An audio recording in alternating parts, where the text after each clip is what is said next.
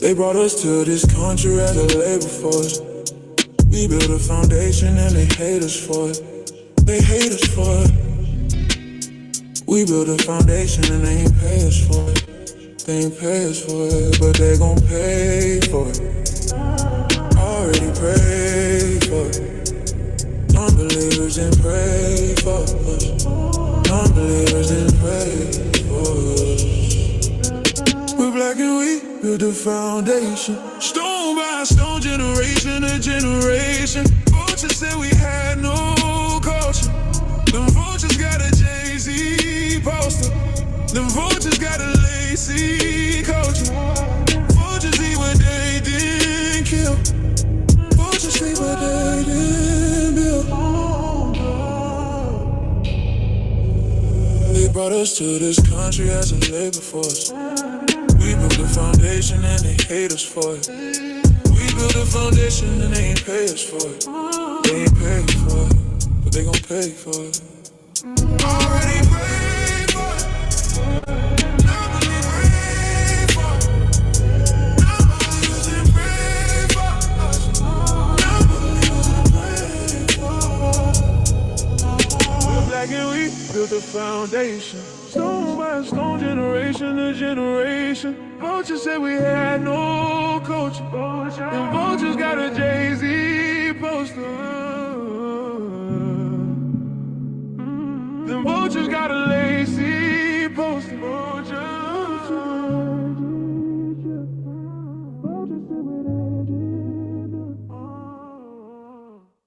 I'm Jamaican. You ain't black. Then what am I? Jamaican. I'm black. You Jamaican. No. You Jamaican. It's a difference. Okay, describe the difference. If I go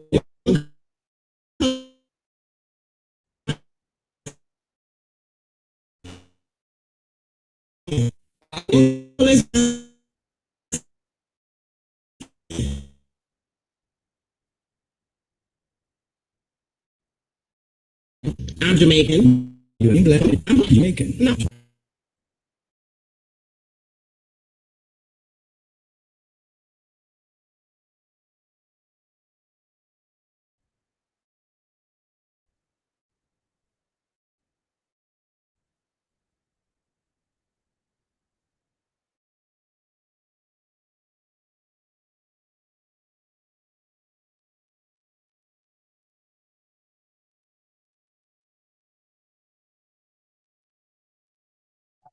Give me 1 second. I am losing connection. Let me switch to my phone real quick. I thought this.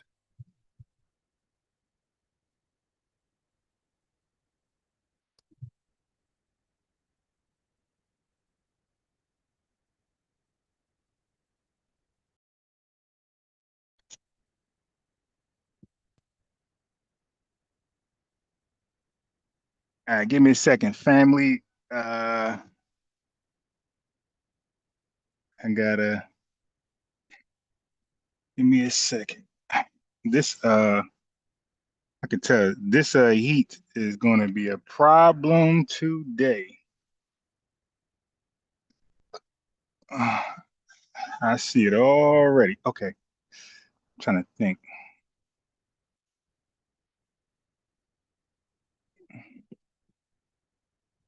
It's already getting crazy hot.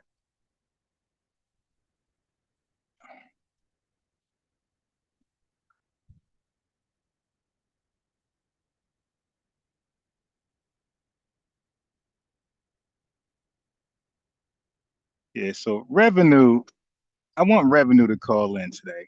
Like Tariq cooked them on Marcus Garvey. I demolished him on Marcus Garvey. Like I'm like, that's like my lane. The Marcus Garvey lane is mine. So for him to keep coming back around, call. So listen, all revenue does is call in my channel, get educated. And because like a lot of things I study, I'm like it's like extra additional information that the average person not gonna know unless they took the same time to research it. So he goes and learn what I tell him, and he brings that up on the other FBA podcast, and he catch them off guard. And like they really don't have rebuttals for some of the weirdness that he say. So this is why it's important to stay on code and try to like find out who else out there, right? Who's in these spaces putting in hard work. Because the same way I find these other guys' spaces, if they put in hard work, then they came across mine as well. All right. So if they came across mine, if they are looking for answers or a different perspective on the same thing they talk about, it'd be wise to go through my archives of videos, and especially because I'm like a debater, so you want to really look through my stuff, right? And then they won't struggle as much because revenue be looking all right. He be looking kind of good on other platforms. So FBA Gatekeeper, he did a debate with revenue. I didn't check it out yet. So I'm gonna go look at that later on today. We have time. Okay, where the hell am I going? All right.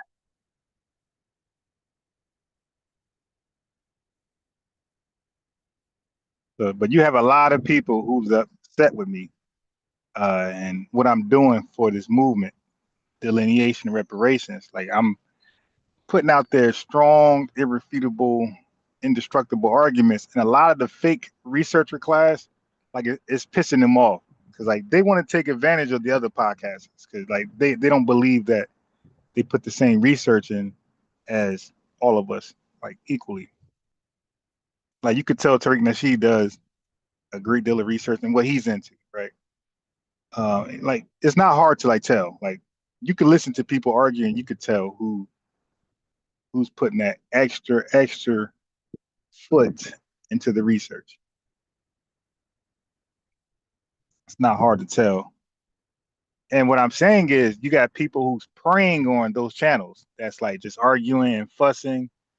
People like revenue is like trying to make a home at those channels, right? Where he doesn't look so bad. He goes over there and just be an arguing contest. That's what he loves. He loves an argue contest, an argument. He don't want to debate. He want to argue with folks. And when folks ain't really researched, they give him that. As you can see over here, I make revenue answer questions. I get him to address things. And if he's around, I want him to click that link before I go into what I'm going to go into. Okay, so I want revenue to click that link. I'm trying to think, do I need, all right. Yeah, I think I do need.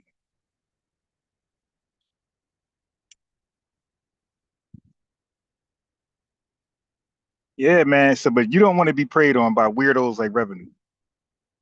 And you got other weirdos out there that's like out there arguing. It's a little different. So, of course, I'm going to go live on TikTok a little later. It's like super hot. It's like a nice breeze like yesterday, but it's hotter today than yesterday. So I might have to stop in one of these restaurants to continue my live, you dig? So if that being the case, the lineage can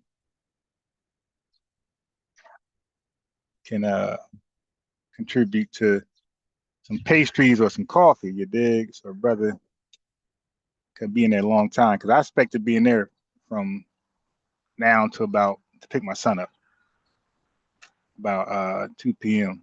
2 my God 2:30 p.m.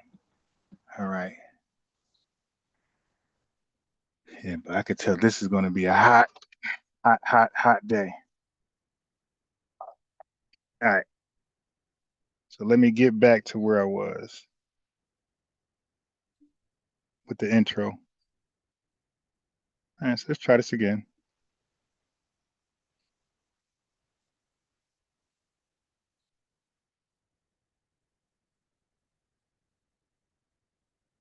Hope my browsers didn't reset, because I'll be timestamping the videos. I should have just did the. All right, here we go. I'm switching back over to my laptop. Maybe not. All right, 1 second, family. Okay, now I'm switching back over. Yeah, so this is anybody who want to defend Garvey, only you can call in. Right, because I got a bunch of videos to play. I ain't trying to be here till 10 p.m. TikTok, get a TikTok account. So FBA, people of the lineage who want to join the panel, you want to join the TikTok panel. You can go long-winded over there. I don't mind as much. But as you know, on YouTube, I like to share my screen and present and then react. So if you're the lineage, keep trying to encourage you guys to join or get a TikTok account and join me on TikTok. All right, but people who want to defend Marcus Garvey, you're allowed to call in, because I'll make an exception for you guys. But on TikTok, anybody can come over there.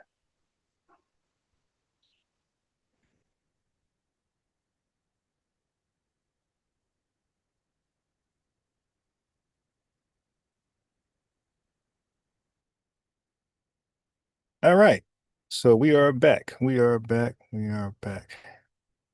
Let me share my screen.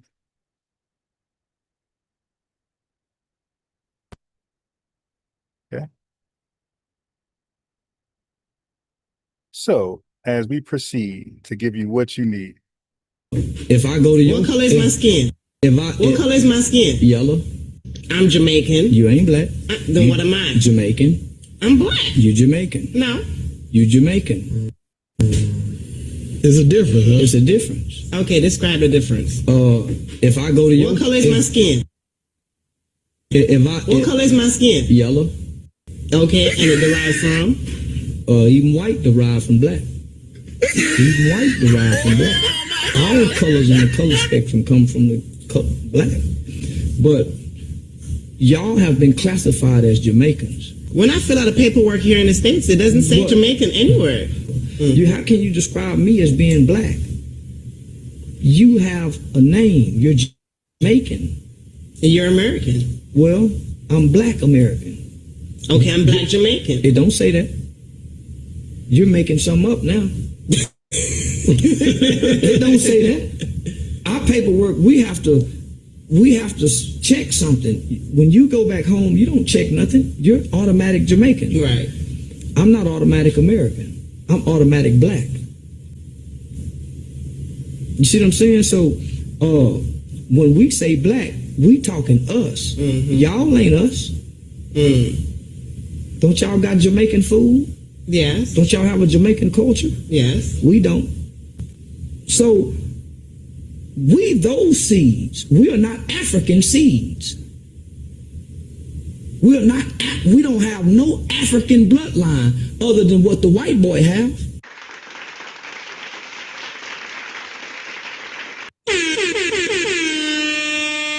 Let's get this mother crock! Shots fired! Shots fired! And have been seeing it among black immigrants living in America. Just because you have African roots, it will not automatically make you a black American. Black Americans are not only defined by the color of their skin or their origin. They are also defined by their lineage and their unique experience in America. And that is why when that Puerto Rican man said, my ancestors are from Africa, so I can call myself a black American, that is where the issue comes from. And this is not only about Ruiz, that is the name of that man, the Puerto Rican man who is calling himself a black American. It's the trends that we're seeing happening in America. We are seeing many Latinos migrating from Dominican Dominican Republic, from Trinidad and Tobago, from Jamaica, even Africans. They go to America, they live there for 10 years, they learn their accent, they start mixing with Black Americans, and then all of a sudden they start calling themselves Black Americans. There's a big issue that is happening in the Black American community, and that is why you have seen Black Americans starting a movement of delineating themselves from these other groups. And I want these immigrants to understand that when these Black Americans are pushing back, it is not because they hate them, it's not because they want division, it is not because they don't want unity, but it is because they want to preserve their own identity. They want to protect their own lineage.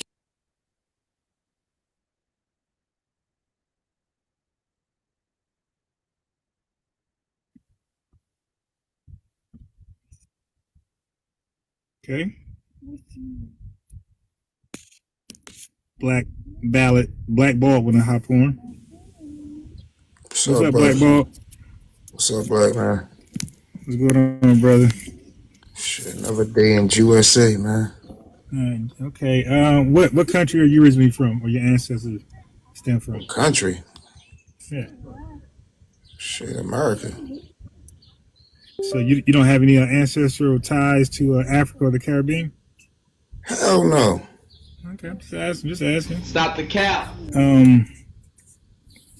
It sounds like you're not a proud American. I see that.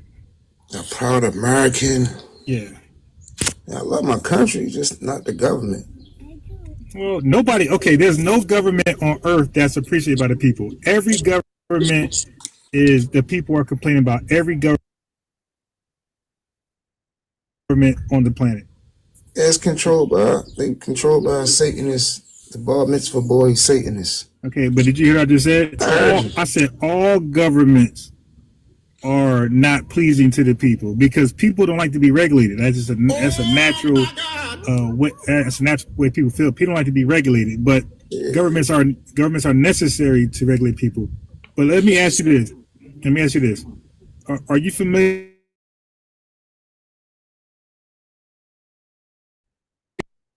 the transatlantic slave trade? Yeah, that ain't happening. Okay. Are you familiar with Marcus Garvey? Yeah. How you feel about him? Black power. Okay, so you think he was good for Black Americans, Black people? Yeah. During the time, the process of being self-reliant. You know, Yeah, but Stop the cap. would you consider scamming Black Americans being self-reliant? he wasn't scamming nobody, bro. That's the right narrative. Okay, so let me ask you this. Well, you know he went to court, right? He went to trial. I know it was all a lie though. Wait, hold on. Wait, before you talk about the details of the trial, let's just start with, we know he went to trial, right? Right. Right. Who was his lawyer? A Jew. No, you see. Listen, bro. You're speaking to people on TikTok and YouTube. I'm simultaneously doing a live. Oh, No, okay. yeah, he hired a foundational Black American lawyer, my guy. So you're exposing your ignorance on the Marcus Garvey case. He didn't hire anybody white tea. He didn't trust white tea people. So he hired a foundational Black American lawyer, and then he fired them. So then, guess who represented him after that? Who? Himself. Okay, as you supposed to. Right. Yeah, but guess what? When he represented himself, there's some things he agreed to, some things he denied. Now, when the charges were brought to him about scamming Black Americans, he agreed to that, but he said that wasn't his original intent. He said it got like that, but that wasn't where it was supposed to go. So now, how do you justify that? That he's admitting to scamming Black Americans? Go ahead. Once again, right? It's the same thing as a black pastor right now in these churches, bro. Hey, bro, the Black pastor.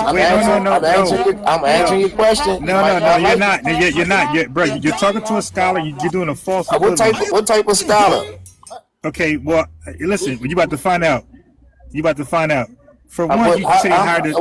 Hold on, I'm not here for ego, Black man. I just want to have a conversation with. I got it, but you got to be.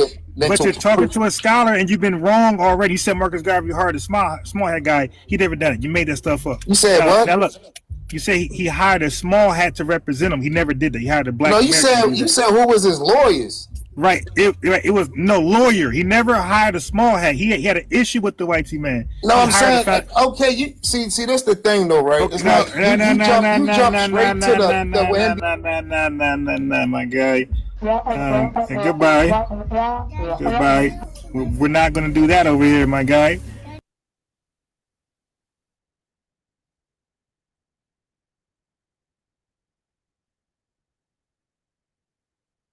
What's the contributions?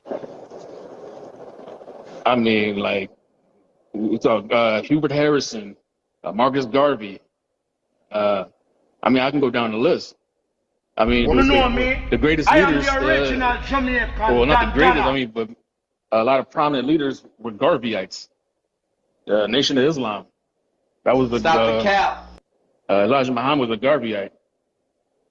You know what I mean? The thing is, but Garvey didn't get anything popping. Garvey, listen, Garvey only got things popping because of the foundation of Black Americans. It wasn't the other way around. Garvey didn't get popping in Jamaica. Garvey got nothing popping in Jamaica. Garvey got things popping because of us. We helped Garvey. Garvey was allowed over here. They didn't want to let Jamaicans over here in 1915. They had a policy where they weren't letting Caribbeans and Africans over here. It was black folks on the grassroots in Tuskegee fighting to get those policies removed. That's how Garvey was able to come here. The foundation of Black American community elevated him because we were on that global black pride kick. We were on. When he came and that was our foreign brother, we elevated him. It was not the other way around. Understand? Nation. I just said the Nation of Islam was a Garveyite. The Nation of Islam was a foundational Black American, an Honorable Elijah Muhammad. That was the Honorable Elijah Muhammad, foundational Black American. Honestly, what you can do is executive protection. Who built up the Nation of Islam, one of the longest, most respected organizations in the country, and got a with Garvey. If that were the case, why are Marcus Garvey's organization still around with respect and huh? Yeah, I disagree with you, Tariq, because I think you're saying everything I'm saying is underwhelming. You're dismissing it. How can you dismiss Garvey? Yeah, I am. Garvey was not what y'all think he was. Garvey was somebody who we elevated. We elevated Garvey. Let's get that Garvey thing straight. Garvey didn't get a damn thing popping in Jamaica. We done said this multiple times. Garvey didn't get a damn thing popping in Jamaica. The Jamaicans did not even like Garvey. Garvey tried to get his movement started in Jamaica. He failed multiple times. He only got it popping when he came around foundational Black Americans because we were embracing everybody. If you were Black and you were talking about Black empowerment, come on, you are our brother. It is not the other way around. He didn't influence us. We influenced his movement. And we elevated him. We were already on that. We were already about elevating Black people globally. Yeah, Garvey never even went to damn Africa. Garvey failed. No. Garvey failed. Let's be real. And then when he went back to Jamaica, because of the whole mail fraud thing, because some of the Caribbean tethers he had around him were undermining him. That's what John Henry Clark said. Some of his men that were undermining him, feeding information to law enforcement, were Caribbeans. His fellow Caribbeans undermined him. And then when he went back to Jamaica, he ran for political office against a white man. The white man won. That's why he left Jamaica. He said he's ridiculous over here. He died in Britain. He was disgusted with Jamaica. Let's get that Garvey thing straight. That didn't do us no damn favor. He didn't do anything for the Honorable Elijah Muhammad. Elijah Muhammad stood on FBA business. No. Elijah Muhammad had the real blueprint. He did things the right way. Yeah! That's why the organization is still strong to this day. The template is still strong.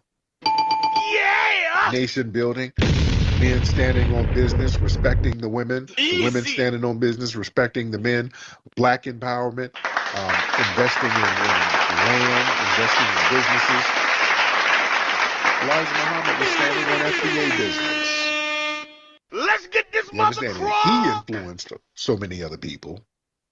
But yeah, don't tell me about some Garvey influenced some damn body and Garvey failed. Garvey failed. Yeah? We gotta get this history straight. People come in here talking about their contributions. Man, please, y'all been getting it in off of what we've created. And I'm not trying to denigrate nobody, but no. We gotta speak truth to power. And this dude start talking about some random lawsuits. That's not some major contribution to us collectively. No. Because some people filed a lawsuit. Are we gonna get the lawsuit money? No. What happened with the lawsuit? Sound like the lawsuit failed. Yeah, no. I don't like when people do these little non sequiturs and act like that's something to pop your collar to. That wasn't nothing for us. Black Star Line, what problem could you have possibly with Garvey? Well, I thought I'd make a quick video, short video, just to outline that I had with Garvey and his sort of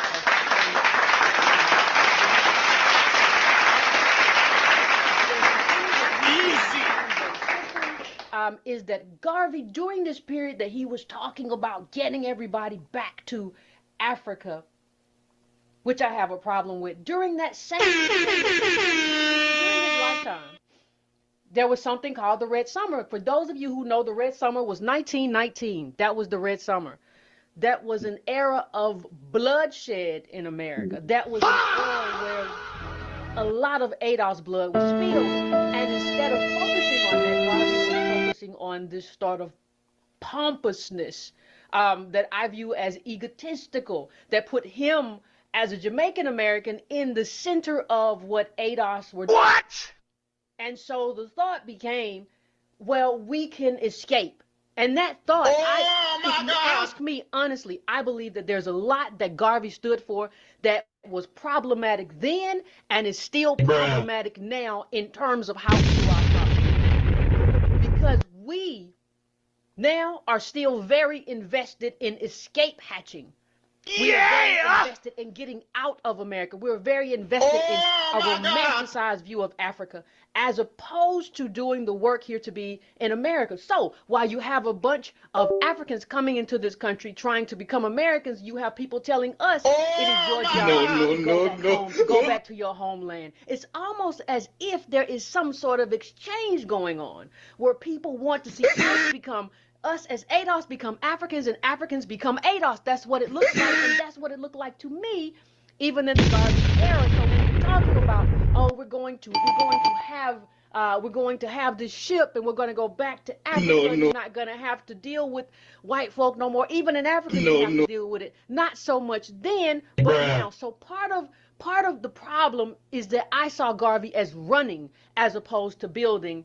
And as many people know, there's a problem with running. If your problems are here in America, then your work is here in America, not listening to someone who came to tell you what you should be doing, and that thing that you're doing means that you have to go back to Africa. Now, I will remind everybody also that there are a number of ethnicities in Africa. So this idea that we're going to be automatically somehow accepted here, I just don't see how it made any sense. It just seems like one man's ego. That's one problem that I had with the Garvey mechanism, right? And he'd never been to Africa. So here's a man who had never been to Africa that all of a sudden was going to show us the way to move and navigate in Africa. I don't think he ever went to Africa. He got sent off, and then he ended up in London. So somehow in his whole frame of work and his movement, he never ended up in Africa. And he's never really dealt with all of the limitations that come with a movement. This was very fantastical. It was like he was writing a movement as opposed to actually doing something that I view as worthwhile. There's also, when you talk about the Back to Africa movement too, it just reminds me of the same thing that racists tried to do with the American Colonization Society, which was formed in 1817 to send free African Americans to Africa as an alternative to emancipation. I the Back to Garvey movement or any movement that would have us go back to Africa as opposed to fight here, I view any movement like that as problematic to me, and it should be problematic to you that we would build the richest country in the world, and then after we build it and after we're done and America's rich, then we get to go into a third world country or a poor country or underdeveloped country. That to me seems like a kind of robbery. That to me seems like the same racism that we saw from American society, which was going to free us in Africa. So when I feel the same way when somebody says go back to Africa as a racist slur as when I hear somebody say it today, and when I think about Garvey saying it back then, especially since he had nothing except for his ship. This is a problem for me. May not be a problem for you. It is a problem for me. And this is just part one, ladies and gentlemen. So like I said, this will be quick. But another problem that I had in terms of Garvey and what he did and what he was doing was how he the best way to say it is how he sucked up to racists, right? What? I'm sorry if this is new to you, but he was a letter from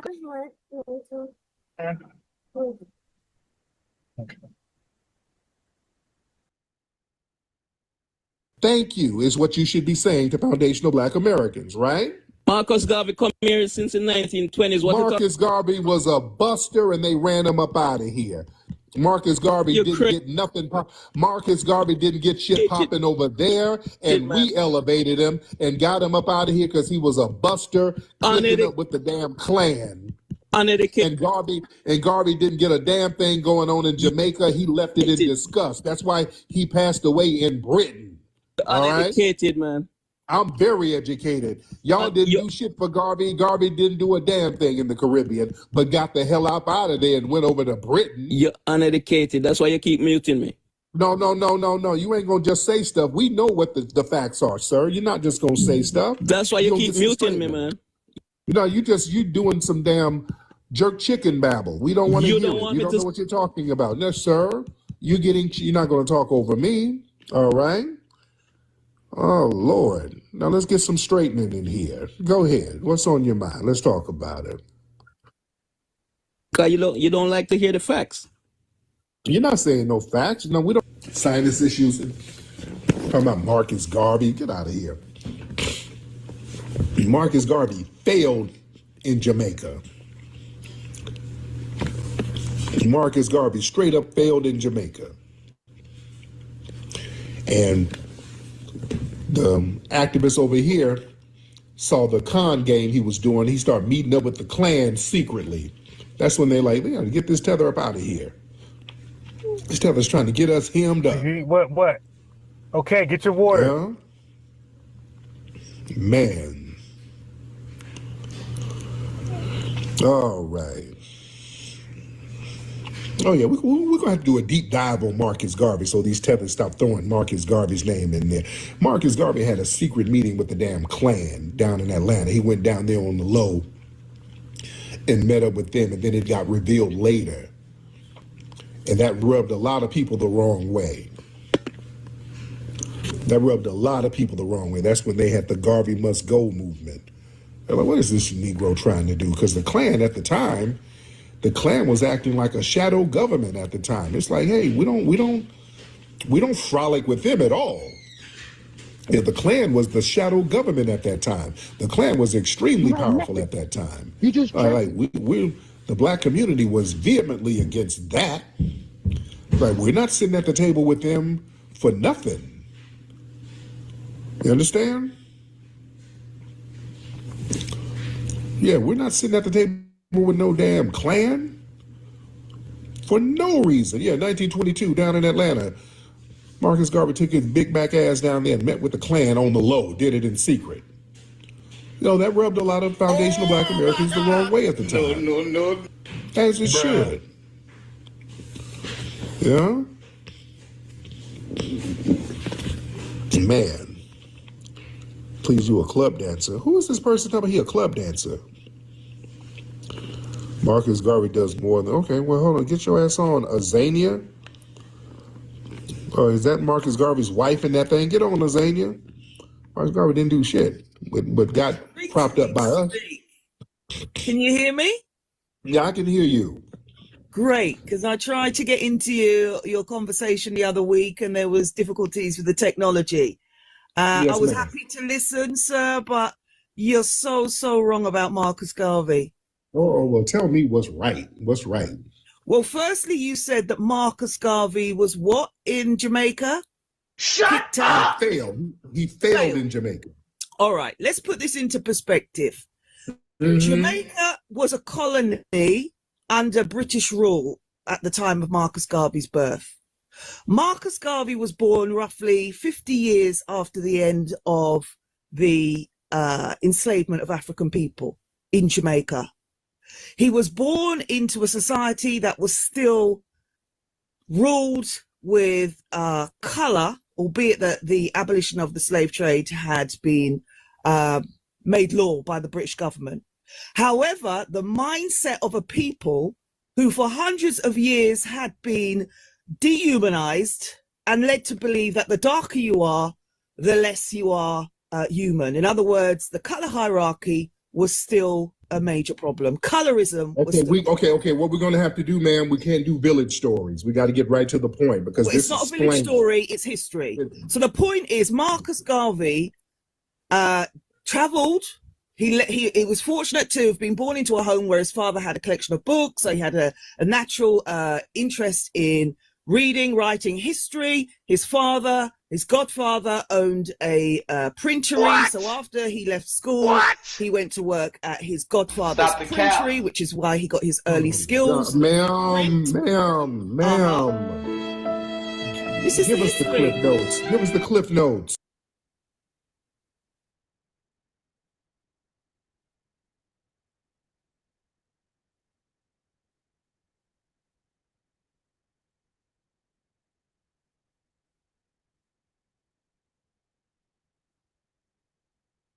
Right, We don't so have you're time saying for he this. failed in Jamaica. He was persecuted in Jamaica when he returned after traveling. He actually left Jamaica. He went to Costa Rica. He saw wherever.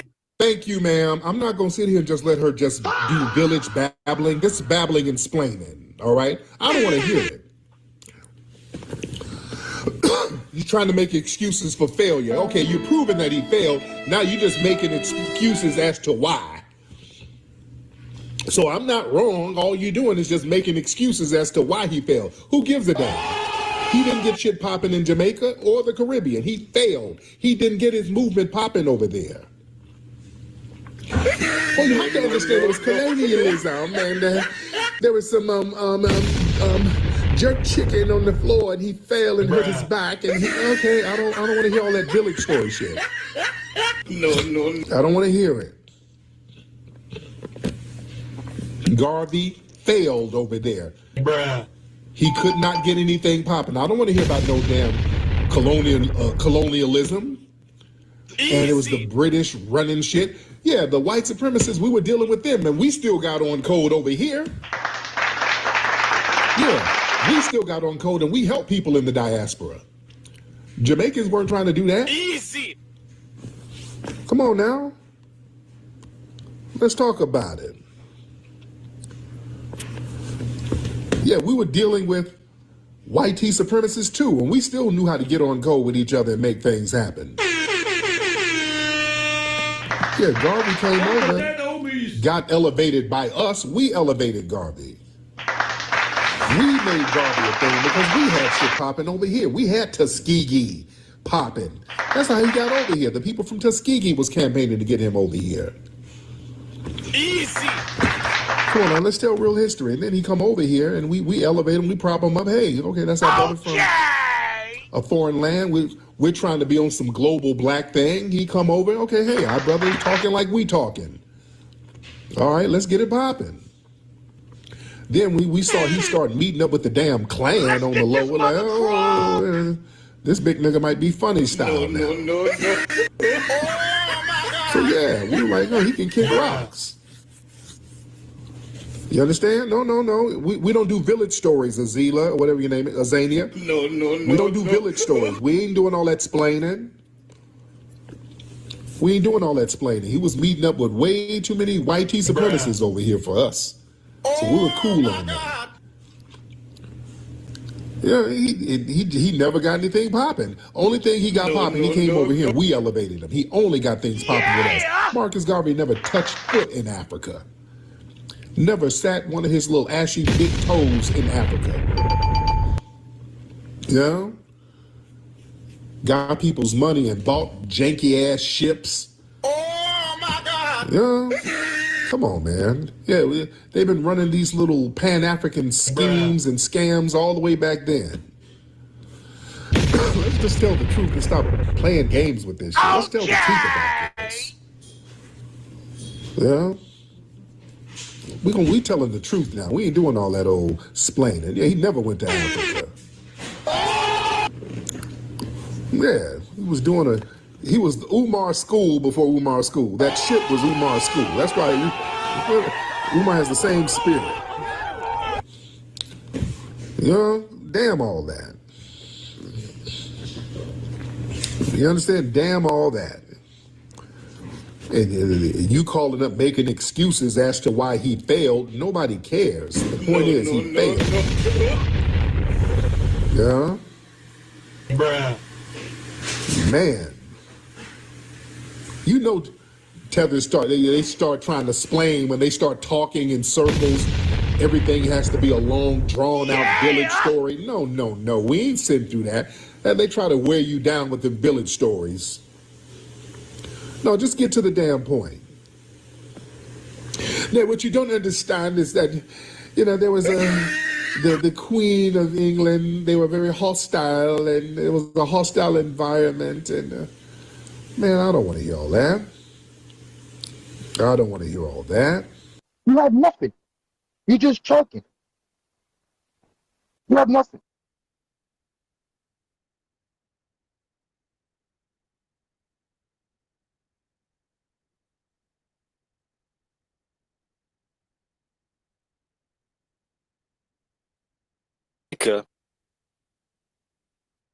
He got pelted with stones.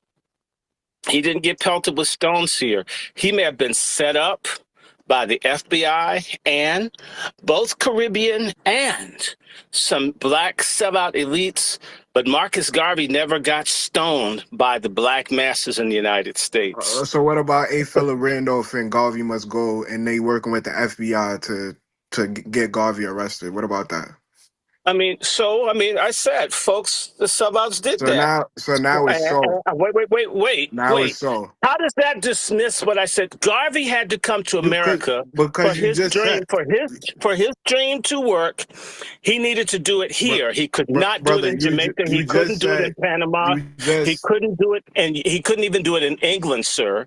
You just said one of your prominent leaders who was pivotal in the civil rights I never mentioned A. Philip Randolph. You brought him up. You brought A. Philip Randolph up. And you could add Du Bois too. And Du Bois is a Pan-Africanist who helped go after Garvey. But that's a whole nother discussion. But you said it like Black Americans been kumbaya and they've been so welcoming to absolutely. People. And I just point. Hold on. You keep. Let me make my point. Let me make. Shower posse. If we did what the Shower Posse did in America, Jamaicans would be killing black folks all over this country. Because you called me pseudo. Yeah, you are pseudo. You lied and said I said African leadership is undermining us here. So can you reiterate your point? You lied. You said I said something I didn't say and then attacked me for it. I talked about people undermining themselves where they come from. The same way you had folks Manley and what's his name, the other Siaga, fighting each other in Jamaica. Okay, where people fought and put the groups against each other instead of coming together. That's what I'm talking about. Okay, so you spoke for 5 minutes? Let me at least respond. And but I didn't accuse you. So when Yeah, you but when you you just said, accuse when you, you oh my accuse me, God. when you create oh my God, yes, this would happen to me if I was in the Caribbean meeting and I spoke out of place and accused someone. Yeah, I would be as a Yankee, I would be shouted down and hooted down. So the very fact that we have a thing to discuss amongst can you ourselves, prove that? Can you prove that? Can you prove a black absolutely, American? Can you prove a black absolutely, American went to Jamaica absolutely. and was shouted If out? if But you no, just made a if point and look, y'all said do that here. Look, you can't deny it. The people are very, very, very tight and insular. They have a right to be. We know this. And the fact that you're there saying something, trying to make it out that I lied on folks, that's the you did. standard thing. You just did a tether move. You're not a Pan-Africanist. If there was true reciprocity, you would understand exactly what I said, but you don't wish to. You want this I heard unilateral everything. Pan-Africanism where we have to back everybody else and no one backs us. And What you that's what mean we're nobody? saying What no you to. mean? What do you mean nobody That's backs what we us? mean. When we talk about these reparations committees and other Okay, people from other The African Union is back and when the people is come out and dedicated speak out against Black 2025. History Month, when you have that Jamaican lieutenant governor who says that we need to forget about slavery and we don't need reparations, you do not have Black Americans holding office in any place in the world outside of the United States, speaking out against the betterment of another group of Black people. It just doesn't happen, sir. So what? So what You're about not going to be able to What push about that. Frederick Douglass calling African savages and basically criticizing Martin Delany for wanting to go the Back to Africa movement and calling African savages and uncivilized? Well, what What about about that? Jamaicans denying their African heritage? What about Jamaicans saying Jamaica How and could running around calling African how could themselves Indian Jamaicans and how could denying their oh my connection yo to Tariq, Africa? can we No, this no, sir. So you're going to keep pick cutting me one off and we person. can't have a One, conversation. no, Are we you a can't doc? because it's not up I for know you're not a debate, real sir. doctor or scholar. You're a It doesn't pseudo. matter. And you're To not a even say Pan-Africanist. You are I a hear you. typical tether. You're up here And you're here to spewing try to change conspiracy something. So theory. it doesn't make a difference. Sir, you can sit down as far as I'm concerned because you can't debate me. You'll cherry pick a person here or there and ignore the fact that tribalism and this You stuff made an goes on. absolute you the one that made an absolute claim. Now I did. I'm I poking stand. okay. Okay, And now I'm poking ethnocentrism hole. exist throughout the diaspora. And when people come to America, they bring their culture with them. It is not a unifying culture. It is a schismatic culture. It's schismatic in England. It's schismatic in Canada. One of the few places where people can come together transnationally is here. And when people are welcome, they often abuse those that welcome them. This is a fact. This is why delineation is necessary, whether you like it or not. Revenue? Yeah, so he spewed a lot of stuff that was just untrue. And the minute I pointed out how A. Philip Randolph was working with the FBI on a Garvey Must Go campaign, and that's how Marcus Garvey got arrested, he says so. Then I pointed out how Frederick Douglass was totally against Martin Delany, and that's one of the key reasons why they split, because Frederick Douglass was calling African savages, saying Africa is uncivilized. I'd rather be here in America and work it out with the white man. And so when you say but listen, hold on, because here's the thing. Frederick Douglass was correct to not go for that scheme that the American Colonization Society wanted to put together to send folks to Africa. so slavery was better than a sovereign nation, according to you. No, sovereign. Shit wasn't sovereign. That shit was a finesse by the. So who are the founders of Liberia? Is Black Americans? No. It was the American Colonization Society. They put that shit together. Yeah, off the backs of Paul Cuffey, because Paul Cuffey and Martin Delany was already in that region, Liberia region, looking for a homeland for Black Americans and the diaspora. We're over here saying we're in our homeland. That's why most of us were not with that bullshit. There's a reason. So now you don't adhere. I'm not gonna talk over me.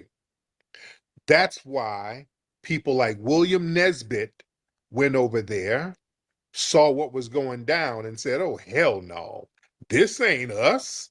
And he came back here and got with Octavius Cato and other brothers and sisters and started to fight for the 14th Amendment. They said, oh, this is a finesse they got going on, and they weren't going for it. You ain't gonna talk over me. And Frederick Douglass knew the finesse too. He was like, we ain't going to no damn Africa. This is our homeland right here. We done built this joint. We ain't gonna let them send us to no foreign land. So yeah, they were correct into calling out that damn finesse, because that ain't us. Right, Revenue? No, so according to you, black people should have been enslaved in America rather than set up their own homeland, be under the yoke of the white man foot When they were colonized when over there. They were while being non-citizens and stateless, they were even if they was free. they were You think that was a better decision than setting up their according to William Nesbitt, he wrote when he went over there and wrote a book, and he said, hell, the slave quarters is better than this. That's what he said. He said they're up there eating bush meat, eating raw food, just living real janky. They're like, hell, we might as well stay at the crib. We're doing better at the crib than this. So yeah, it was better than that, because you got colonized and your mind was colonized and you had retrogressed over there. So it wasn't popping. We weren't going for that damn finesse. And but that was a big old slave colony. Basically, when you colonize somebody, that's slavery, sir. how is it a slave colony? Because they colonized the people all over Africa. Africa was basically pretty much Liberia has never been colonized. the whole definition of Liberia is it was underwritten by the white supremacists. So It was you gotta prove a finesse from day one. Even Charles Taylor, those people, they were connected to the CIA, all of those people. So it's been a damn finesse. Let me get Brother Daniel in here. Brother Daniel. Yeah, how's it going, Flex? Hey, what's up, Brother Dan? I got Revenue here, Pan-African splaining, but go ahead, brother. It's really funny. However harsh Frederick Douglass' words were, the man died in 1895 or something like that. And to this day, people would rather be over here than where they say they love the most. I mean, Revenue himself. I mean, are you in the United States right now, Revenue? Yes, sir. I'm in New York City, New Tether City. So you would say that you argue New York is probably one of the greatest cities on earth, right? No, not at all. Okay, what's better than New York City? Right, in present day or overall in history? Yes, sir. Present day. Probably London, Shanghai, Gotcha. Singapore. So why aren't you in London or Shanghai? Well, cause this is where my family migrated to. No, I'm saying, but you could pick them up and move over since it's such, it's a great city. The point Frederick Douglass was making was, we could deal with our problems here. There are papers from our scholars in 1927 and before that talking about how Pan-Africanism is a scam, and basically we should Prove how focus on Pan-African is scam. How is it a scam? Pan-Africanism is a scam. What you just saying? You just saying a quote. No, Can you give some reference point? Can you give me a source? How it's a scam? I got you. You're the reference point. But anyway, we'll go off this, right? What has Pan-Africanism as a whole done for Black Americans? Okay, well, you have Africana Studies, you have Kwanzaa, you have and Cobra. No, that's some intangible bullshit. You asked me what they have done, and I'm giving you reference points. That's literally a nothing burger, dog. Oh, okay. You said it's nothing. You know what I've done for Africa? I changed my profile picture in 2015. You said it's nothing. When the stop Coney thing was going on, I sent several retweets. What the fuck does that do? I mean, what does that do? Nothing. You're talking about nothing. Okay, so tangibles has it done for Black Americans? I'm giving you tangibles. Africana Studies. Africana Studies. That's not a tangible. Yes, it is. That is not a tangible. You could enroll to a university. So can a European. UCLA or any of these universities and enroll to Africana Studies. You know what that is? And that was spearheaded by Pan-Africans. What tangible have they done? I'm giving you That's tangible. not a tangible. I don't know what more you That's you, not you okay. You need. know, I'll give you a tangible. I'll give you a tangible that we've done, right? We sent planes to help them fight in war. We've taught them military strategy. The Who's we? doctor that was up The here, U.S. government? no, the black Americans. Okay, That where? was some rogue shit niggas was on. Like rogue shit was on. We saw what they did. Matter of fact, take South Africa for example, right? Our black American singers and entertainers refused to do anything down there in South Africa as long as apartheid was there, right? Then our black American politicians and singers petitioned our politicians and singers to actually speak and put pressure on them to get rid of apartheid. That's a tangible. Now, when I ask you what tangible, you said, well, they funded a class. That is called a tax write-off from the I federal didn't say. government. I never said That's they money for the funded. research department. I'm I didn't talking say about they funded a class. I said Pan Af. what tangibles have they done? That's not a tangible. I gave you tangible. No, you did. That's not a tangible. That's education. Like what That's more not a That's not. That's tangible? not a What more tangible. tangible you First off, need than that's education? First off, that's miseducation, right? That could lead That's to an miseducation. occupation. no. Well, no, all they did with those classes was spread communism, which is a very stupid idea that destroyed most of those countries, and the reason why those countries be done. Now, the man told you earlier, he's told you the truth. See, when you see all those first wave of Africans coming over here, those were those ambassador sons and stuff like that, the ones who accepted that USAID money. Part of the deal was that their children get into colleges and universities in America. China and the United States just did a deal. And part of the deal was America accepts more Chinese students into the universities in exchange for lower tariff rates. That's what we do. This country educates people, and it's a good selling point when they go do business over there in those African countries. It's the white man. When the African It's not countries come over there, FBA. It's the white man. It's not you. listen, you'll learn. Listen, you'll learn. When those African students come over here from those countries, they're the ones spreading all this hatred and misinformation about Black Americans. Can And you they get prove? over here. Can you prove it? Can you prove Okay, it? watch this. Is it expensive to come to America? Can you prove it? Is it expensive to come to America? I asked you a question. Now you asking I me am. about I'm proving it now. I'm proving it out. flight prices. You know, I'll answer the question because you're doing something Yeah, else. answer the question. It is very expensive to come to Can you America. prove it? You just The making a only lot of people, claims and you the can't only prove people who anything. can afford to come to America are people over there with money, and not just their money. They have to have enough of their money to equal enough of our money to buy planes, tickets, and cover rent. The only people who can do that According to at FBA, regular are those. so I guess these According to wealthy, I economics, guess this these has nothing to wealthy do. political, This I has guess these absolutely wealthy nothing to political do with leaders FBA. This is is just sending their basic kids over here to drive economics. Ubers, right? You Cause said what now? I You said said I what now? guess these wealthy No, African we're talking political. about the elite Can I? classes that sell you out. All right. Can I talk?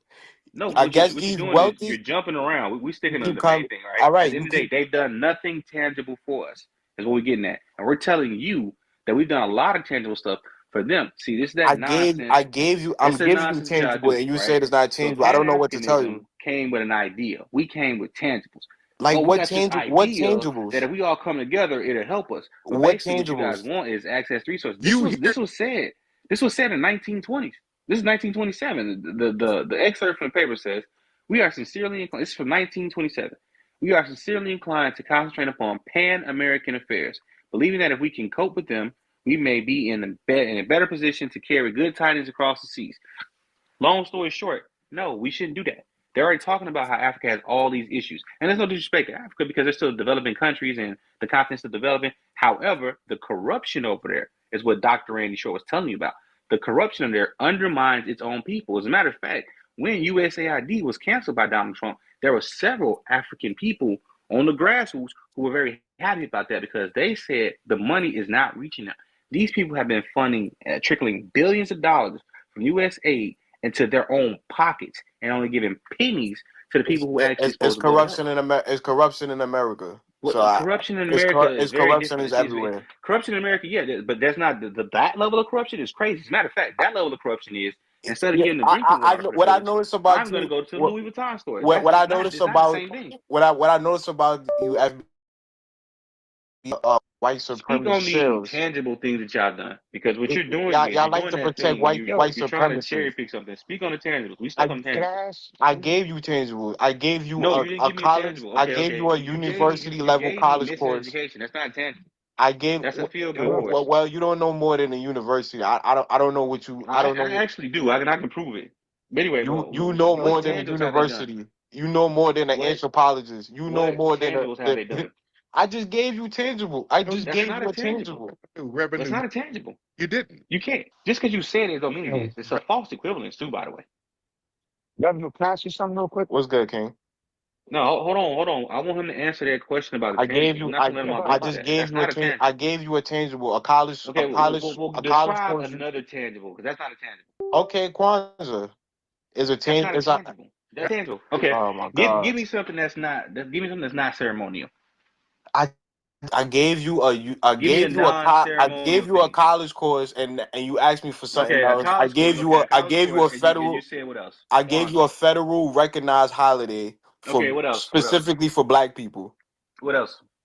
So name you gotta name some things. You asked me to name I gave you two I things named already. several things. I gave you the entertainers who refused to play in South Africa because of the treatment Is of that the a black Africans. is that a That is a tangible? very that is a tangible. That is, you know what one of the So biggest a couple singers do refusing you to know sing refusing to go to South Africa is a tangible? do you know see, okay, so this is where it gets crazy. Do you know, right, what one of the biggest industries in South Africa is? No, Tourism and like entertainment. So elaborate. you know what else looks really bad? If they end on an advisory list for people to travel to. You know, that looks really bad for the country, right? When people refuse to go there because of their poor treatment. See, then that gets into the World Crimes Organization they got, right? They the ones raised the rule because South Africa was what they were doing. When we start alerting shit like that, it actually created tangible change for the apartheid movement. That's Like a what? tangible. So when Like I ask what? you, what Like has what? Kwanzaa done for Black Americans? Absolutely nothing. Just another holiday that nobody even Kwanzaa has celebrates no more. brought millions of black people together every Foundation Oh year. Black my God, Americans. that's not a tangible. Niggas get together at barbecues all the time. What tangibles have they done? Foundational Black Americans really don't celebrate Kwanzaa like that, and we never did. I just wanted to point that out. But go ahead. All right, go ahead, guys. I just wanted to. Yeah, he Go ahead. Yeah. calls a double mute. He knows that. He knows. Look, we get together every weekend. We have cookouts for people barbecue. We have cookouts to celebrate people graduating a third grade high school class. I mean, third grade class. It is what it is. We always get together. It isn't. It's a Okay, ceremonial thing. It means and the nothing. African Union has dedicated 2025 for reparations for the diaspora. No. They designated 225 to claim the reparations that's supposed to be getting. They designated us as a sixth state. We did not agree to that. See, this that nonsense right there. That's not a tangible. You probably didn't Again, agree. again, You again. probably This is didn't agree. again. This is They're an working with attempt. Nkroba This is and Carol. again. They're working That's with not a tangible. Nkroba You and guys are. I know you did. You this man mention in Cobra? Yes, he did. He did with a straight face too. With a straight. I can't believe it. Wow, really? I'm sorry. You really mentioned in Cobra? Wow. Yeah, I mean, and then Nkroba is a Pan look, African organization he that still spearheaded reparations. did not tell Tariq, us a do you single. have a He still reparation didn't tell bill? us a Do you have a single reparation bill on the table? tangible. He still gave it a tangible. I What's a tangible, man? just gave the That's tangibles. not a tangible. You Y'all mentioned ceremony. FBA cry about reparations all the time, and Cry Kroger about was the one, reparations. Oh and then yeah. See, this is Kroger how is they the really feel ones, about us, y'all. Listen up now. and Now, Kroger is the one that spearheaded the where's your reparation. grandfather from? Where's your grandfather from, Revenue? Yeah, Revenue is so dumb that he believes that we got to introduce the bill.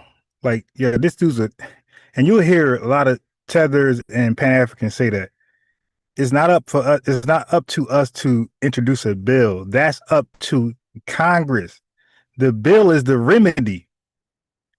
We're supposed to make the complaint, and then the defendant introduces a remedy, i.e., a bill, and we review it and we modify it.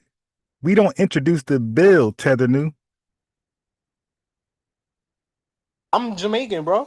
I'm Okay, you Jamaican. from Jamaica, right? Let me ask you Yeah, something, right? Did your family own land in Jamaica? yeah. We own So several properties now. how do you feel about the Chinese basically colonizing Jamaica right now, from the tourist industry to the sugar cane? That's sad. It's embarrassing. Okay, gotcha. So how would you feel that if the Chinese were to claim your family's land through corruption in your government using eminent domain? That would be pretty terrible, right? Yeah, probably, yeah. Yeah, it would. I It would be guess. terrible. It would be terrible. I'm not trying to troll you. It'd be a grave injustice done to you.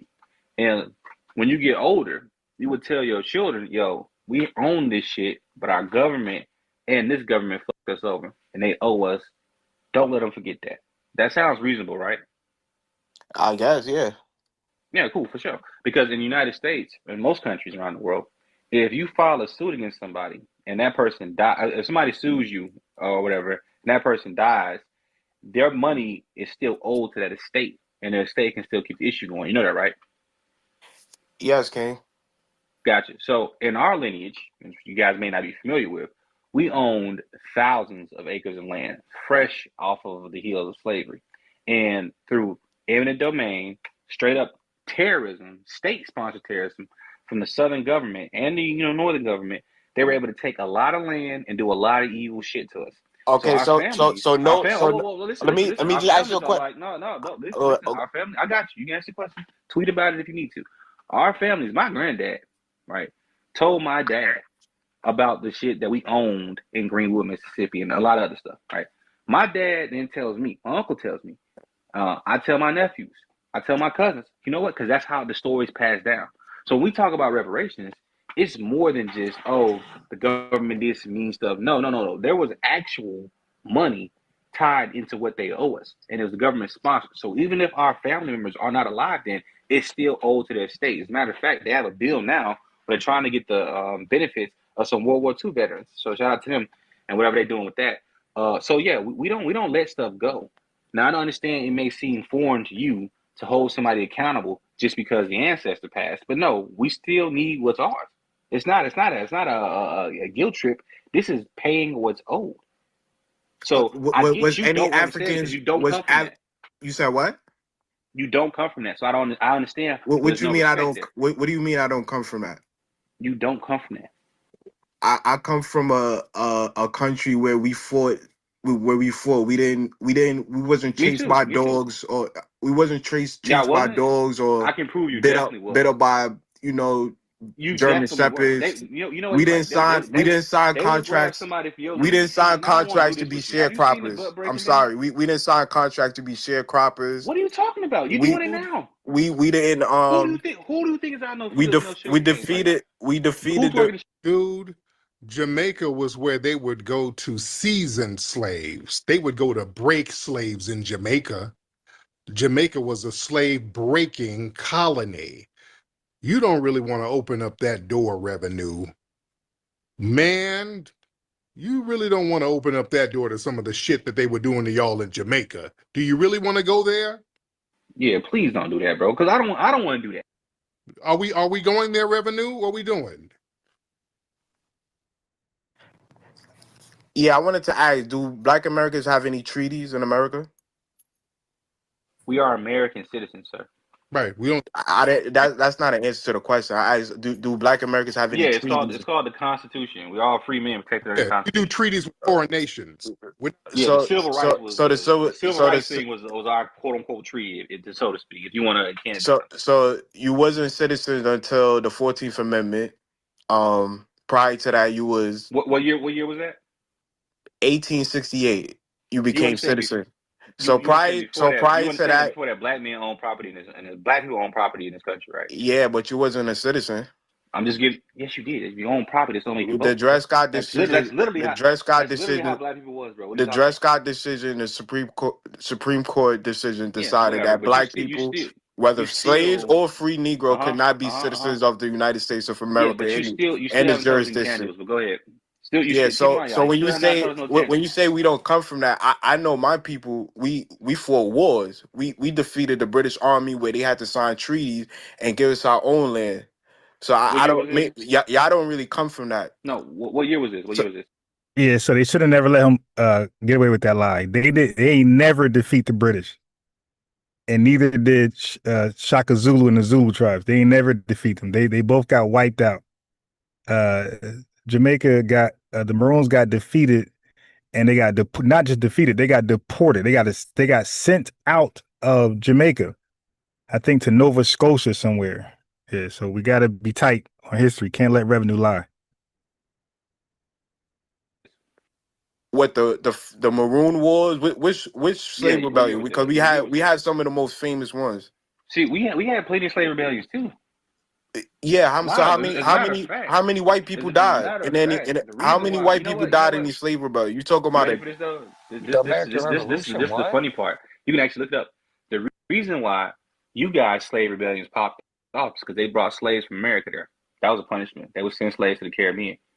We brought the rebellion to the Caribbean. Why couldn't y'all rebel in America and We did. enforce the We government did. to sign a treaty? Guys weren't over there in Jamaica when they had you enslaved. They didn't have the British didn't look at you as citizens. Y'all couldn't vote. Y'all couldn't do shit. Didn't have civil. Right. And then we set up our own sovereign nations. Yeah, you still have close Our intangible two things maroon though. But look, communities that the separated only from reason the the only Jamaican reason why government. y'all see, and this is why y'all able to do that is because right, America had this thing. But they Why said y'all any couldn't do it country. though? Do y'all? I got you. I'm answering the question for you. Y'all. What you mean, though? America They had this did it, thing where though. they said if any country wanted independence from its colonizer, then America would step in to help. That's the reason why the French or the British didn't even try to retake y'all. And then on top of that, you guys did it at the great time. I'm not gonna lie, this is a brilliant move. They did it when French and the British were having money problems. They couldn't allocate the resources to actually squash the rebellion. Now, I'm not saying that makes it less impressive, but I'm saying it puts things into context. But if you take a look at this guy, you need to look him up. His name is Moses Dixon. I don't want to say too much about him.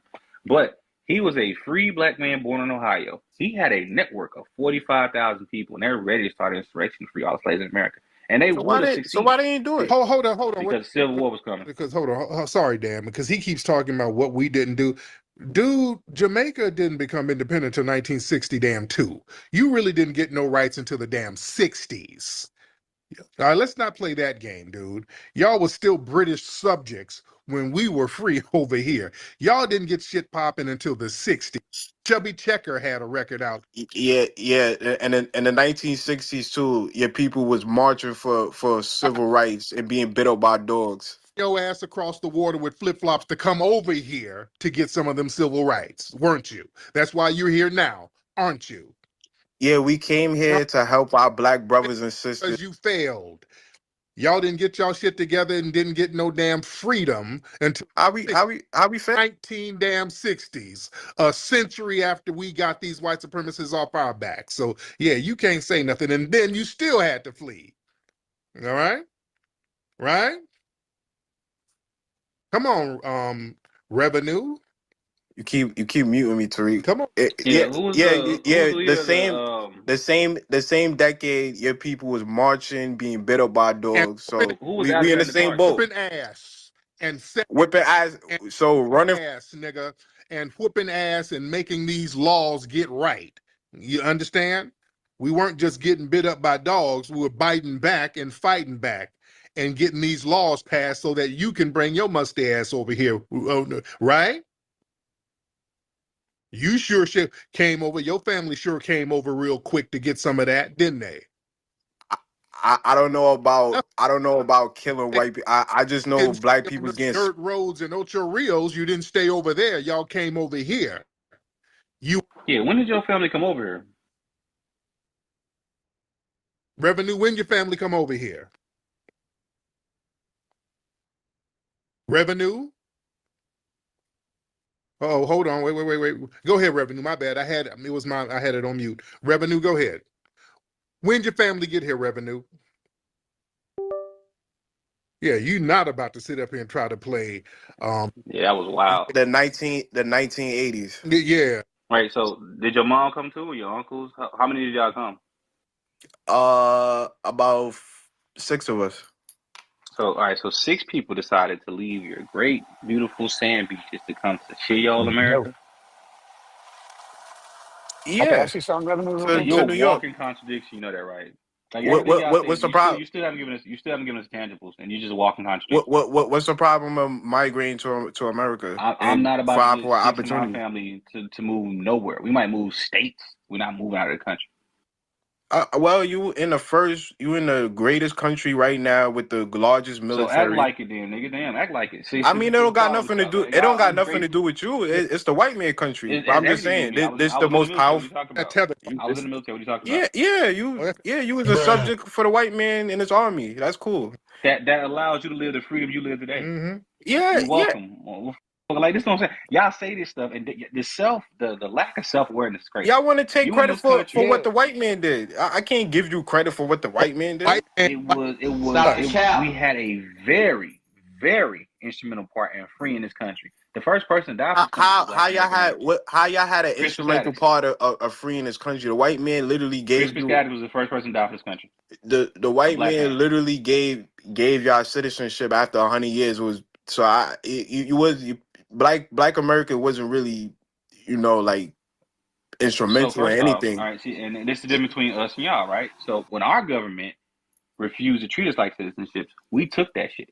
And then Abraham Lincoln said, "Hey, look, I can't keep the Union and preserve slavery at the same time because they already knew the rebellion was coming. So what they did was they got in front of it, and this wasn't even this. And that was mostly an economic Yeah, decision. they It's a looked at whole other they looked at conversation. Haiti and they said we don't want the same Haitian Do you know? revolution Do going you on in know? America. Do you So do you you got know? thank the Caribbeans What are for you talking about? We okay. Let me. Do you understand? One of the punishments for Black American slaves were they were sent to places like Haiti and Jamaica and Barbados. yeah. Because So we brought the that was rebellion. See, we the brought the rebellion Caribbeans spirit there, was not the the other most way brutal around. part of the slave trade. The most brutal We part. brought the rebellion spirit there, not the other way around. Okay, so what about Denmark VC? We brought the rebellion spirit there. Look, the exception don't be the rule. What Black The, American the, the slave exception is not the rule. came to the Caribbean and started a rebellion? Can you prove that? Do the math on it. All of them. Because Every last one of them. I could prove Denmark They VC's brought the from the spirit. Caribbean. I could prove They that, and he brought the came. spirit. They I could brought the prove spirit. Denmark VC came from the Like you do Caribbean and this came thing to where like you just to keep America to cherry start a picking stuff, and rebellion. you still haven't told the tangent. No, I'm still going back to that. what you're saying things you're not giving a reference. I could say Denmark VC. That's a source. That's a No, you reference. understand like I understand. One of the punishments was they were sending people to the Caribbean. That was a Oh, punishment for the okay. slaves. So which Black American slave started any of the rebellions in any Any Caribbean one island? of them. Any one of them brought the spirit. Name a slave. Name a Black Any one American of them brought the slave. spirit. Huh? I got you. I got you. I got you. I Yeah, got you. I got just you. name They one.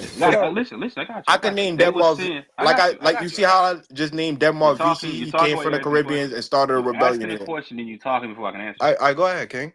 I got you. Any one of them they sent because they were rebellious. That's what they do. So why didn't Any one of them they sent. they start any major rebellions in America? They did. This is That's why what they they got sent do. over there. Huh? They did. That's why they got sent over there. We did. There are several rebellions. They just don't report on it all. You know, Which there's several major bank.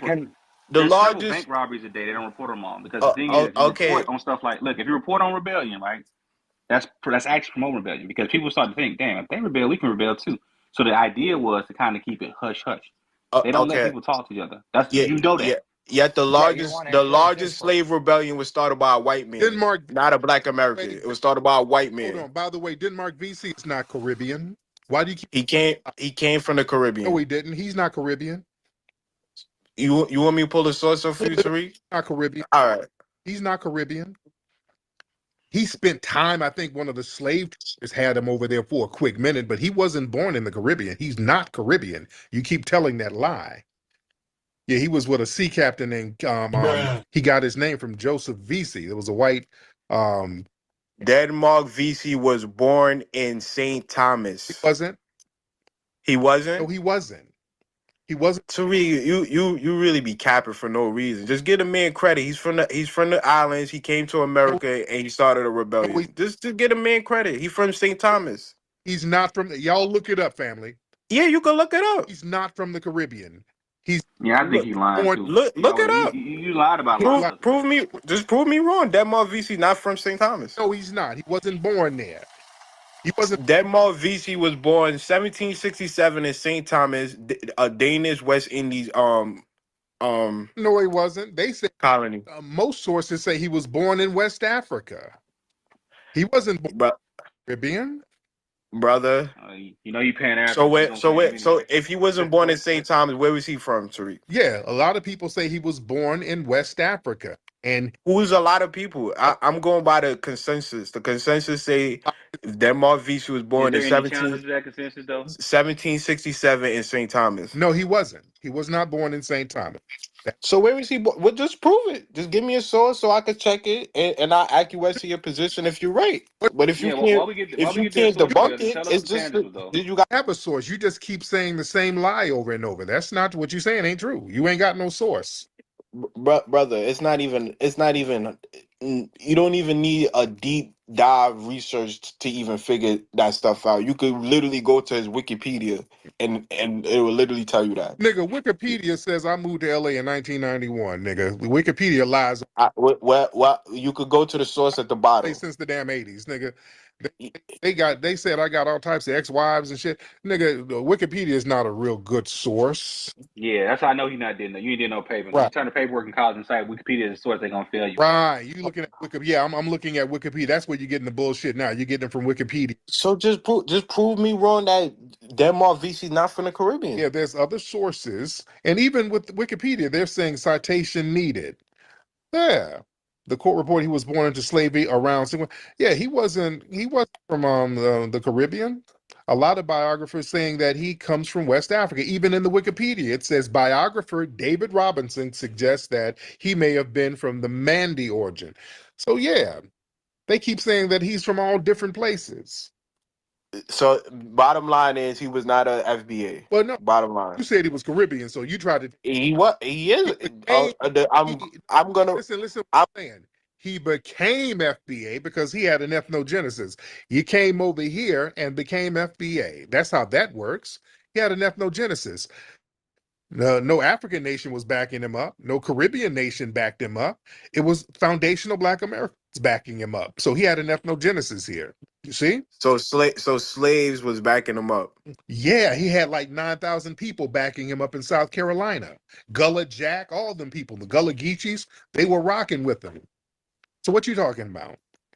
Like I said, I'm gonna roll with the consensus. The consensus say the man was born in St. Thomas. Yeah, I think I'm gonna roll with the majority of what scholars say versus Ain't no with some majority of scholars because it varies from scholar to scholar. There's no proof on there. Well, the consensus say he's from St. Thomas. No, well, if you could prove it wrong, if you could prove the consensus wrong, then you doing something groundbreaking. Yeah, okay, but while we doing that, give us a tangible that you guys have done. I'm not talking about no bullshit ass court. You talking about Pan-African? Yeah, a tangible. Yeah. Founded several countries, i.e., under the guise of Pan-African. No, for Black Americans, not for Black Americans. What have you guys done for Black Americans? Tangible. I gave you some points. I told you how Pan-Africans spearheaded the reparation movement. They spearheaded a nothing burger movement. All of those Pan-African movements miserably failed. They didn't get close to coming up with any policies, any payouts. The conversation went nowhere because it was impossible to take seriously at that time. They were arguing race-based reparations, which is, you got to be on a spectrum to argue that. So we could look at that as they were undermining and sabotaging a real effort like the one we have today, a delineated effort. You want to talk reparations, you got to introduce delineation in there, lineage based. Without that, there's no reparations. There's no serious talk. That's why all of them was shot down immediately. All those conversations were dismissed immediately. He couldn't name anybody. All of them were shot down immediately. Nobody took them seriously at all.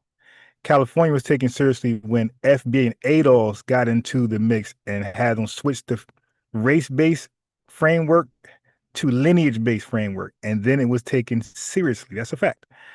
But do me a favor, family, like the video. We got 100-some people here. We only got 60 likes. Like the video. If you're new, subscribe. Also, if you believe Garvey was, he had some positivity, he was a good guy, click the link. If you're on the side of Garvey, click the link. Also, you can donate $unbiased Ron. That's a claim. They want access to the resource. That's not a tangible. Matter of fact, that's actually extracting. So Cobra is an African American group. They're not from the Caribbean. They're not from Africa. They're from right here in America. Yeah, so Pan-Africanism is actively working. We're going to start getting some work done, family. Explain how. Because I'm reading a tweet from Tariq. Explain how. Hold on. I'm It reading a tweet from literally, Tariq that says that Pan-Africans is working with the CIA. So you guys come up with a lot of yeah, that's conspiracy that's theories. believable. That's believable though, Well, because well, look, look, right. you gotta prove, you Well, gotta I mean, show some facts. I can literally point you out I something could, from like I could 1946 say, I of them could talking say, about it. like I could say, Yvette Carnell, your FBA sister, she worked, Oh no, she okay, no. be a Okay, now what you're not gonna do, because now you're being a tether. Now you're doing tether line. Ain't no FBA sister, nothing. No, man, we ain't gonna do no tether lying. Now, Yvette Carnell, she probably got some funny style shit going. And I know y'all tethers like to pretend that there's some type of organization that we have, which we don't. She has a group. She has an organization. that is a When you Google consensus. it, it's the first thing that pop up on what's the name, right? And then it even says, right, South Carolina Encyclopedia, which is .org, so it's a accredited organization. It says slave artisan abolishers. BC was probably born on a Danish Caribbean sugar. They don't even know. And the other one says he's born in West Africa. It says some reports place him in the Virgin Islands, other place him somewhere in West Africa. So they don't even know. It's like a toss up. But what we can attribute it is he did come to America. He did speak to foundational Black Americans, and that did radicalize him enough to actually want to stand up and rebel. Now, he doesn't necessarily have to be the leader. He probably was the most vocal during the time period because at the time, a lot of the people who were fighting were sick of this shit. They've been doing it for generations. So they were like, all right, Nah, fuck, they we going wasn't to sick war. of fighting. They was defeated. So No. Sick of we slavery. It's always different. come. Sick of slavery. It's We different. always come here and try to help our Black American brother put that No, fire in that's them. not true. You literally made fun of the. When? I gotta stop him. When do you help us do what? You gotta answer that. Hold on. When did Yeah, Marcus Garvey came to America, put the fire into Black Americans, and told them you should be proud to be Marcus Black. Garvey was trying to help Africa. He wasn't He trying to help he us. came he came to America. He came to New York and Harlem. Helped black people set up different businesses that helped them organize Harlem. no he One of the most no prominent. he didn't? Dude, we already had Harlem popping. You had FBA sisters like Hannah Elias and all that who made Harlem black. There's an FBA woman who bought up all them white apartment complexes and put Black folks in them. We had already got Harlem popping. We got shit popping. Garvey was able to come out here because of the Black folks in Tuskegee. We had shit popping. He didn't put no fire under no damn body. Yeah, he wasn't raising money for us. Yeah, he was doing shit for himself. Y'all really don't want to open up that Garvey can of worms, man, so we can start really hitting the truth. Do Yo, y'all? can I Yeah. ask Revenue? Oh, I'm sorry, go ahead. Sam, wait, hold on. Sam, what's up, Sam? No, I just want to ask Revenue a couple questions. I got to bounce Go soon, ahead. but Revenue, you said your family came here in the 80s, right? Do you ever go back to Jamaica? Yes, I do, King. Yes, I Do, do. do they treat you like a fellow Jamaican, or they treat you different because you've been in America so long? It depends. It varies. Sometimes Nah, be real, bro. They don't treat you like that, man. I just say you answering the question for Fair me. enough. Fair enough. Fair enough. Right. It Well, varies. there's a point to it. It varies. Right. So if Sometimes they may call me a Yank. Sometimes. so, there you go. They distinguish you. So if Pan Africanism wasn't a gimmick or a scam to exploit the wealth that's available to FBA or Black Americans, why is it only Pan Africanism? Are you a Black American? No, but I can make observations. Are you white? I know what immigration's like. I mean, yeah, I'm white skinned, yeah. Oh, I'm not surprised. Majority of white supremacists support FBA talking points, No. How you make that So I'm not Don't do assumption? that. surprised. Don't do that. Don't do Bro, I that. come That's here and challenge Tariq all the time, bro. I just think you're wrong. you understand. Like you're talking about is communism revenue. That's the reason why everybody has a problem with it. Communism doesn't work. It just sounds appealing to people who haven't actually had enough money to understand capitalism is the way to go. And who did you learn capitalism from? It's what works. What are you talking about? I'm saying, who did you learn? How do you know That's communism don't work? completely irrelevant. It's a working system. Yeah, it's something that you adopted from the white man. Look, you take showers. Huh? You brush your teeth. You take showers. You brush your teeth. Yeah, All right, where you learn that from? I learned that from my. Don't pretend like you had. Don't pretend like you had running water back in Jamaica. Y'all learned that shit when y'all got here. It doesn't matter. The point is, it's necessary, right? Yeah, have you been to Jamaica? Yeah, a few times. I have. I've been all over. I've been all over Jamaica. So Jamaica don't have running water. Jamaica don't have a I'm sewer talking about. system. I'm talking about when your family came over from the '80s. I highly doubt that there was showers available to them How do you know that? because they're musty. No, I'm just playing. Hey, jokes aside. Jokes aside, gang. At the end of the day, it doesn't matter where you learn something from. The point is it effective to benefit you? As a matter of fact, Elijah Muhammad, who actually supported the Caribbean, said, "Study the white man, feed the smart." And so it's important to take their tactics and use it for us. You Now we said use Elijah capitalism. Muhammad supported the Caribbean. Yeah, he supported you guys.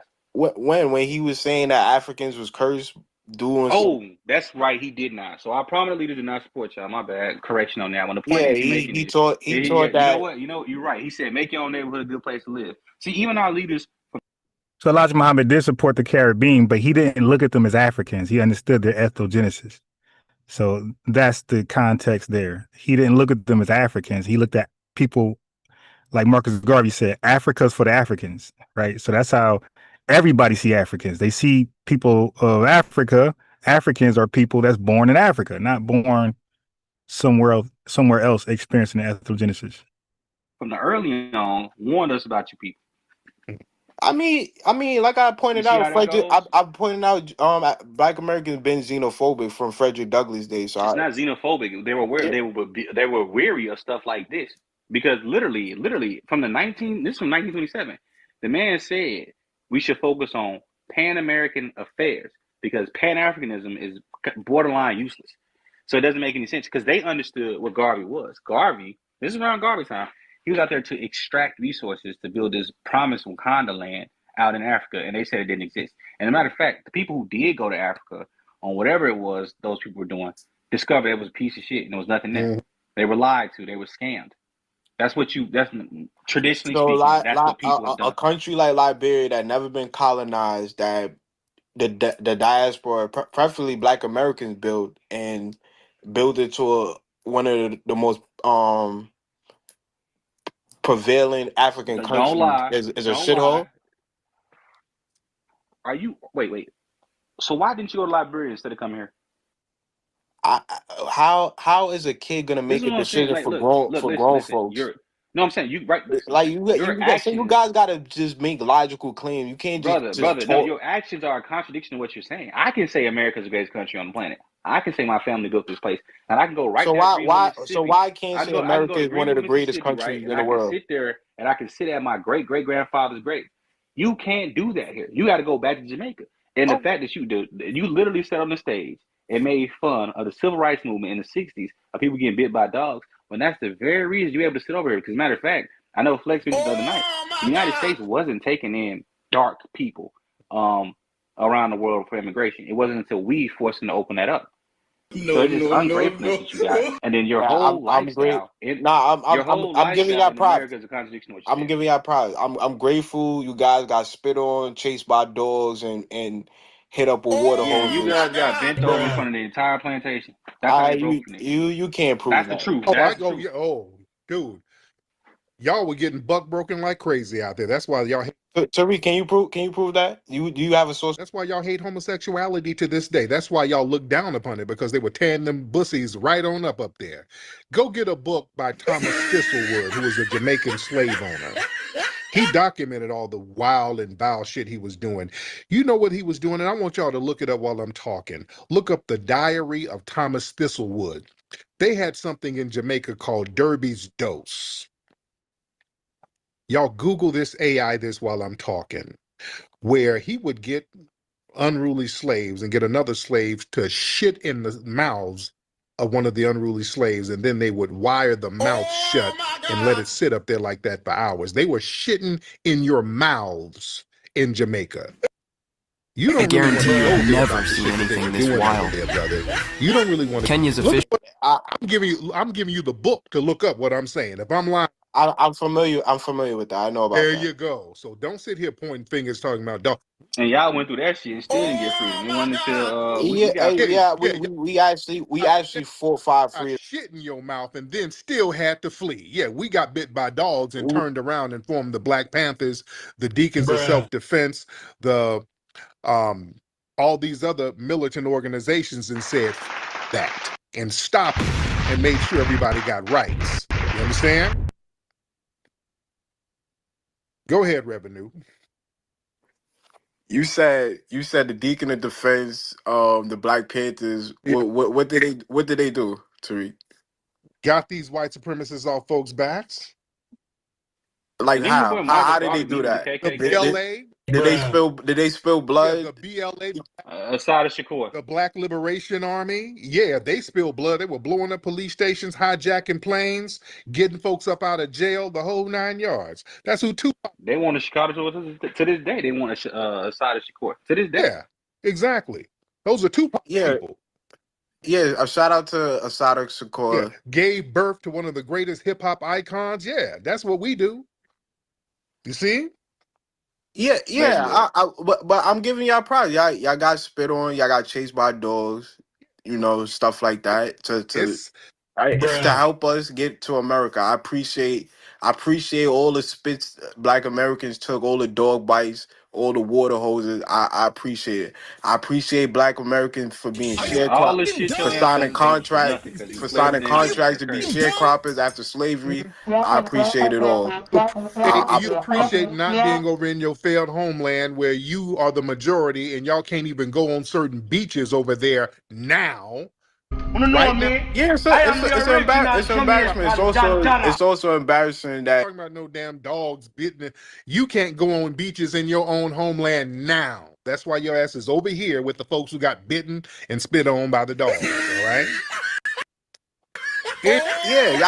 y'all didn't do a lot of fighting, so I appreciate Yeah. you guys for It's called march. You're Welcome. It's called You're Welcome. And I'm enough of this dusty tether. All right. Thank you so much. All right, I'm tired of debunking them. Thank you so much, Brother Dan. Thank you.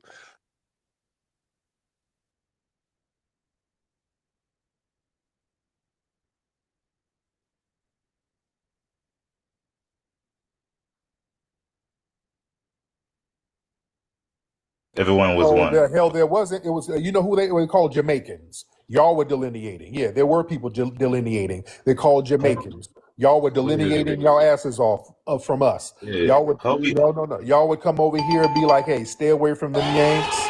All them lazy Yanks, bumba stay away how from how about them. how about how Hubba, about hubba, Marcus hubba, nothing. Hubba, hubba, nothing. how Huh? about when Marcus Garvey come over here, he created United Negro. Is that delineation? Oh, Marcus Garvey. Did he say Marcus Garvey? No, is that delineation to create a United Negro? Boy. Did he say Marcus Garvey? Oh God, dude. Did No, he I'm say just asking if that's delineation. God? Do I need to go here with him? Do I need to go here with him? Now you see now, you done fucked up, you know that, don't you? Oh. No, so, you know what I'm saying? That you done fucked up now, you know that, don't you? You know you done fucked up, don't you? You know it, don't you? No, you done fucked up. You're a time-wasting tether. This is time-wasting tether babble. Do I need to go here about his fat scamming tether idol Marcus Garvey, that big fat scamming tether That's false information, bro. he was a fat scamming tether, sir. He didn't That's do false shit. information. He didn't get And nothing popping over here until we got him popping, sir. We got him that's false popping. information. And they pardoned him 10 years Marcus ago. Garvey he didn't do anything. What did he do? A lot. Like what? A lot. What? Get a court You case when used he to tried to you used to he tried support when he Marcus Garvey, you know. You used to support Marcus Garvey, you know.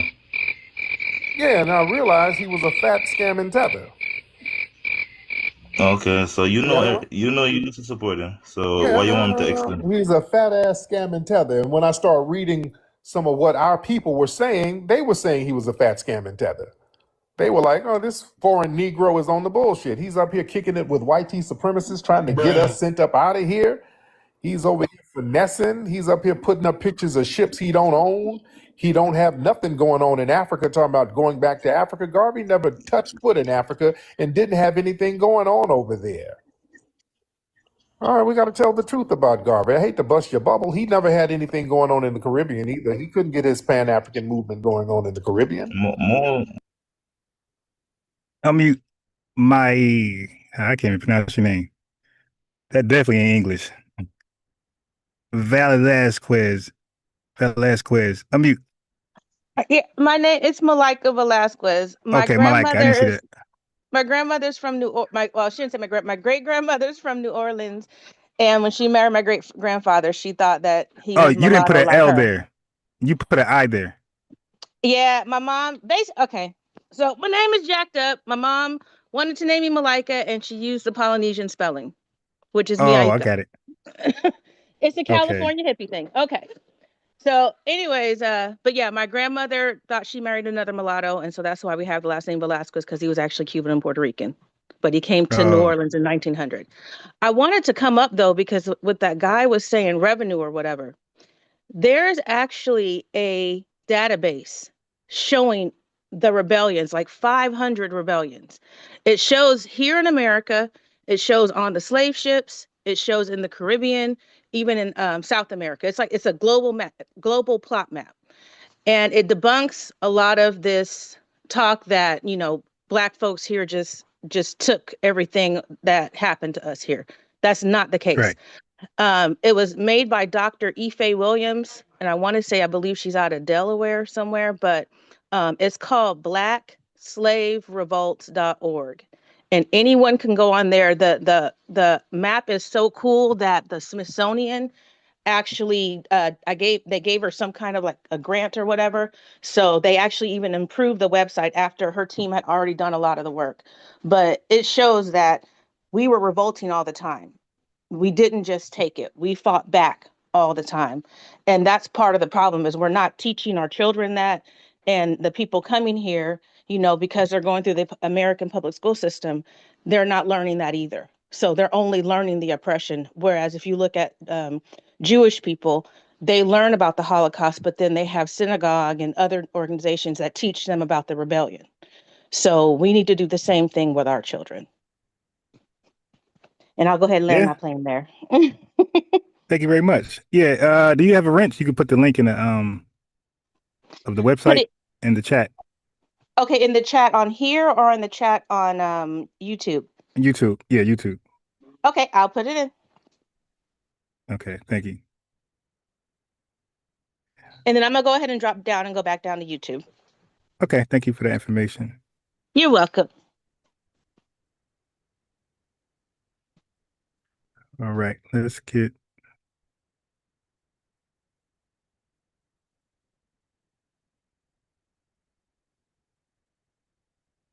this thing. There you go. Like how he started giggling. Most of the Black Country flag influenced by him. He did what? Most Black Country flag influenced by him. The Black Country flag? Yeah, a lot of countries across the world flag influenced by Marcus Garvey. I don't know what you're talking about. I don't know what you're talking about. That red, black, and green. The green was for the Irish. He was trying to stomp for Irish people because he was engaged to a white woman in Europe when he was over there in Europe. So there's a whole bunch of stuff going on with Garvey. But yeah, Garvey was like whatever. But just know you are the one that sell him out. You used to pray to him. You used to respect Marcus Garvey. Now you're saying something else. So. No, I didn't really praise Garvey like that. I shot him out, but I wasn't a Garveyite. I wasn't a big Garvey. I'm more of an Elijah Muhammad fan because he was the truth. But you never talk about him like how you used to talk about Marcus Garvey, though.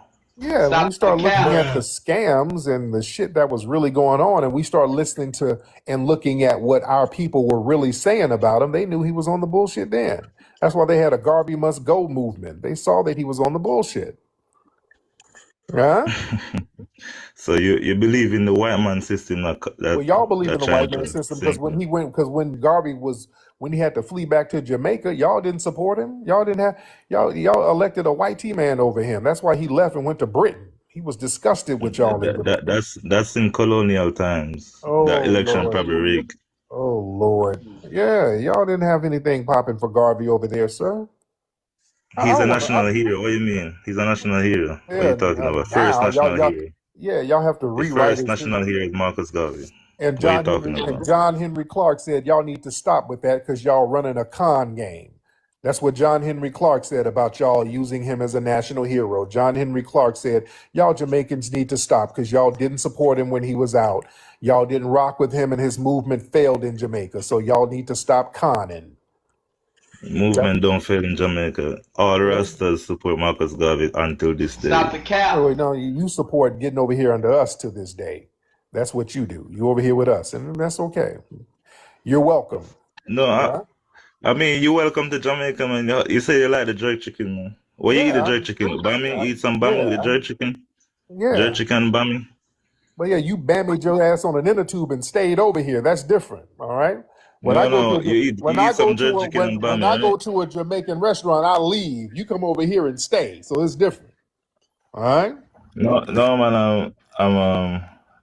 I'm helping out my black brothers. How you helping us, sir? How you helping us? Making sure that the number is higher, so the numbers are higher. Not when y'all form your own little immigrant coalitions. Y'all got all types of little Jamaican organizations where you look out for yourselves over here. If you don't stop, man. Yes, you do. Which Jamaican you see do that? Oh, y'all do that all the time. Y'all got y'all little Jamaican American organizations out there in New York. All these little Caribbean organizations down in Georgia. They got like the Georgia Haitian coalition down there. They got like some little organization for Haitian Georgians. You see the Jamaican, the Haitians, they always link with the Black Americans somehow. To get something from us. To get why you think is something like that? Why you think there's string attached to everything? Yeah, it kind of is, sir. Huh? Why you think that? So we don't have nothing? Do you? You tell me what you got. What you got? You tell me. I never said me. I'm just saying, like, why you just generalize Jamaicans saying we trying to get something when we link with Black Americans? All right, 9. Thank you so much. All right, that's 9, ladies and gentlemen. All right, that's 9. That's 9. Yeah. That's 9. All right. Okay, now you. All right. Okay, you just got boring. You're just asking dumbass circular questions over and over. You just sound deflated. You just throwing crap on the wall. What do you like jerk chicken? You like the Bammy man? You're just saying anything. You're just throwing crap on the wall. Yeah. Now I just got very bored for bringing up some damn Garvey. Yeah, no, you didn't contribute to hip hop. I'm sorry. Toasting and sound selector. Get the hell out of here. No, we had DJs over here, sir. We didn't get that. We didn't get no sound system from. We broke all this down in microphone check. I ain't like that. Brother got ticklish. All right, yeah, everybody copy what we do. Oh man. All right, let me see. Is this Tether New? What's Tether New doing in here? What's up, Tariq? What's up, Tether New? Yeah, somebody sent me a live and they say, yo, Tariq is talking crazy about Marcus Garvey. I said, nah, Tariq can't be talking crazy about Marcus Garvey. Like, why wouldn't I be? He's saying that Marcus Garvey's a failure. He's a fed and all this crazy. I didn't say he was a fed. I said he was a fat tether. I didn't say he was a fed. See, your fellow tethers be lying. I said he was a fat, failed tether. Okay, what made Marcus Garvey a failure? What did he achieve? Well, he had over 12 businesses. He had a hotel, trucking company, doll factory, a host of other things. I'm like, Marcus Garvey did more for Black Americans than Tariq ever did. Not really. Stop the cap. Okay, so give me the hotel that you own, Tariq. Give me the companies that you own. Give me anything. Are you employing Black Americans? Yes. Marcus Garvey employed 80% of his employers was Black Americans. No, they were Caribbean, and those Caribbeans. Well, I can pull up the source right now. Yeah, I can pull up the source too. Most of those people were Caribbean that he employed. He employed no, it was fellow 80%. Caribbeans, And 80%. also the people who put him on were foundational Black Americans. He was emulating what we were doing in Tuskegee. He was emulating the Tuskegee model, sir. He didn't do anything that we weren't already doing. Okay, Hubert Harrison was A. Philip Randolph mentor. And J.A. also, Rogers was John Henry Clark and I love mentor. J.A. Rogers, by the way. J.A. Rogers is the truth. He's Jamaican. He's the truth.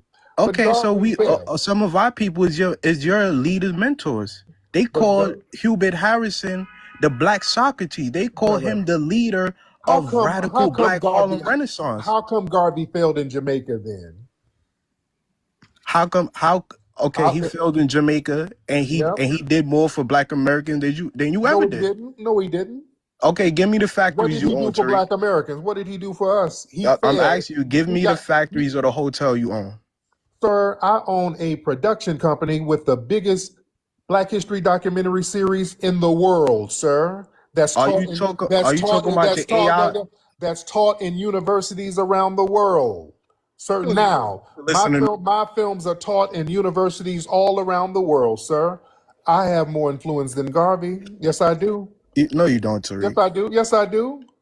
Garvey was a failed tether who died in squalor in Britain. He had to flee to Britain and died in squalor. Okay, give me the leaders you influenced, Tariq. Everybody who really? Yeah, give me some leaders. I'm not talking about TikTokers and YouTubers. Colin Kaepernick, Nipsey Hussle, many people. No, Nipsey Hussle. He never talked about. Well, who? Nipsey Hussle never talked about you. Colin Kaepernick never. Are you out of your mind? Are you out of your damn mind? Nipsey tweeted about me and talked about me all the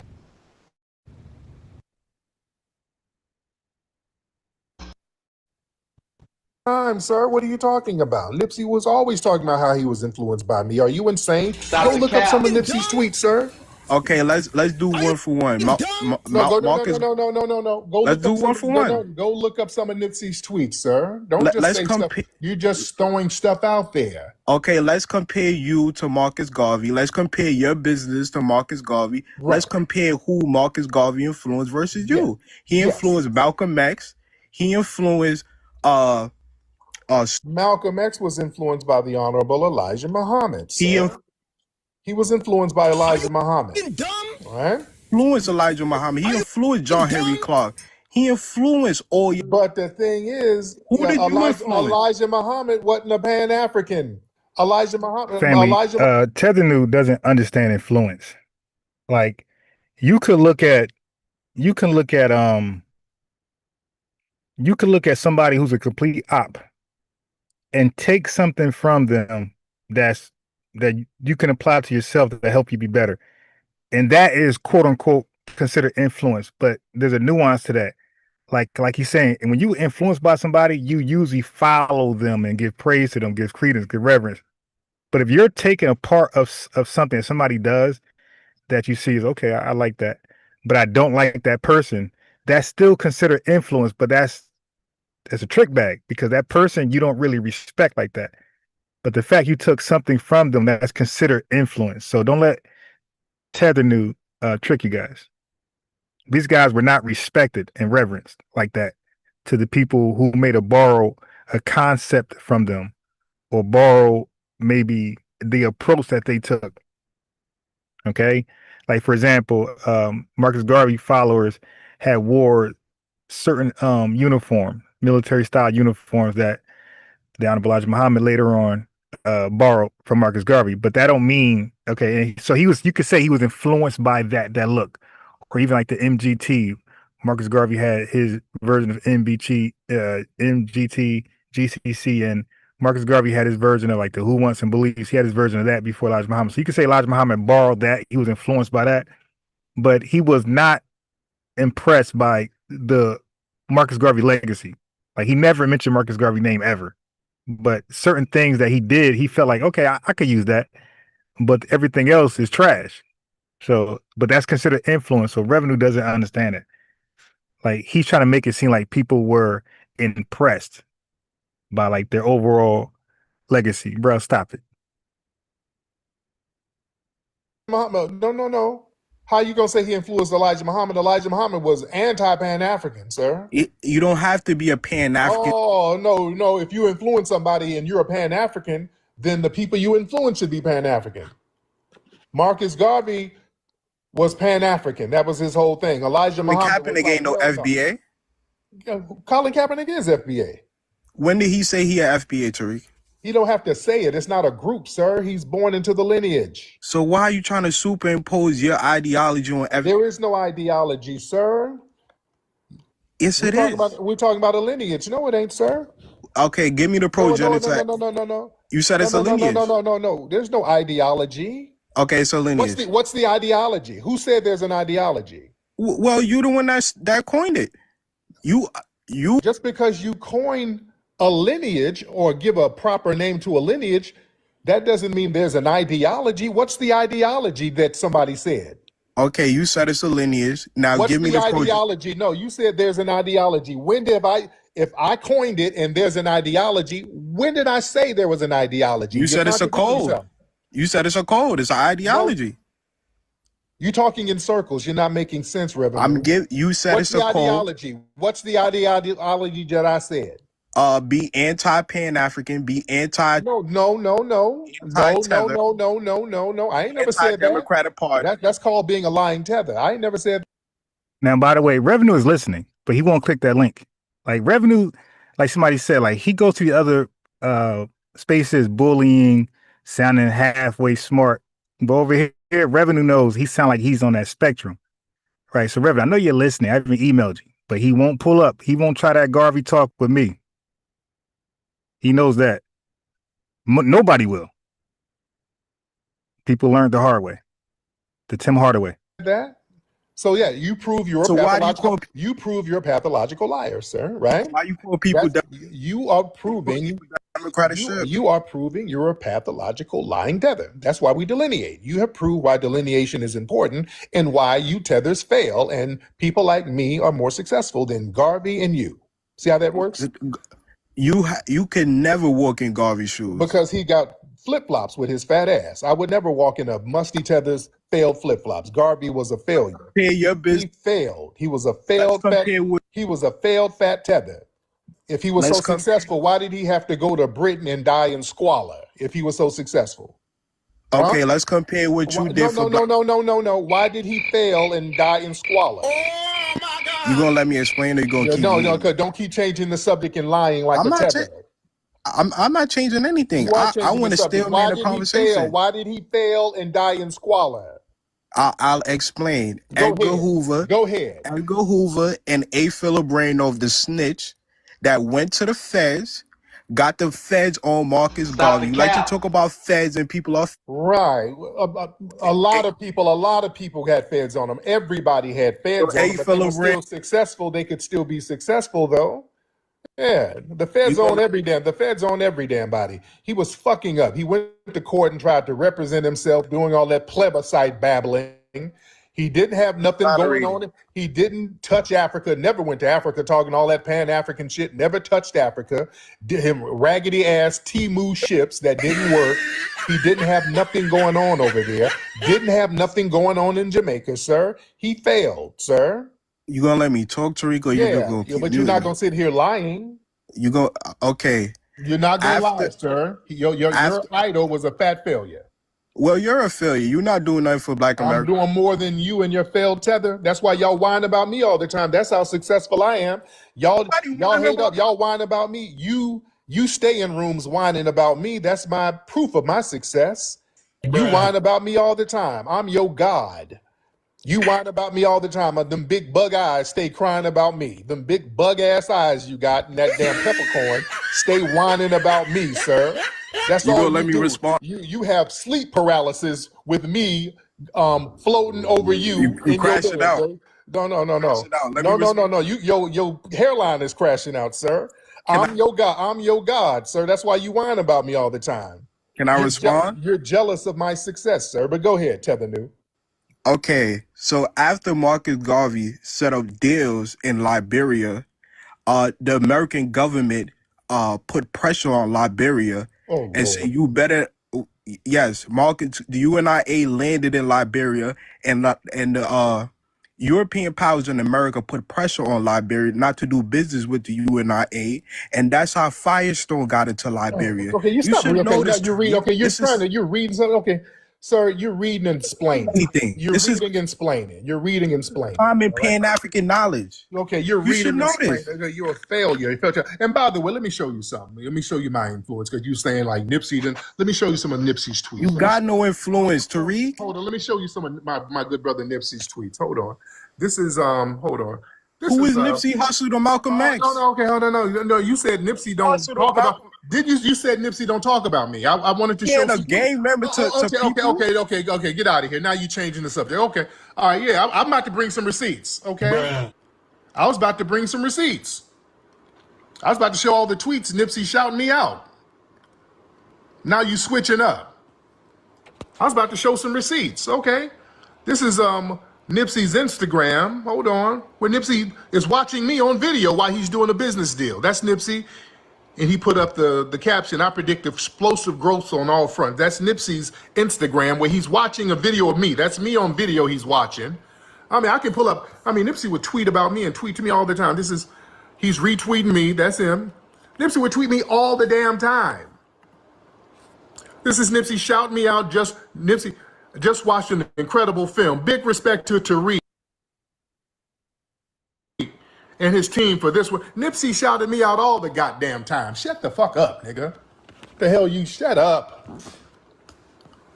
The hell you talking about? Do you know the people I've influenced? Prince was influenced by my movies. Prince would tell people to watch my films. Dude, I got a gazillion tweets from Nipsey and text messages. Nipsey shouting me out all the time. Nipsey always said how I influenced him. The hell you mean? Please, I love TikTok Shop, by the way. Dude, the artist Prince. Janelle Monáe, I should pull up that tweet from Janelle Monáe. She said that Prince would make everybody watch Hidden Colors. And when they did a tour of his estate, when he passed, he had all the Hidden Colors movies on his desk. The hell you talking about? What? Do you know the people I've influenced? Dude. Come on.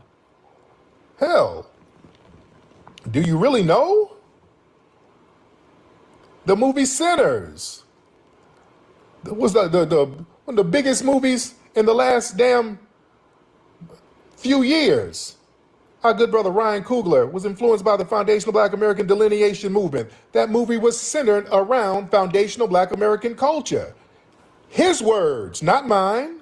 Michael B. Jordan. They follow me. Obama used to follow me. Y'all remember that, right? Obama used to follow me until I started going in on his tether ass. He used to follow me. Yeah, Obama followed. Yeah, did y'all remember that? Obama followed me on Twitter. I started going in on him. He unfollowed me. Yeah. No, that was his thing. Do you know all the people that I've influenced? Come on.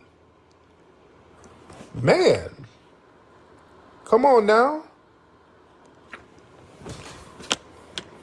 Shit. ABC News. Dude, I've influenced whole continents where whole continents had to ban me.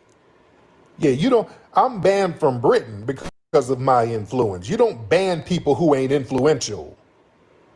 A whole continent banned my ass. You don't ban people who don't have influence. Come on. Let's be real. Dude, I've influenced a lot of people.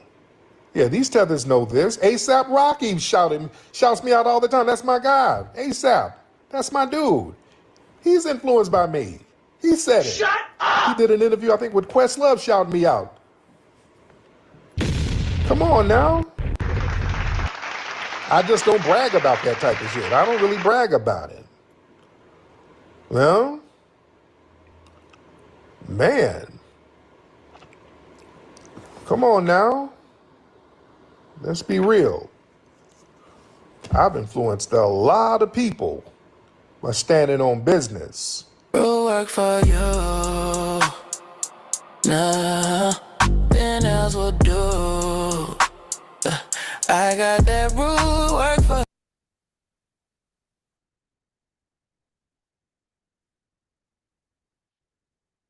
Yeah, but I don't think that's what he meant.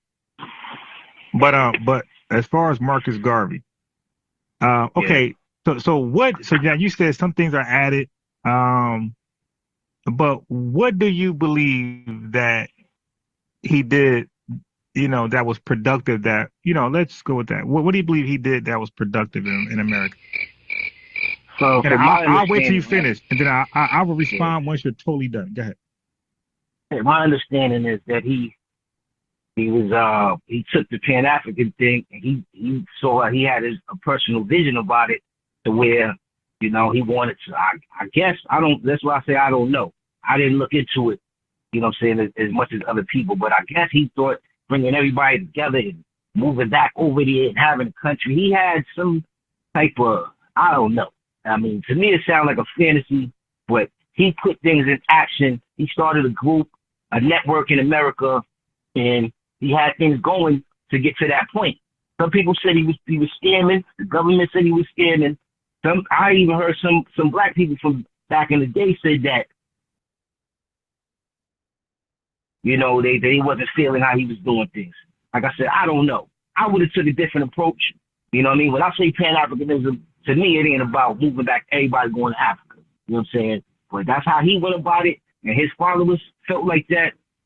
So some people think that's a good thing. I think, if I find any good thing in that whole situation, and that he had a network, he had a strong network of Black Americans. That's good, in my opinion. I mean, I don't know what he did with the network. I don't know if it fell apart. But that might be bad, though. That might be. But I mean, you need a network to function, though, bro. You got to have a network to function. You know what I'm saying? To properly function. So yeah, but I mean, at least don't you believe it got to be? But don't you? Well, yeah. But don't you believe that a lot of people have networks, but if they're built on false premises, right? If they're built on a scamming premises, then there's no good out of it. Like once you provide a lie, for example, like there's many Black people in this country that have lied and scammed, right? They could be FBA, non-FBA, it doesn't matter. There's many Black people in this country after Garvey who has completely lied and led Black people astray and scammed them or got them locked up. You could look at so many people, so many names to throw out there, but we know that's a reality. Okay, so now Marcus Garvey. So now here's the thing about Marcus Garvey. You said Marcus Garvey, this is what you just said just now. You said Marcus Garvey had an ideology where he was gathering everybody, but he didn't gather everybody. He only gathered FBAs. He didn't gather Jamaicans. He didn't gather Haitians. He didn't gather Nigerians, Ethiopians, or Ghanaians. He didn't gather nobody but FBAs. So he did not gather everybody, brother. He only gathered FBAs. The Jamaicans said, get out our face. You're a scammer. Get out of here. We ain't rocking with you. Bruh. That's what they did with him. He fled over here. He definitely fled. He fled over here. We don't even know how he got here. Like nobody even know how he got here. It wasn't Ellis Island. It wasn't technically illegal either. Like the way he got here is a mystery, brother. That's the craziest thing ever. Like there's no documentation of how he got here. But every Jamaican at that time, they got here through Ellis Island, or they got to Florida, where they was like picking like fruits and stuff. So, but they were documented, like they were not illegals. Like even the Jamaicans who built the Panama Canal, they were documented. They were not illegal. You dig? Everything was documented. When it comes to Marcus Garvey, it's a mystery. Nobody knows how he got here. So we don't know if he's legal or illegal. We don't know. But all we know is that he didn't gather everybody. He came over here and he gathered FBAs in the North who was escaping heavy, Jim Crow persecution from the South. So what he did was, brother, he played on their experiences, right? He said, hey, man, the white man don't want you here. So let's go back to Africa. And, as a result, he got a lot of FBAs to join that movement. But brother, and that's okay. I'm not saying, hey, they want to leave. Go ahead and leave. That's not good or bad. That's a personal decision.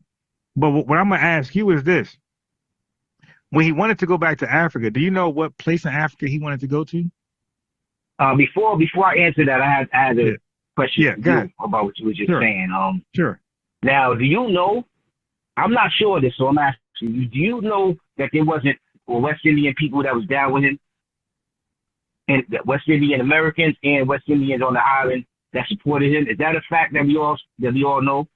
Or I know that his focus was on Black Americans because I would say in America, you could do it. In Jamaica, if he would have tried that in Jamaica, they would have did him dirty. You hear me? Yeah. Wait. Say that one more time. Wait. Say I that was saying one more time. if he would have tried that in Jamaica, they would have did more than just lock him up. They would have knocked him off right in the street in front of everybody. In America, No. It wouldn't have got that far. But the answer to your question is he would have never got as far as he did in America and Jamaica. He tried. The Jamaican public said, "Get out of here! You're a scammer. Stop talking to us." They dismissed him right away. So he didn't have a chance at all to expand in Jamaica. That was not even a consideration, bro. That was not even an idea. Like, that was shut down immediately. But reason why I have a difficulty believing that because he's not the only Pan-African West Indian. Like, they got a history of Pan-Africanism and Black nationalism and stuff like that. Yeah. But it got to be something else other than the people. No. You know what I'm saying? Your confusion is this. Okay, so like you said, you say you don't know a lot. Okay, so if you don't know a lot, that's how you got to like hold yourself too. But you can't know. What do I know? I know what I know though, bro. I of course. But I'm saying Because is like when they if you hear don't Black, know a lot, you only know what you know. But then you don't know what you don't. Hold on. But then you don't know what you don't know, because what you don't know is that Marcus Garvey version of Pan-Africanism was new. Did you know that? No, I did. Know that. Okay, so the first Pan-Africanists wasn't Marcus Garvey. The first Pan-Africanists were free. Okay, so the first Pan-Africans were who then? Since you know that, who were they? The first Pan-Africans. I mean, you had an official Congress and all that. You know what I'm saying? And I forget what. I think that was some West Indian cats. No. That got with some brothers from up here. No, you're wrong. You're wrong. If I'm wrong, put me on, because I'm not. Okay. I mean, first of all, you're wrong. Real quick. Let me say this real quick. I'm not here to argue with you, bro. No, of course. You're my brother. Like, you know what I'm saying? This is the 4th of July, man. We just kicking it. If I don't know, put me on. You know what I'm saying? You, for some reason, you know everything already, so I can't put you on enough. So stop the cap. I didn't hear what you said last. I was just saying, man. You know what? I'm open. If I don't know something, put me on. All right. You know what I'm okay. saying? So cool. You know what I mean? All right, so let me put you on, bro. Ain't no West Indian nothing. Okay, so first of all, have you ever heard of the West Indians Federation? Nah.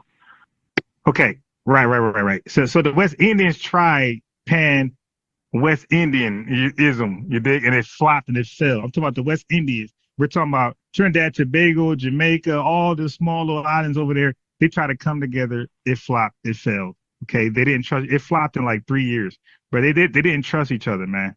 So it went nowhere. Okay, now, so now let me back. And that was like right before. I was like 1960s. I was right before Jamaica's and Trinidad Tobago's independence. Right before. Once it flopped, that's when Jamaica filed for independence and so did Trinidad. If you don't know that, but the West Indians was an effort to unite the islands to be one, like the United States. And it flopped because they didn't trust each other. That's just it. They had no trust. It was not on code. But let me bring you back to the first Pan-Africanists. The first Pan-Africanists, my brother, they were free blacks.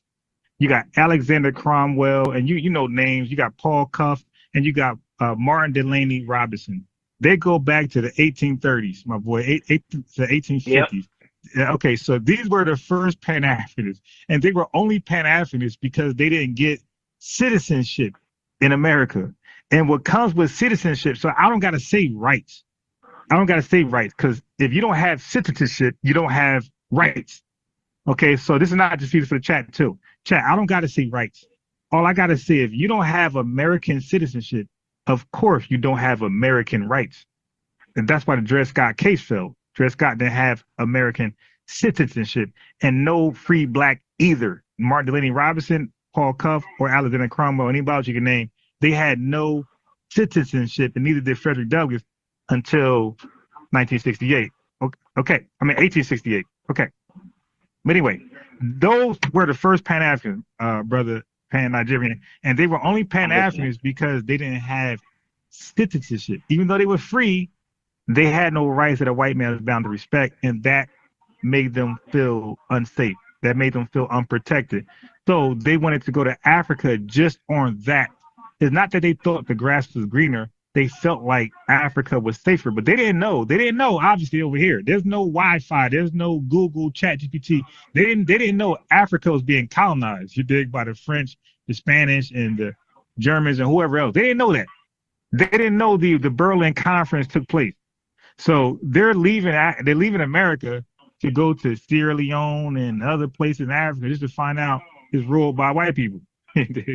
So when 1863 popped off, and Abraham Lincoln made it legal for black people in period, Negroes, color, what you want to call them, to fight in the Civil War. All those folks that fled to Africa, bro, for safety, because the grass was greener, they all came back to fight for citizenship in America. I'll be the last one of them. All right, so that's why when we do the history of Pan-Africanism, Pan-Africanism was only a thought because they did not have protection, they didn't have legal rights, and they were just left out to dry. But once they realized they can fight for their citizenship in America, they came back. They said, F Africa, they came back and they died. Even Martin Delaney Robinson, who was a devout Pan-Africanist, he died an American citizen. All of them niggas came back and died American citizens. So what Marcus Garvey did was something new. Now, are you familiar with the ACS, the American Colonization Society? Yeah. Okay, so they were the ones that set up the colony in Liberia to extract black people to Liberia, okay? So when Marcus Garvey came damn near like 100 years later, he met with the KKK. Did you know that? That's a fact. That's not what folks added. Did you know that? No, I heard about that. He ain't the only one. Malcolm did too. I mean, so. Okay, but they're all wrong. Ain't nobody right. Ain't nobody right. They're all wrong. But I'm just focused on Marcus Garvey. We're focused on Pan-Africanism. You don't know. I don't know why they was doing it, so I ain't gonna say they was wrong. I don't know. But Marcus Garvey spoke on But Marcus Garvey spoke on it. Like he didn't deny it. Like you said, even Malcolm X didn't deny it. It's open public information. Nobody denies it. Everybody embraces their history and what they did. So we know why they did it. Marcus Garvey looked at the Klan as the modern day ACS. Yeah, that's why Marcus Garvey said Liberia. He didn't say Ethiopia, Nigeria, or another African, state. He said Liberia. Why Liberia? Out of all the 54, countries, why Liberia? He said Liberia because he looks at the KKK as a white supremacist power source like the ACS of their time, which they was a white supremacist power source. And he felt like they could get black folks to Liberia. But brother, here's the problem though. When Marcus Garvey had dreams of bringing black people in America to Liberia, by the way, he wasn't bringing Haitians, right, to Liberia. Is that correct? I don't know, bro. I really don't know. I mean, like I said, that's why I asked you. That's why I asked you before. Like, let's go. Sure? Okay, so hold on, let's bro. Go. Yeah, can I get a statement out, bro? Like, come on, man. I mean, unless you're in a rush. Like I was saying before. I got time. Like I was saying, I don't know if I don't know, and I don't see why other people from the islands and all that wouldn't join in where they could. So I don't know. But I'm not going to. I know you got your narrative and you got your, I ain't gonna say agenda, but you got your thought process that everything FBA and nothing else, and it's like you damn near brainwashed. But okay, but that's projection. Okay, if I'm brainwashed, that's one thing. But I'm asking you about your information. I'm not feeding you my information.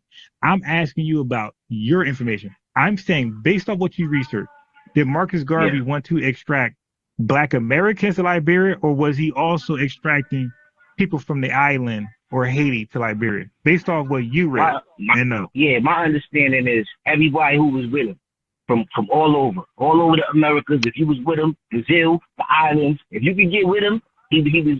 That's my understanding. You know what I mean? So that's what I'm telling you. Okay, No, I got it. I want to ask you something, bro. Wait. Hold that point. This is what I want to ask you. But hold that point. But you're not answering my question though. Okay, so my question is like what you did was like you gave like hope. You said Brazilians. I get what you're saying. This is what you're saying. I'm saying based off what you. Okay, listen to what I'm saying to you though. I'm saying based off what you read and researched. Yeah. Did you research Brazilians joining the Garvey movement? No. Listen to what I'm saying. Listen clearly, bro. Listen clearly to what I'm saying, bro. Because I heard you clearly what you said. I'm saying he was with whoever was black that was disconnected from Africa to get with him and be reconnected. That's my understanding of what he was trying to do. Simple as that. I'm asking you was okay, brother. Listen. Yeah. You know in the chat now. All right. So you're not being slick. I'm saying based on what, okay, cool. I'm saying okay, cool. I'm saying where was Marcus Garvey stationed, by the way, where he was pitching this back to Africa? I think he was in Philly. Was he in Philly or so? DC or something? Of course, but I'm saying what country was he stationed in? In the US. Okay. So how the hell is Brazilians rocking with Garvey back to Africa initiative in Brazil when he's spreading his message, collecting donations from people in the America? Didn't he have a newspaper, bro? Didn't he have some type of newspaper, newsletter? Yeah. And guess what? That was in wait. Okay, now no wait. You asked the question. Let me answer. Yes, the Star Line, and that was based in America. That was not in Jamaica. That was not in Brazil. That was not Ethiopia. That was an American-based newspaper. So I'm gonna ask you again. So how did Brazilians and everybody else that you're lying about get a hop on this fantasy of Liberia, bro? Here's the fact. The fact is that all of his 99% of his membership was from America. Okay, now he did have some. Now even the Jamaicans, because he had some Jamaicans, by the way. So he had some Jamaicans, but the Jamaicans were living in America. He did not have Jamaicans in Jamaica. He had Jamaicans living. So whoever, if he had a Brazilian, if he had one of those folks, they were living in America. He did not have people abroad. He had people living in America. These are the folks who were rocking with him. They were living in America. Now, if you could provide you gotta have a base. You gotta have a base, right? Okay. Yeah. Wait, hold on. Yo, come on, man. You stuck, bro. You're not speaking. Nothing. No, I'm open, but you're not speaking to what I'm speaking to. You're just talking around it. Because you're listen, what you're doing is you're doing fantasy. You're saying he had to have a base. So all this mystical membership he has. I'm dealing with documented, like his members were, bro, they all, listen, his memberships bought stocks, right or wrong. Now you asking me another question. No, right? Because I'm trying to establish. Bro, you know why you misunderstanding what I'm saying? Because oh my God, you won't even let me get a whole sentence out, man. Go brother. Listen. Even when I get the sentence out, you'll find one word out the sentence and focus in on that and ignore the whole sentence. That's called context. Hey, brother. That's called ignore the whole context, bro. All right, so wait. A whole sentence. Two sentences. I'm trying to explain and put to you, and you'll find one word out of one of the sentences and act like that's what I'm talking about. All right, so then you misunderstand me, and then we just going around and around in circles. No, we're not going in circles. Let me respond to that, and you go ahead. I'll be quiet. Well, the reason why I got to respond to one thing wrong in a sentence because there's something called grammar when you speak English. Okay, there's something called grammar. When something is grammatically flawed, that needs to be pointed out. Like if you ask a question with an exclamation mark, that's wrong.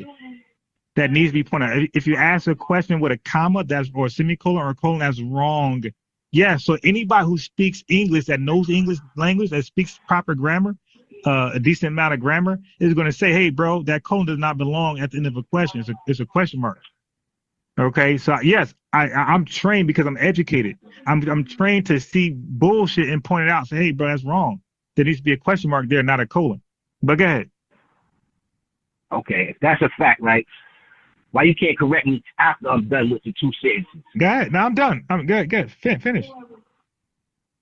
Yo, me personally, man, and when it comes to Pan-Africanism, it ain't about none of that to me. It ain't about the red, black, and green. It ain't about putting on the clothes. It ain't even about going to Africa, bro.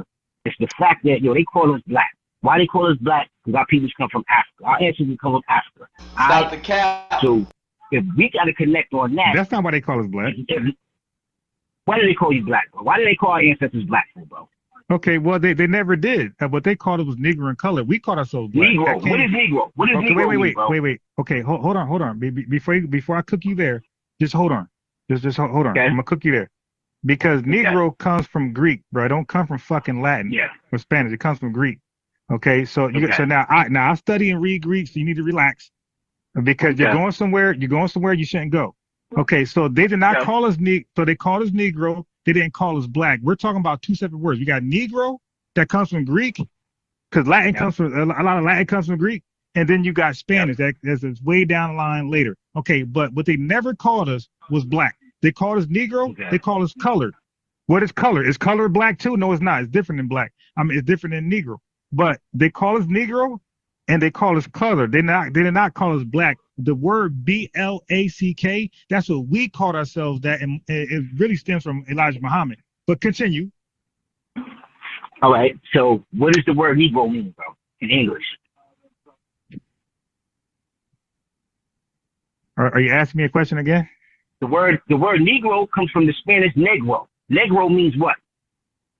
Are you asking me a question again? Yes, are you asking me a question? Question mark. Question mark, yes. Okay, so let me answer the question. So that was not your first question. You didn't say what Negro means. You said they called us Negro. I said yes, but they did not call us black. So that was the original conversation. It's what they called us, not what something means. Is what did they call us? They did not ever call us black. You were wrong about that. No, they called us Negro. I said Negro, right? I said Negro, right? Right. I said black. You said I was wrong. You said they said Negro. Okay, you're not listening to what I'm saying. Negro, right? Okay, cool. You're not listening to what I'm saying though. You said they called us black. I said they never called us black. Yes. Okay, I said they called us Negro and colored. You said what Negro mean? I don't get. Negro can mean alien. I don't care. The thing is, they didn't call us that. They called us Negro and color only. That's it. They never called us nothing else besides that. We called ourselves black through Elijah Muhammad. Where do we get black from? Where did he get black from? Okay. Where did he get black from? He got black. That's an English word. That's an English word. That's why you said black. So what? Why? Why do you go from Negro to black, bro? Like, there's no correlation? Okay. Is there any correlation between the two words? No. Okay. Now listen. There's no correlation between the two words. Okay. Let me. Wait. You asked a question. See, I want you to go, but you keep asking me questions, so I got to respond. So, brother, now I'm going to cook you again. There's something called correlation does not equals causation. So just because I went to Walmart doesn't mean I robbed Walmart. So the correlation between me and Walmart isn't the cause why Walmart got robbed. So you're conflating correlation with causation, but you're talking to the right guy. You're talking unbiased Ron. I'm too educated. That's not going to work. The fact is they called us Negro, they called us color, and that's it. We called ourselves black. So the word Negro has no meaning. There's no root to that word. Yeah, you ask another question? Yes, that was a question, bro. Okay, so let me answer. I don't know how this is missing you. The meaning is something. Okay, cool. Yeah. So let me answer. The meaning. Okay, brother, if I call you a leprechaun, right? The meaning of it, I did not call you. I just called you the word leprechaun. Now you don't know why I called you that. All you know is I called you leprechaun. Okay, look. Hispanics were called wetback. Like there was an operation called Operation Wetback. Now the average Mexican does not know that. They don't know why they're called wetback. They just know they were called wetback, and it's a racial slur. That's all they know. But they don't know there was an actual operation called. You don't even know that either. Neither does the chat. But they don't know because I study the history of immigration. They don't know that there was an actual operation called Operation Wetback, and it wasn't supposed to be offensive. Okay, so now the meaning of it doesn't matter. What matters is that you're calling me wetback. You're not calling me the meaning. So we were called Negro. We were not called. Okay, so what's the meaning of color? They call us color too. What's the meaning of color, bro? Go ahead. The meaning of color is mixed with Negro. What? The meaning of color is mixed with Negro. No. They would call a colored person somebody that's mulatto or somebody that's mixed with Native American. You know what I'm saying? Somebody that you got some of those African features, but you got you asked me a question, right? And I'm giving you the answer, and it's like my understanding is like if you don't have the same understanding as you, it's some kind of way disrespectful. You ask me a question and give you the answer, and you acting crazy. But you were talking when I was you was talking when I was talking too though, and I didn't get offended. Either way, I'm not getting offended. But what I'm saying is, okay. But so why did they call it the Negro? No. That's not the question I asked you. I said what you asked me what's the meaning of Negro. I said what is the meaning of colored? It was the exact definition. To you what I, no. Not explain. I want to explain. Give me the definition. All right, then. I gave you my understanding, bro. I'm not throwing nothing. I don't want your personal anecdotal understanding. I want the actual definition. You didn't ask me. Hey, bro, you didn't ask me my personal definition. Brother, you didn't ask me my personal definition of Negro. You asked me the definition. What's the definition? I'm asking you the definition of color. I'm not asking your personal anecdotal definition. I don't care about that. Hold on. I'm about to look it up. Either I look it up or you look it up. If you want to be precise, you can look it up. Okay. Like we both want the computer. I'll look it up. Okay. All right. Okay. So you finish billing, right? And I'm gonna look up what was white people's definition of color. Go ahead. Yeah. From what I started with is when I said there's a reason why they call our ancestors black. You disagree. You know what I'm saying? You said they didn't call them black. You said he was Negro. I say, it's the same. It's a translation of that word. You say, it don't matter. Blah blah blah. All right. So you just stay right there. Why did they start calling them Negro? So that's where I'm at. So when you come back on, that's my question. Why did they call the ancestors Negroes? All right. So let's first address color. Right. So this is different than what you said. Like you just made some bullshit up on the fly, but let me get the real. All right. Okay. Let's get it. I said, okay. So what I'm never going to do is make up some bullshit on the fly. Okay, so the term colored people was used to refer to people of African descent, particularly in the United States, as a way to distinguish them from white people. So it had nothing to do with Negro. It just was a way that they came up with to say, hey, he's not white, he's colored. Okay, so now the historical context, the term color became commonly used in the U.S. during the 19th century. It was adopted, it was adopted by emancipated slaves. Okay, so it was adopted. So now the real definition, there was no real definition. They just called us that just to distinguish us from them. That's it. There was no real agenda behind the word. Just, hey, let's call them something different than what we are. I want you to understand, overstand, and understand what I'm saying. So we can hold laws against them. Overstand, and understand. But there was no true definition behind it. Right, like there was no real thought process behind it. Okay. So to you, right? What would you think would be the difference between a Negro and a colored person? They ain't no different. It's the same shit. They called us both, Negro and colored. Yeah, they called us both. But you know what I'm saying? But why is it two different words though? You know what I'm saying? Okay. Oh, right. Okay. So one was politically.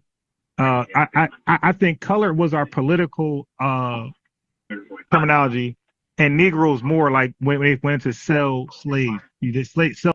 You're a time-wasting tether. This is time-wasting tether babble. Now, what you don't understand is that, there was the Queen of England. They were very hostile, and it was a hostile environment. And man, I don't want to hear all that. I don't want to hear all that. You have nothing. You're just talking. You have nothing. So now you talked about Marcus Garvey. I don't know why you want to talk about Marcus Garvey. You called him the biggest scammer of all. Marcus Garvey, you could really call him a black nationalist because of the things that he created more in America.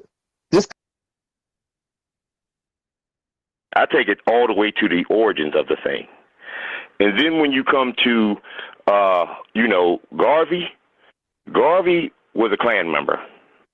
Garvey took the American colony. Now, Unbiased said that I taught him about the American Colonization Society. I didn't teach him about the American Colonization Society. I'm the one who connected Garvey to the American Colonization Society because he has the same movement. He's come in as a plant 100 years after, or I'm going to say 60 or 70 years after because the American Colonization Society started in 1816, bruh. Garvey wasn't born until, hold up, listen. Garvey wasn't born until 1887.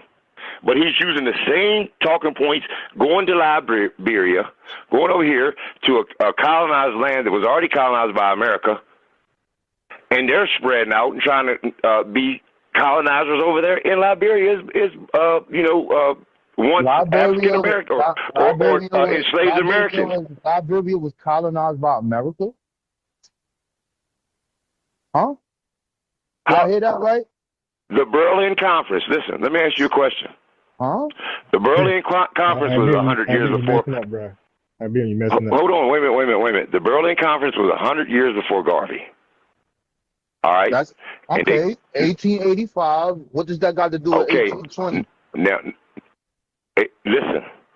Just like I said, Garvey was taking the American Colonization Society's movement, which was trying to send black people back to Africa. He was meeting with the Klan. He was a Klan member. Right? And then he wanted to take us back to Africa as a one-party state, and he's going to be the governor of it. He's going to be the president. He's going to be the king. Garvey was lunch meat. Garvey lost his mind. And now, just like I said, he's following in behind these racist nationalists. And when you talk about black nationalists, the only thing they're doing is taking what white nationalists. And guess who the white nationalists that started these movements? Was the separatist movements and the KKK.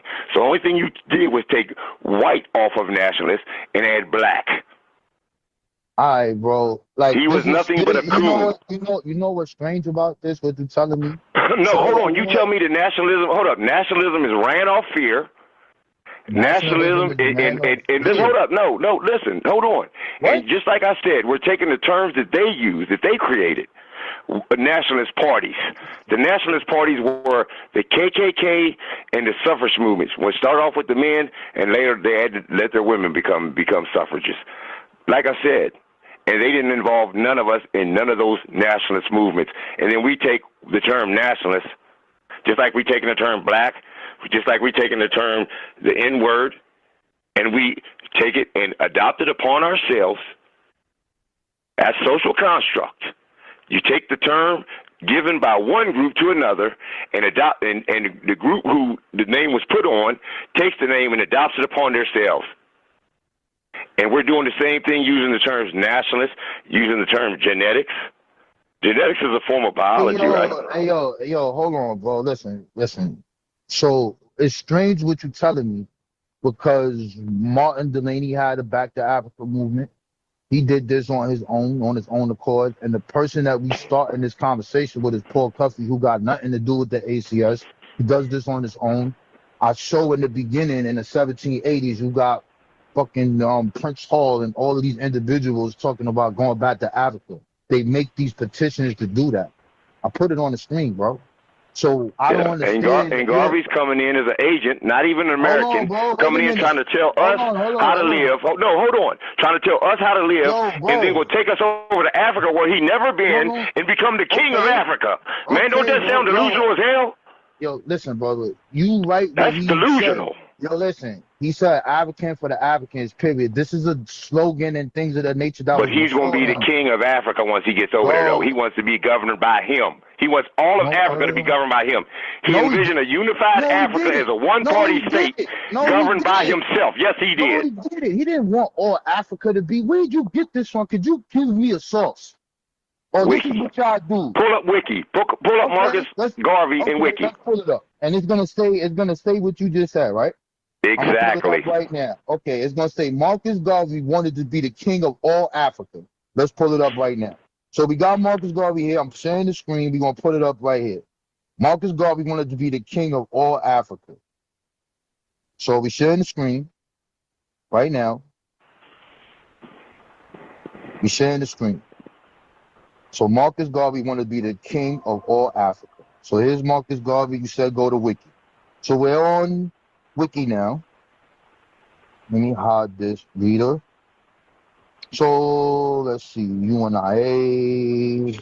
Garvey was born in Jamaica. Let's get to where goes to Harlem. His black separatist views and his relationship with white races, the Klan interests of advancing the shared goal of racial separation. Stop. Hold on. No. Yo, listen. This same ideology or what he did is the same thing that Elijah did and other individuals did. I don't agree with it. A lot of people don't agree with it. But he's like, yo, listen, we want to be separate from you. We don't want to be around you, motherfuckers. And we don't want this to happen. And this is the same conversation that happens after the Civil War. When they took those 13 black leaders and they put them there, they asked them, do you understand what's happening? What is it that you want? Do you think that you can live amongst our people? Would you be able to fight for us? How does the other people feel? And they said they wanted to be separate away from them. So this is nothing like yo, bro. Anyway, I'm looking for this joint to say, believing that black people needed to be financially independent from white dominant societies. Garvey launched various businesses in the U.S., included Negro Factories Corporation, Negro World Newspaper. He became president of Starline. 1923, he was convicted of mail fraud, boom, penitentiary, Atlanta, Calvin Coolidge. The Garvey was a controversial figure, some in the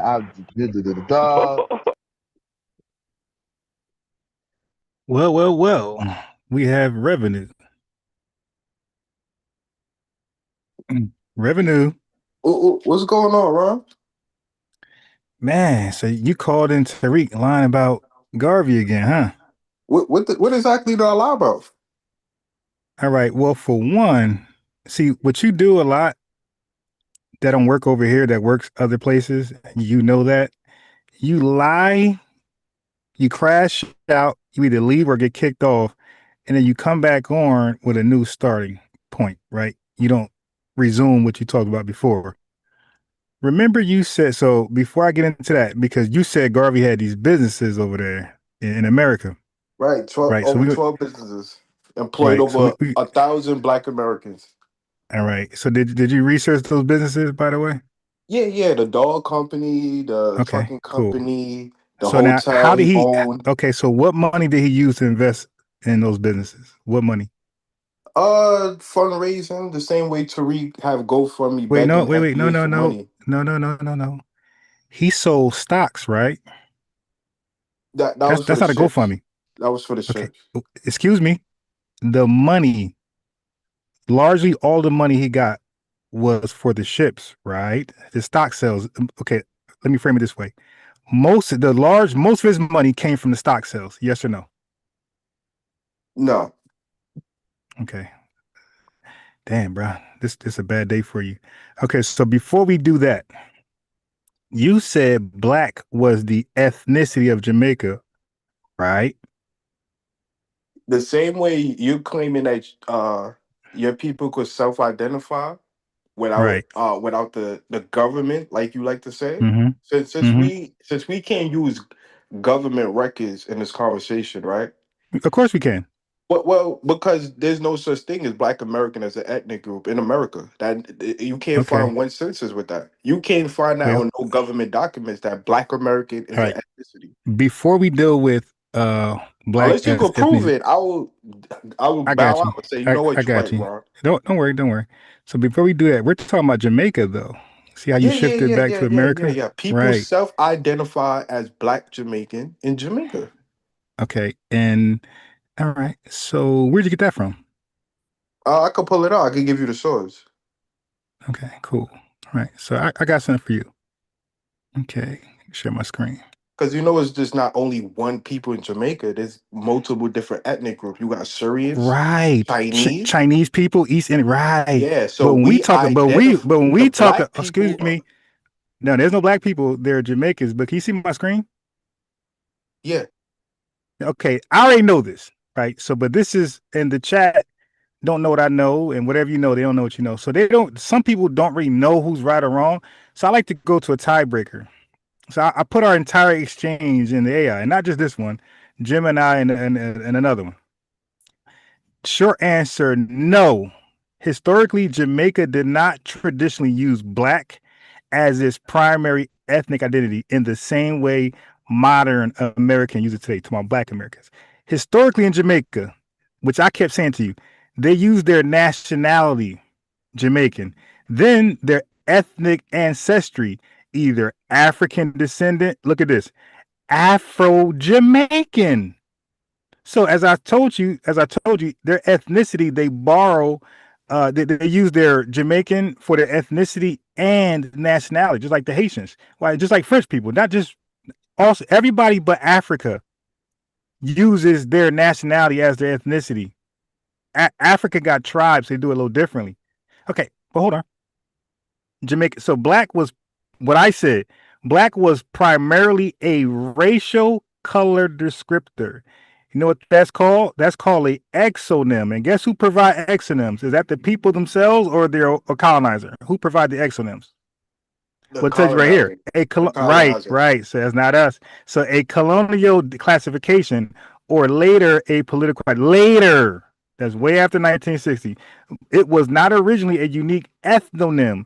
The way many black Americans use black today, we use black differently. So when he says black, well, hold on, wait, respond to the research, because you a guy that so you can pull it up, and you can pull yours up too. Share your screen.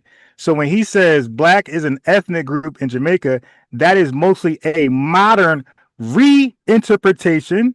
I told you you're being anachronistic, or a political social shorthand, not the traditional historical structure of Jamaican, not black, Jamaican identity. Now, what Jamaican historically used? Watch how black's not here. During British colonial rule, Jamaica used categories like Negro, colored, African, Creole, mulatto, maroon, East Indian, white Chinese, Syrian, Lebanese, everything you said. Those were the historical population labels. Watch this. You don't see black functioning as an ethnic nationality. The question I asked you the other day was, is black performed like an ethnicity in Jamaica? You said yes. You don't see black functioning as a distinct ethnic nationality category in the 1700s, 1800s, or early 1900s Jamaican framework. That's important. Why? Was black used in Jamaica? Yes, but mostly as a racial color term. That means the whitey man gave it to you. You didn't give it to yourself. And when the whitey man gave it to you, the whitey man defined it. So it came with a definition, something you guys didn't come up with. It says the black population, black masses, black workers. This was common across the British Empire, but that does not automatically mean black a formal ethnicity. See, the problem with you is you read stuff and you cannot comprehend what you're reading, and you don't even know how to research properly. You will be called headline readers or bias readers. You look for something and you twist it, turn it, say, I got it. And then you come to a panel like mine, who's a real researcher, and get cooked. It says that's where your opponent is collapsing categories, my guy. The big confusion is race, ethnicity versus nationality. Your opponent is mixing all three. In Jamaica, nationality, Jamaican, ethnic subgroups, everything but black here. Ethnic subgroups. I said you guys are not black ethnically. You're ethnically Jamaican, like this right here. Afro-Jamaican. Racial descriptor. So this is what you called yourselves. All this stuff right here. This is what the whitey man called you. Black, white, brown, mixed. Watch this. Those are different concepts, but you're trying to act like they're together. Did Jamaica have a black census record? So I even threw that in for you to save you. Yes, but yes. So your research, my guy, context matters. Colonial and post-colonial censuses often use black, white, mixed, East Indian, etc. That's your colonizer, my guy. But that was usually race, color, or broad population classification, not a distinct ethnos in the modern sociological sense. Okay, that's similar to South Africa using black, white, color, Indian. We know they're not that. They are Zulu, Zimbabwean. They are different things. Their ethnic group isn't black. The ethnic group is in Zimbabwean, Zulu, whatever else over there. It ain't black, white. That's what white people make up. Those are racialized administrative categories, my guy. That does not mean Black historically functioned as a singular ethnic people with one culture and lineage like we do. So your main point about Black Americans, where your point has historical weight in the United States, especially after the Harlem Renaissance, civil rights, Black Power movement, and the rejection of Negro, many Black Americans transformed Black into a Black Americans did this. Transformed Black because this had a historical negative definition, connotation to it. We Black Americans transformed Black into a positive identity, political identity, cultural identity, and eventually an ethno-culture identifier. That's called ethnicity. That's called being Black ethnically. Okay, so this shift became especially prominent in the late 1960s, early 1970s. That is historically true. My guy, you don't know how to research. And that's why context, when you read something, you try to present it to Tariq or FBA gatekeeper and you omit the context on purpose. You're not ready.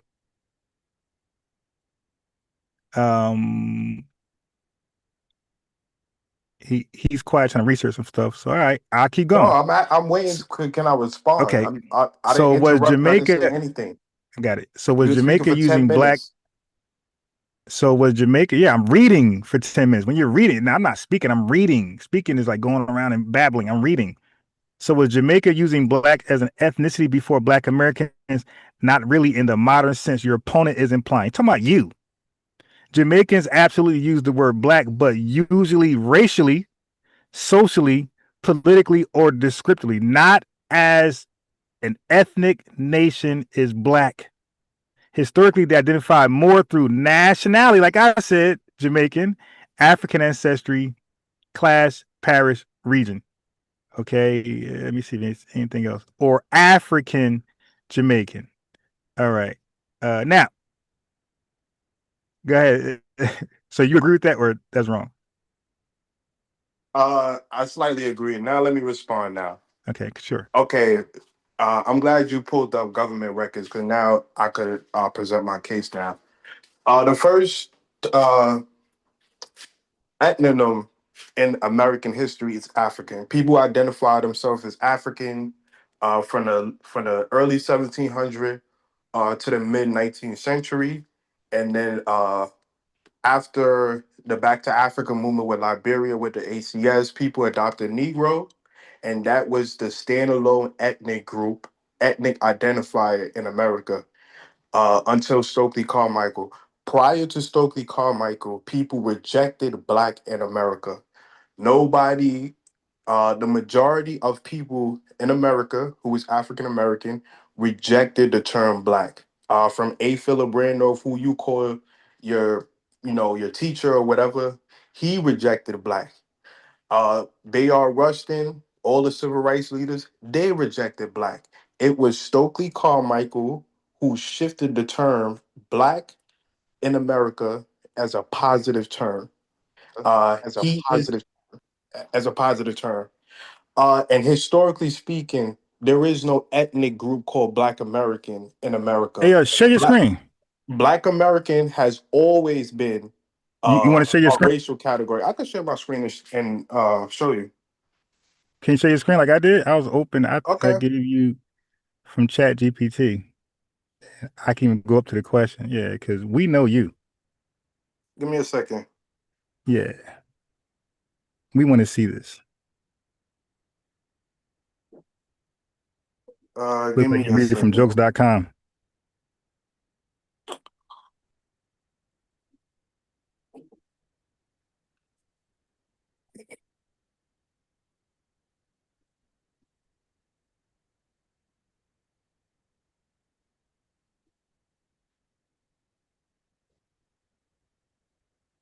Give me 1 second. Uh, Give me 1 second.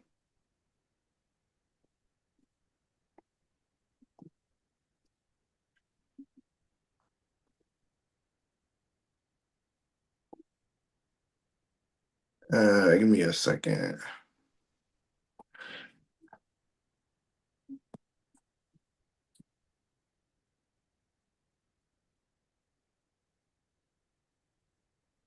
Can you see my screen? Is Black American a racial category and African American an ethnic group? Yes, Black American is primarily considered a racial category, while African American refers to a specific ethnic group. Black American, this is a broad racial Wait, go back classification. up. Go back up. So I want to point something out, family. Look at how he's ambiguous and vague. Is Black American a racial category? We know that. That's why we're delineating. We're rejecting that. Then it says an African American, an ethnic group. Yeah, Okay. AI could have just said I'm wrong. No, but it is. That's right. Nobody. How? It just said yes. I said that's right. That's how our government went behind our back and did that. But anyway, continue. Okay, so you I'll cook pulled you. up government records in Jamaica. No, I'm I pulling pulled up the up. That wasn't government records, in my guy. America. That wasn't government records. That was the research. You showed Afro-Jamaican, Asians, and other groups That's on government that's not records. government records. That's how they recall. That's how they recall themselves then and now. Oh, But oh, anyway, go oh, ahead. Finish up. yeah. Black American is primarily considered a racial category, while African American refers to a specific ethnic group. Understanding the difference, Black American race, this is a broad racial classification that refers to people who identify with or have origin in any of the Black racial groups of Africa. You said there's no Black people in Africa. I disagree with you because it is a racial It's saying racially, my category. guy. Race. I said there's no ethnic Black people in Africa. You keep Oh, you okay. can't get that. God, oh my God. Okay, cool. Pardon me. It includes not only African Americans who you are, but also Black immigrants from the Caribbean, Africa, and Latin America. African American ethnicity. This is an ethnic group defined by distinct cultural identity, ancestry, and shared history. Specifically refers to Americans whose heritage traces back to the descendant of enslaved Africans in the United States. Uh, all African Americans are Black, but not all Black Americans are African Americans. The Census Bureau often group these terms together for demographic purposes, but sociology, one describes a person's race and the other describes their specific cultural heritage. Now let's ask, why did African American like A. Philip Randolph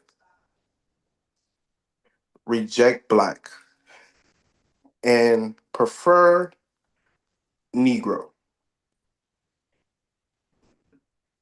Negro, and was it So just to be clear, you said Stokely Carmichael is the reason why Black people no longer so rejected Black. let's ask, I'm asking AI to Right. So based on what you already presented to us, are you saying Stokely Carmichael is the reason why Black Americans are saying they're Black? So before him, we were saying we're not Black, and it took him to say we're Black. Is that what you read earlier? yeah, so let's see if AI agree Okay. with me. Let's see. Okay. Let's see. Yes, your assessment on both historical points is correct. Older What did civil you rights ask? leader. Hold on, let me read. No, I'm saying Oh, what did you what was the you want question to see my you asked? question? Yeah. Why did African Americans like A. Philip Randolph Oh, reject Black and prefer Negro? And was it Stokely Carmichael the one who turned Black to a positive ethnonym? Yes, your assessment of both historical points is correct. Older civil rights leaders like A. Philip Randolph strongly preferred the term Negro over Black. And it was indeed Stokely Carmichael, later Kwame Ture, who was instrumental in transforming oh, Black into a positive, oh, empowering, wait. That's not what empowering you said. ethnonym. Hold on. That's not what you said earlier. Earlier, you said it was Stokely Carmichael. That's why I asked the question so specific. You said it was Stokely Carmichael, not being instrumental. You say he was the sole reason why Black Americans embrace Black as a positive ethnonym. And then I said, hey, bro, Is that what you said? You said yes, but the research says something differently. It said he was What does instrumental instrumental. mean? That means that he played a part.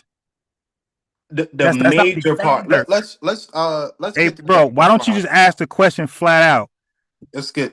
Is he the reason why black? Is he the sole reason? Sola, SOLE. Is he the sole reasons? Is sole reason why Black Americans call themselves black? And before then, they were saying they rejected black. Let's Okay, look so up. just ask you right because you know you're lying. Let's This dude look came up. into our Let's look movement, up. but he's the Let's look sole up the reason. term. Black was already going around. Hold on. Let's look up instrumental. Instrumental adjective refer to something that serves as a crucial means, agent, or tool to achieve a specific goal. It can Right, there you also go. mean a piece of music solely Mm-hmm. by instrument without vocal. So Right, so it ain't the sole. instrumental.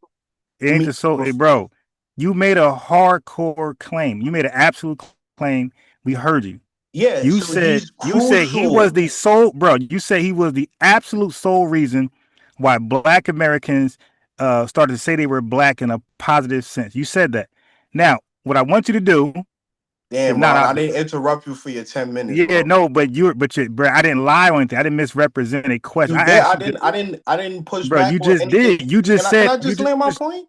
yeah, but hold on. But you can't be deceptive though, my guy. Oh You man. said one thing, your research says something differently. You gotta acknowledge that. So I pointed that out. Okay. Say what you said. So now can you go back and make your argument and then make sure so restate your argument and make Okay. sure the Okay. Let me research rephrase. aligns Let up me with it. rephrase. Let me rephrase it so I could just Yeah, speak. rephrase it, liar. Go ahead. Stokely called my, and I'm agreeing with AI. Your assessment on both historical points is correct. Older civil rights leaders like A. Philip Randolph, your so-called master teacher, strongly preferred the term Negro over black. It was indeed Stokely Carmichael, later Kwame Ture, who was instrumental in transforming black into a positive empowerment ethnonym in the mid 1960s. The historical and social reason for this generation shifts center on identity, respectively, and political power.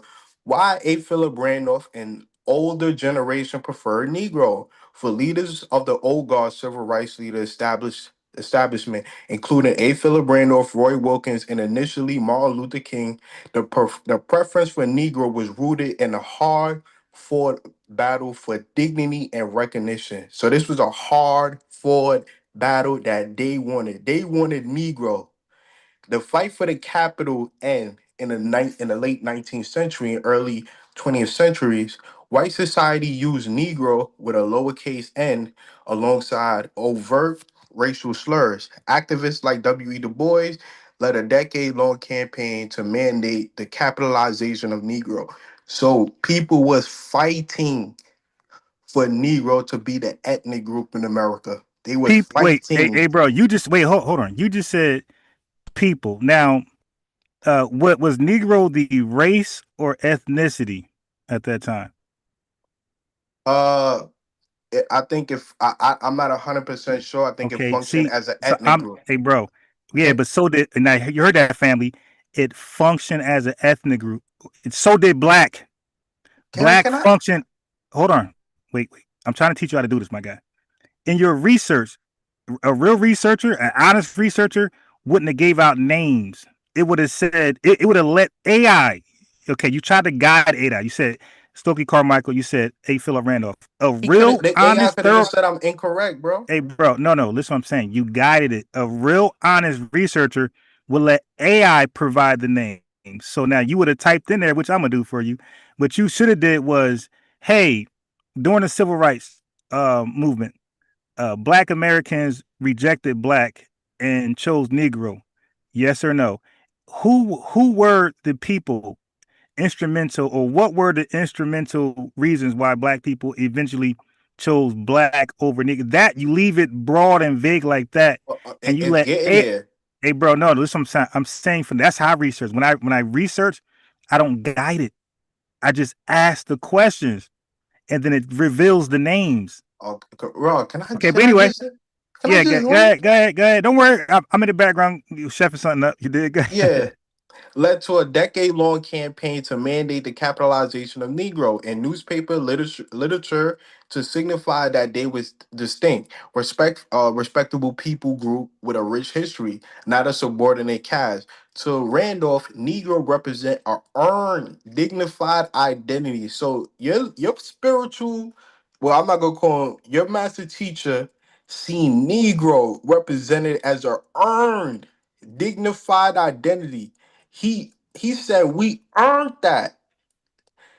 The new Negro movement. Randolph was a leader of the new Negro movement of the 1920s, which rejected submissive post-slavery old Negro image in favor of an educated, politically active, and self-defending individual. Negative association with black. For generations, for generations, the word black carried deeply negative connotation. It was used by white supremacists as a weaponizing descriptor and was often associated within both white and black communities with darkness, evil, uneducated status, or pure skin tone hierarchy, colorism. Randolph generation viewed black as a step backwards into pejorative labeling, the goal of integration. Randolph political framework was heavily focused on integration, labor unions, and coalition building with white liberals. So your man, A. Philip Randolph, he's seen Negro as something he earned, and he was trying to build with white liberals. He feared that he feared. You listening? Hold on, let me go back. Damn, I just he feared. He feared shifting towards black, which became heavily tied to racial separatism, would alienate white allies and undo legal integration progress. So A. Philip Randolph cared about what white people think what if they labeled themselves black. He thought it was gonna alienate his white allies. How Stokely Carmichael transformed black into a positive ethnonym. In June 1966, during a march in Greenwood, Mississippi, Stokely Carmichael gave his famous speech rallying the crowd around the slogan Black Power. This movement became a, a watershed event that actively reshaped the language of American identity. You hear that? Reclaiming the term. Carmichael and the younger faction of the Student Nonviolent Coordination Committee, SNCC, argued that Negro was a slave era name imposed by white oppressors. They intentionally chose black as a self-determined, proud identity. Black is beautiful. Carmichael used his platform to counter generations of internet institutionalized racism. He famously told audience, we have to stop being ashamed of being black, not Negro, not colored, black, by linking the word to strength, natural hair, African heritage, and physical beauty. He helped decouple black from his historical negativity, a shift from integration to self-determination, while Randolph generation fought to integrate into existing American institution. Carmichael Black Power movement advocated for black control, political, cultural, economic institution. The word black became a political banner for the autonomy. Mind you, and Stokely Carmichael is from the Caribbean. So it was a Caribbean named Stokely Carmichael that said, hey, the hell with Negro, the hell with A. Philip Randolph and what they wanted to. And that, now let's get down to the summary from AI. Summary of the generation shift. A. Philip Randolph generation preferred Negro, capitalized. Stokely Carmichael generation, black. View of the term, a hard-won symbol of respectability and legal progress. So he thought it was a respectable term, Negro, a radical tool for cultural pride and definition, primary growth, integration, civil rights and labor solidarity, self-determination, systematic overhaul, and black autonomy.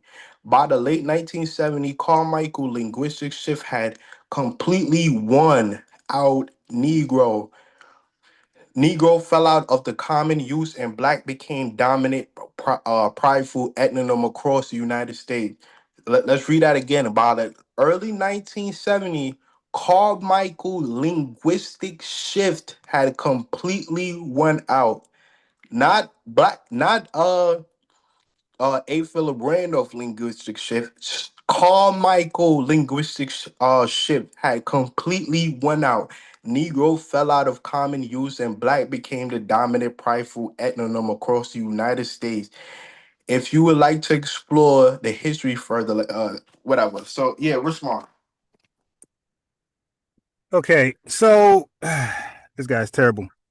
Family, of course, AI knows what you want to argue from. He entered two names, so AI just kept talking about A. Philip Randolph and Stokely Carmichael, and that's why he's reading it. It's saying A. Philip Randolph era. Yeah, you know how old he was compared to Dr. King? Like he was like an elder. Okay. Now he didn't say the Black Civil Rights Movement, like the people at that time, the Malcolm X, the Dr. King.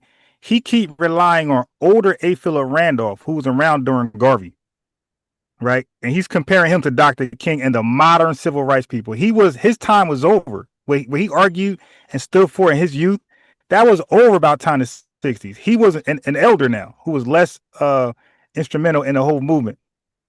Okay, he was more of a mentor. So I mean that's just garbage. But hold on, race. Okay, how is race defined? You asking me? Yes. How is race defined? It's a social. It's a social. Essentially, phenotypes and you could say ancestry and a common landmass. Okay, got it. What is the difference between an ethnic group and an ethnicity? Let's look it up. Well, you got to look it up. We ain't got to look it up over here. You're using words you don't know what they mean, and that's what I'm trying to say, bro. You're incoherent. An ethnic group is a specific population of people who share a common cultural, linguistic, or ancestral identity, while ethnicity is a state or quality of belonging to that group based on shared cultural heritage. Oh, okay. So an ethnicity doesn't got to be written down. An ethnicity don't got to be stamped by your government. It exists regardless of somebody saying it doesn't exist. It doesn't exist. So ethnicity is just practices. It's shared practices within that ethnic group. So black in the 1960s were the ethnicity of black people that the ethnic group embraced.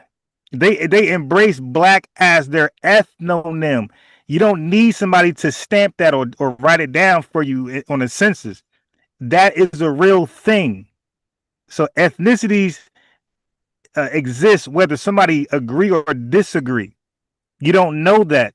Now, the American government later on, sometime later, had wrote down African American about like 2000, some year 2000. So, brother, here's the question for you. So, before African American was black people ethnicity, what was our ethnicity? I'm talking about stamped by the government. What was our government ethnicity before African American? Negro American.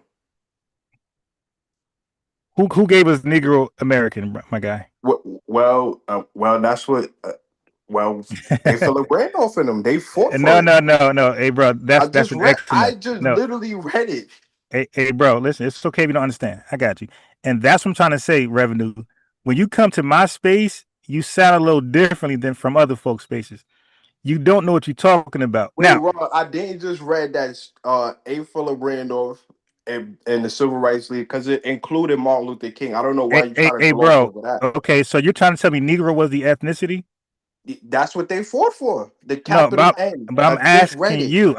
Okay. Based on what you read, do you believe before African American, Negro was our ethnicity?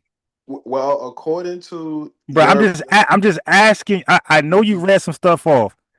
I want to understand what you understand based upon what you read. So our ethnicity before African American was just Negro, it right? was Negro American in the 1960s. They Okay. fought. Hold on. It was in the You're 19. reading it, bro. Listen. There's something in grade school where they say put it in your own words. They want to know if you can comprehend it. So they'll Yeah, say, I'm telling you. You're no, not bro, letting you're me answer. reading it back. You asked Hey, me. Revenue, hold on. Revenue, you're reading it back to me. You're not putting your own words because you're not showing you understand. No problem. I'm not reading. I'm coming off the head. Pause. Okay, no problem. Do you know right? But you didn't. Okay. Do you know? Now listen. I'm gonna share something with you, bro. When we have exchanges, right? And I'm gonna show our last exchange when you lied and said black was an ethnic, Jamaicans were black ethnically in Jamaica. So what happens is not only did it show that you were wrong, it graded our exchange. So I'm gonna show you what grade you got, and what grade I got from that whole entire exchange. And we're gonna look. And after this conversation, we're gonna do it again. I guarantee I'm gonna have a 9 or a 10. You're gonna have a 3 because and it's gonna explain why. It's explaining your shortcomings. It's saying you can't comprehend the data you're reading. Okay, so but hold on, before you go. So Negro, are you? Do you know who Walter Plecker is? The dude from Virginia. I don't know much about him. I Oh just know yeah, he brother. something about You Native should want to Americans. know. Okay, so if Negro was our ethnicity, can you just throw anybody into somebody's ethnicity, or they got to be born into it in part of that historical group? People could be thrown into it because an No, ethnic group. Hold on, let me no. explain. An ethnic group is mainly based on cultural and shared ancestry. Yeah, So people like, hold on. So but hold people on. like, No, wait. Hey, no. Hold on. No, because white people do they not borrow a lot of Black Americans' shared experiences, our shared expressions, but they're never thrown in our but ethnic they group, my not, guy. but they don't have shared ancestry. Right. Okay. Right. So now, so it's a collective of things that you got to check the box to all of that. So you can't. So now, if you don't have the ancestry, and you're coming from Jamaica or France or Brazilian, but you adopt our hip hop, or rap, you adopt our soul food. That don't make you part of our ethnicity. That's my point. Now, Can I ask you a question then? wait. Before you do that, I'm about to land something hard on you. Okay. Negro, are you familiar with paper genocide? A little bit. God That damn. that's some Native Okay. Americans who had a little bit of African ancestry in No, them. no, They no, was no, labeled no, Negro. no. Paper genocide is simply taking your identity from you on paper, just saying you're not that no more, and you're this. So indigenous people were reclassified as Negroes, and they now had to live as a Negro, or they didn't live like one, but they were accepted. So they live like themselves, but they were accepted in white system as a Negro, even though they weren't. So because you know why? Because Negro was the race. It wasn't an ethnicity. So that's why I asked you if African Americans is our ethnicity. And by the way, who made African American our ethnicity? Was it the government or Jesse Jackson? Well, Jesse Jackson and a host of other scholars came together. No, wait. You're talking about Jesse Jackson and Black civil rights movement. It was nobody white. You're talking about black people, right? So Yeah, black. So okay. So cool. So it was not the gut. The question is, it was not the gut. So it was Jesse Jackson and whoever versus the government. So it was Jesse Jackson, not the government, right? yeah. Because the government does not assign ethnicities, my guy. It assigns races, race labels: Negro, color, mulatto, white, and then it made black and African American that as well. So they don't assign ethnicities. People assign their own ethnicity. This is what you don't know, but you keep running your mouth.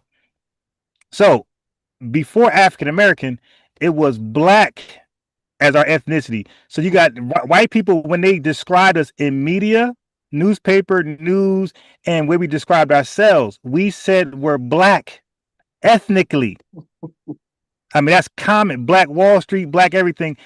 Our banking system, we're black banks. That's ethnically black, my guy. That's not racially black. Because like you said, race is a phenotype. How's a bank have a phenotype? But you can be ethnically Igbo, right? An Igbo bank, an Igbo politics. That's all ethnically Igbo. It's not racially Igbo. It's not racially Igbo. So all of our society was ethnically black. It wasn't racially black. Racial was something white people went behind our backs and listed us as a race, made our ethnicity a race. Okay, so that's also called paper genocide. It's when white people ignore what you call yourself, like indigenous or tribe, whatever tribe they were from, Cherokee, when they ignore that and make you a vague people. So Negro was nobody specific. You had Negroes across the world. So Negro is not a specific. So it could not be ethnicity, guys. It's not specific. Ethnicities are specific. Okay, so you don't know what you're talking about. So over here, this is how you look all the time. But let's get to Garvey. Unless you want to say something else, I'm ready to move on to Garvey.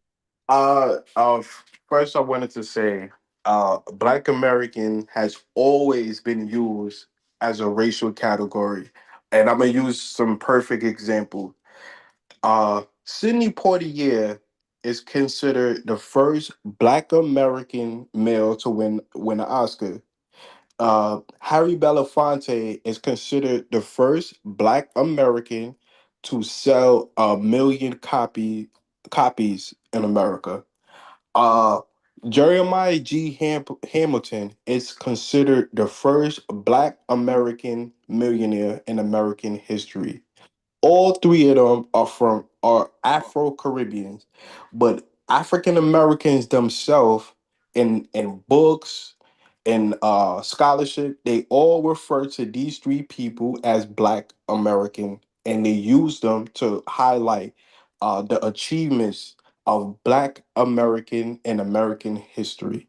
Jeremiah G. Hamilton is widely considered one of the first Black American millionaire alongside William Alexander, the founder of San Francisco. Uh, until this day, when they list the Black American Oscars winner, they always say four. They always consider Sidney Poitier as the first one, and the rest, and all the way up until what's his name, the dude that won it the other day.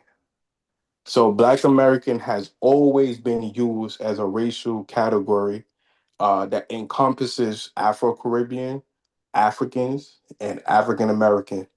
You in the Hey, modern bro. sense, hold on, let me land my plane. You Damn. in the modern sense is trying to superimpose your ideology to say that Black American is an ethnic group. Nowhere in history can you find Black American as an ethnic group anywhere. It has always been a racial category. But All go right. ahead.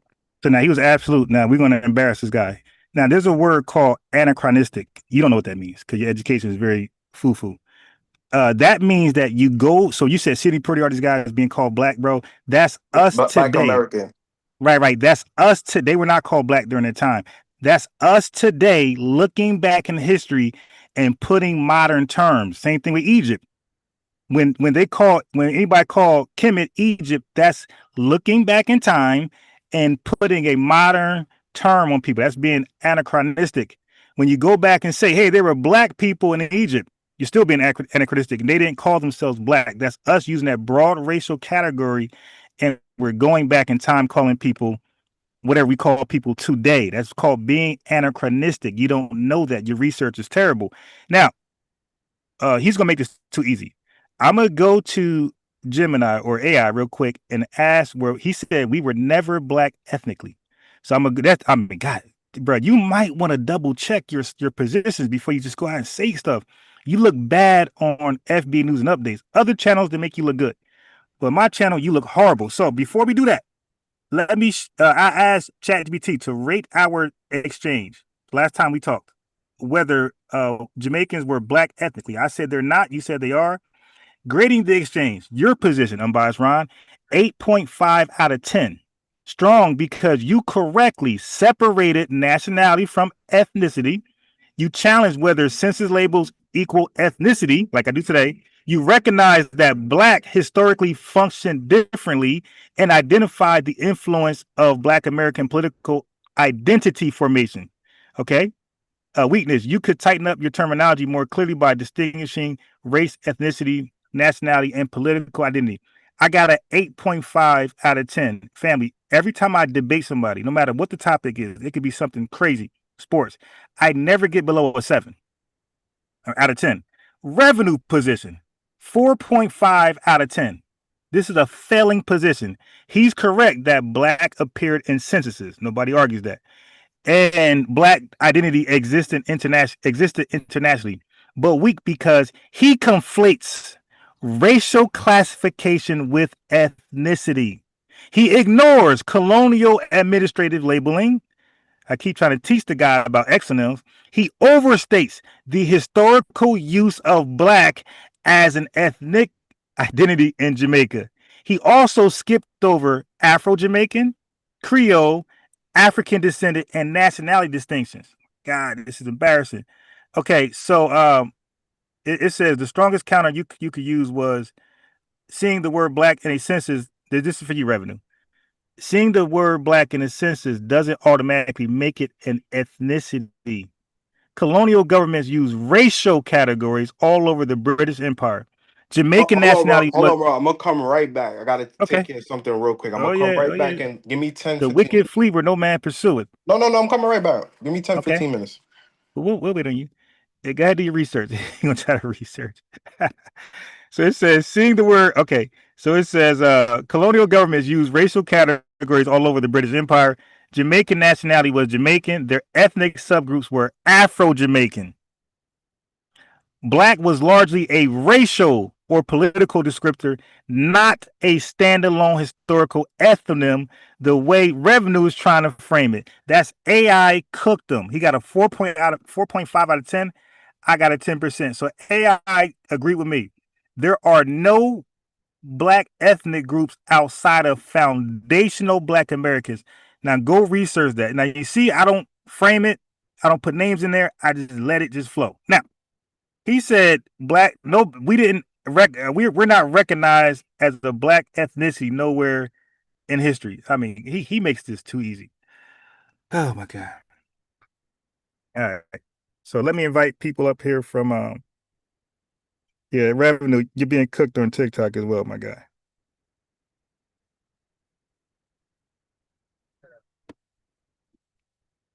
So then we're going to get to Garvey. I know he don't want to go there, but he said Black Americans, we never were recognized. Black was never recognized as an ethnicity in America. I mean, this is crazy tether babble.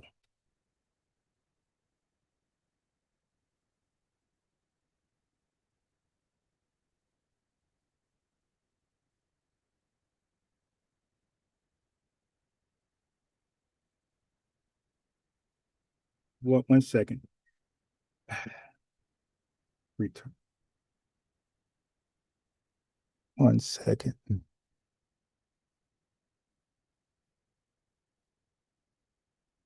Okay. God, this guy's too easy, man. So this is what happens when Revenue pulls up on FBA News and Updates. He never looks good. Look, I asked a simple question. Was Black ever used as an ethnicity in America? Yes.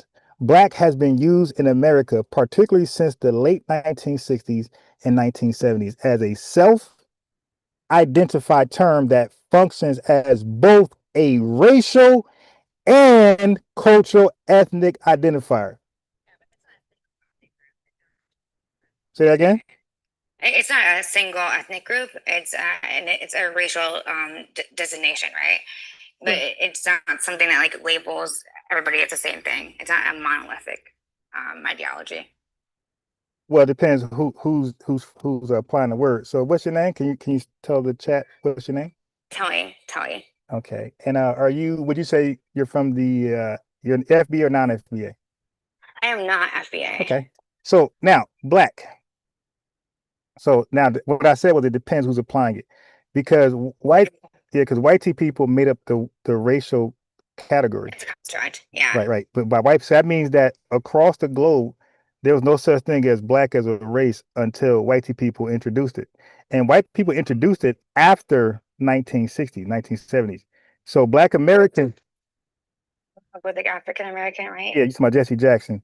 Right. So now, no, it's all good because slip of the tongue. But you're right, though. But that was 30 years later. So in the 19, so that's 1989, 1990. Black was already, black was flown already in the 1960s. You know, Malcolm X was called a black Muslim, right? Okay, I think I was referring to African American, and that's my bad for conflating the two. Yeah. So what I'm saying is that what country are you from? Your ancestors, whatever. No, I'm saying like. Native American, Polish. Okay. All right. So indigenous, right? You're indigenous, right? So indigenous people never call themselves black. Are we right? Correct? Well, I have a unique. No, I'm saying historically. I'm just saying historically.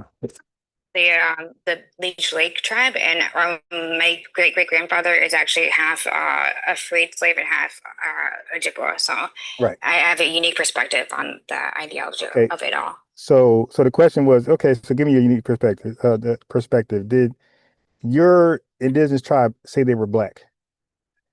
Well, I don't think we defined our own identification. Well, every people name themselves. Like nobody goes around not calling themselves something. But that is an ideology of the colonizer. No. I mean, no. But yeah, racial constructs didn't exist until there was a colonizer here. But there were ethnic tribes, right? So ethnic tribes. So listen, ethnic tribes. So you're talking. So the colonization, the colonizers didn't start until 1884, like the Berlin Conference when they split up Africa. Before then, everybody had their own names. So Jamaicans were called, I'm not Jamaican, I'm sorry. Africans had their own names. The Chinese had their own names. East India had their own names. Nobody were renamed. So before the whitey man started to rename people, people had their own names.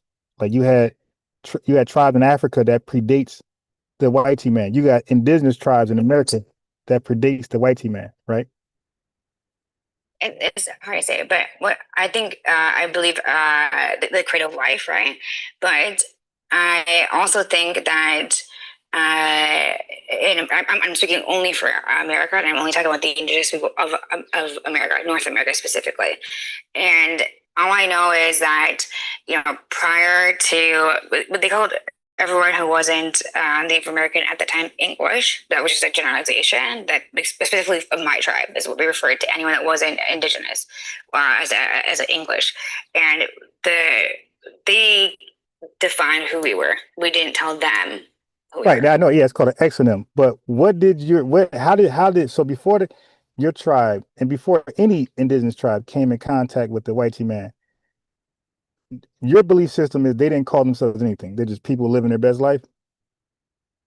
We have our own band. It's called a band, so we're like Ojibwa or a band, right? And then there's a Potawatomi. We had our own separate tribes, but it wasn't different racial hierarchies. No, and we didn't have different specific names depending on our skin color.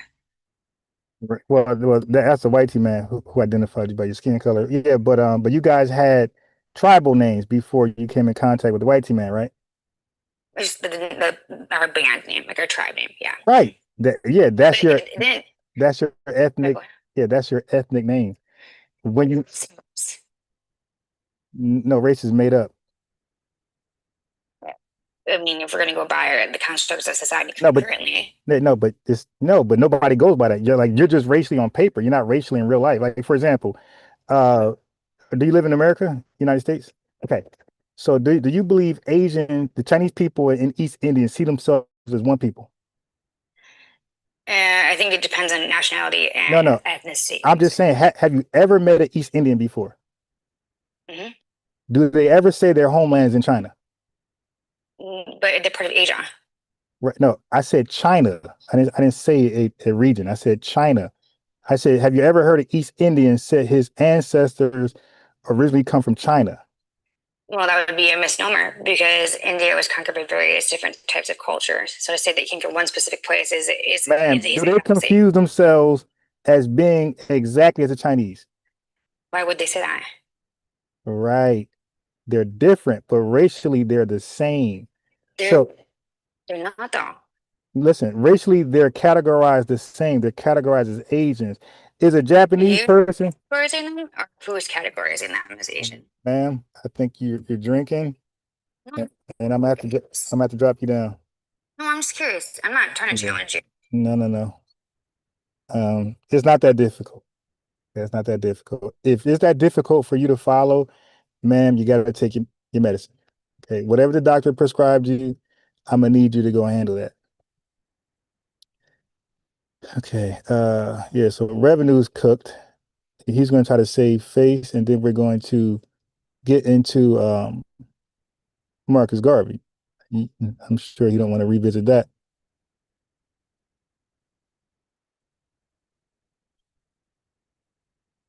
My man got off the line. Now this is the real revenue. I take it all the way to the origins of the thing. This is the real revenue. And then when you come to the real revenue ain't who you see in any spaces.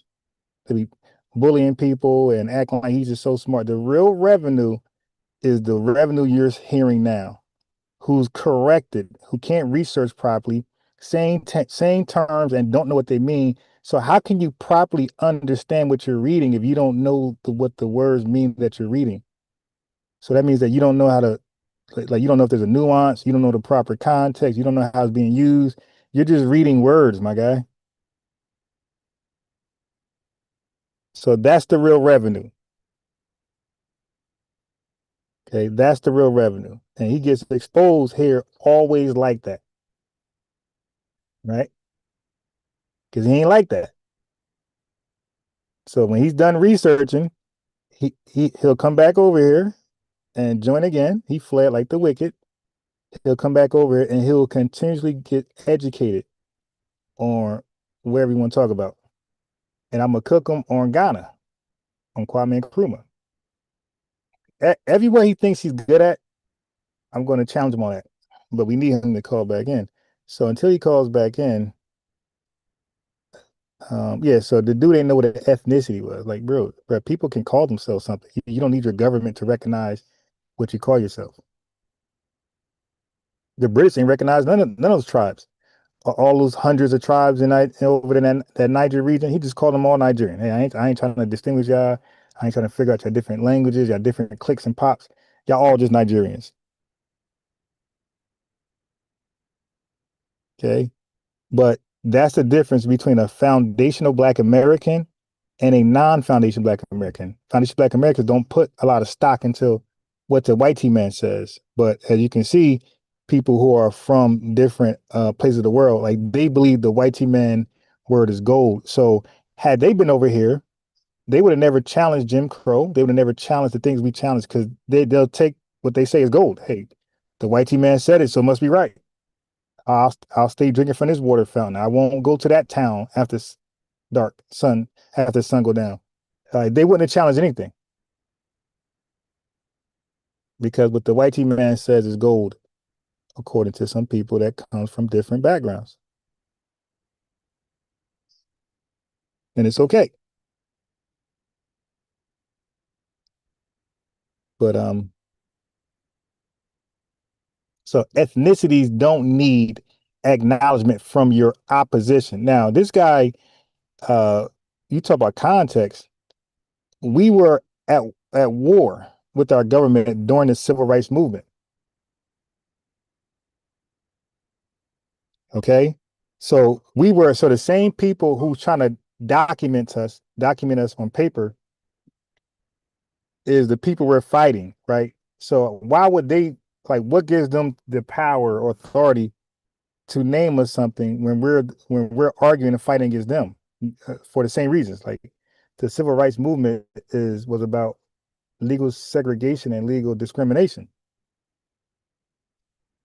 Right, so we were arguing against that, like, like the Jim Crow period, like, your entire society violates our constitutional rights.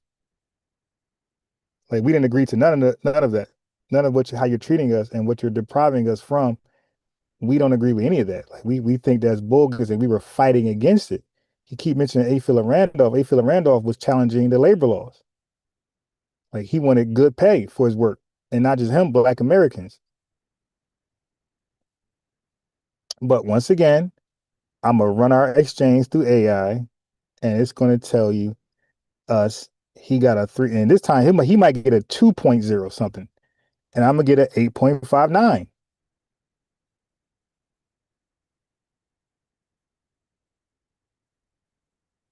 All right, that stuff don't work over here, like the flipping and flopping and the things you do on those other folks' channels, and they let you get away with it. That don't work over here, guy.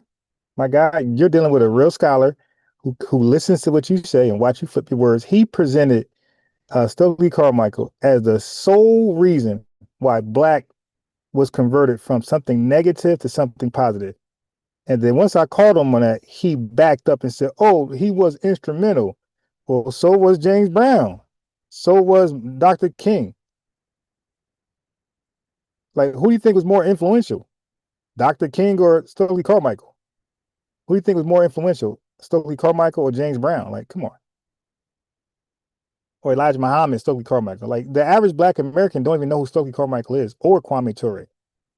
Either name you use, if I call people on three-way right now and ask them, oh, matter of fact, if I just posted up somewhere and say, hey, can I ask you a question? Just ask Black Americans, hey, or people who perceive to be Black. It could be Jamaicans, whatever. Hey, do you know who Stokely Carmichael is? If anybody know who he is, I guarantee you they got foreign background. Because I'll even ask them, like, hey, are you, from Jamaica or the island somewhere? And I guarantee you, the average Black American does not know who Stokely Carmichael is.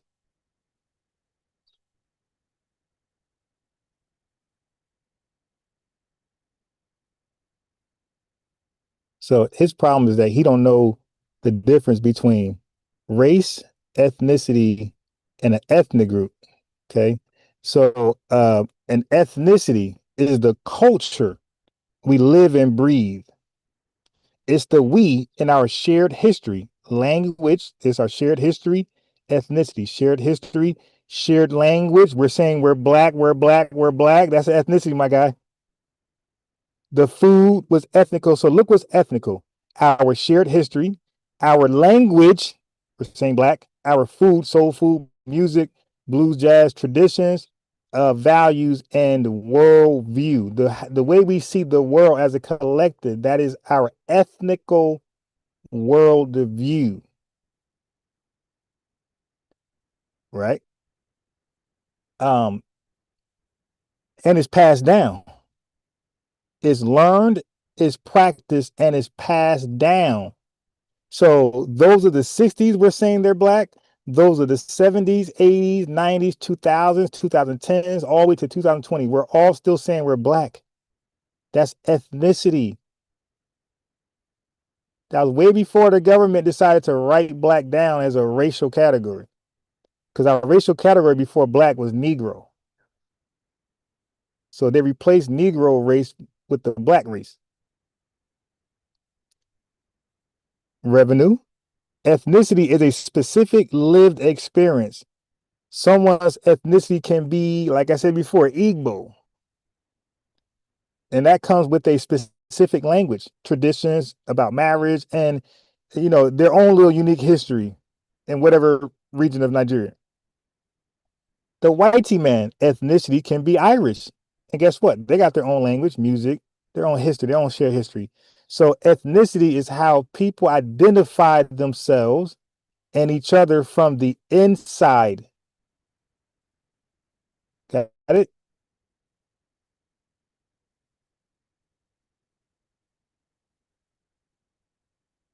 And when you have, that's the ethnicity. That's the things you do and say.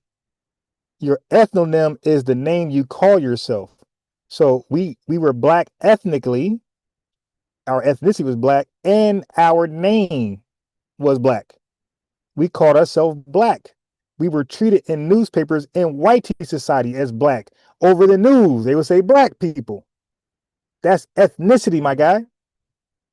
And we called ourselves Black in the same areas: news, public, socially, the Black man, the this, that, the first Black this. So according to Revenue, Black is a racial term. And I said, hey, how you define Black racially? He said, oh, I guess phenotype red is broad. That means anybody with that phenotype is black, right? Okay, so when they say the first black runner in America or the first black this, that could have been anybody in the world with the phenotype? Because they weren't, American was something that came on later. When we said we were black, we were known as black people, not black Americans, black people.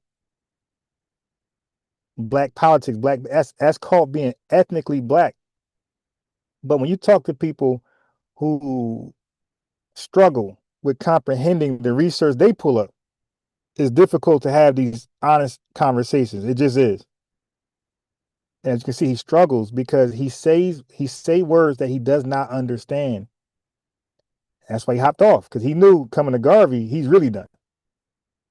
Because he said Garvey owned all these businesses, right? And I said, well, how did Garvey get the money for those businesses? Well, okay, no, family. The point is, he did not, like, he's trying to compare Marcus Garvey to Tariq Nasheed, when Marcus Garvey money did not come from his hard working hands. People were either buying stock or donating to him.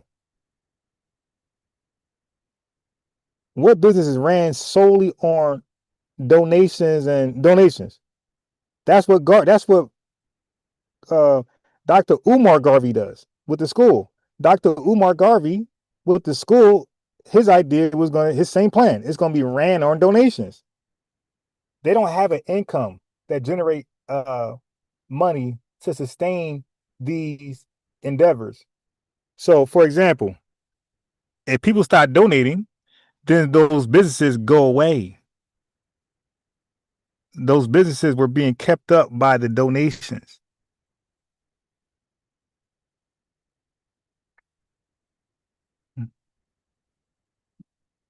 Revenue.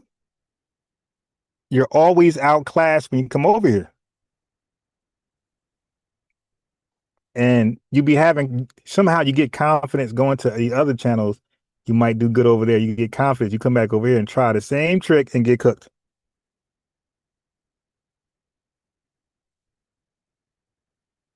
So black was our ethnonym. That's what we chose. Nobody gave us black. We were given, like you said, Negro. That's why I say, bro, what was our ethnicity before African American from Jesse Jackson? He tried to say Negro. Nah, that was our race. People was called Negro all throughout the world. That's not an ethnicity. Ethnicity is like specific. Your ethnicity is unique just to you. Your shared cultures, your ancestors, your food, your language, that's yours. That's not spread out to the world. Negro was our race category, and that's why indigenous people were thrown in that box, and eventually mulattoes too. That was our racial term. So they eventually stopped the mulatto class and threw them into the Negro box along with indigenous people. That's called paper genocide. But when you talk to disingenuous people, they don't know nuances. They don't know context. This guy's trying to validate our open ops as the Midas touch. Like, if they say that's what it is. As though we had any control over those things. Now, a lot of it is projection. A lot of it is how they see themselves. A lot of it is what happened to them. My boy came up with a term. A lot of them are dealing with ethnic inferiority complex. They can't stand side by side with us with their chests up without taking us down or trying to talk bad about us. Because they understand, like, our rich history is so unique and so phenomenal that theirs may not be up there with us. So, but they still feel like they can't stand strong next to us. You don't have to have our history to stand strong next to us. You can stand strong next to us. But they believe because their history isn't on par with ours, they feel like they got to tear ours down to stand next to us. That's an ethnic inferiority complex. That's personal. That's psychological. You got to handle that.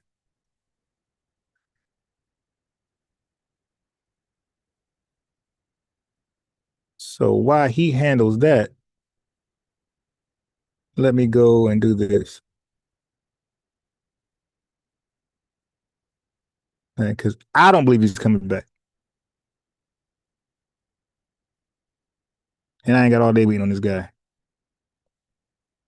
So if you didn't know, Revenue called up Tariq Nasheed sometime this week or last week, and he brought up Marcus Garvey, and he was trying to lie and challenge Tariq Nasheed as though Marcus Garvey was successful, as though he was not a scammer. Okay, he was doing like little foot shoveling, lying tricks. So he came over here, and I called him out on just that. I said, "Hey, man, remember that Marcus Garvey talk he was doing with Tariq Nasheed, all these companies he owned, these businesses, and the Liberia thing? Like, dude, why you lying, bro? Why you capping?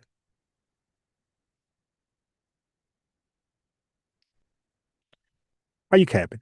Oh, hey, Philip Randolph, Negro, bro, we're talking about Marcus Garvey, my guy. We're talking about what you said about Marcus Garvey that wasn't true. You were arguing that he was not a scammer. When this dude confessed over here so many times that Marcus Garvey was a scammer. He confessed so many times that Marcus Garvey was a scammer over here. But when he go to different FBA spaces, he'll argue the negative. He'll pretend he's not because he know that they most likely don't know what I know. Right? Well, most people don't know what I know about Garvey. And a lot of it's off the top of the head. I'm a Garveyologist. So we're gonna get into some of Garvey scamming ways. Why did I come here?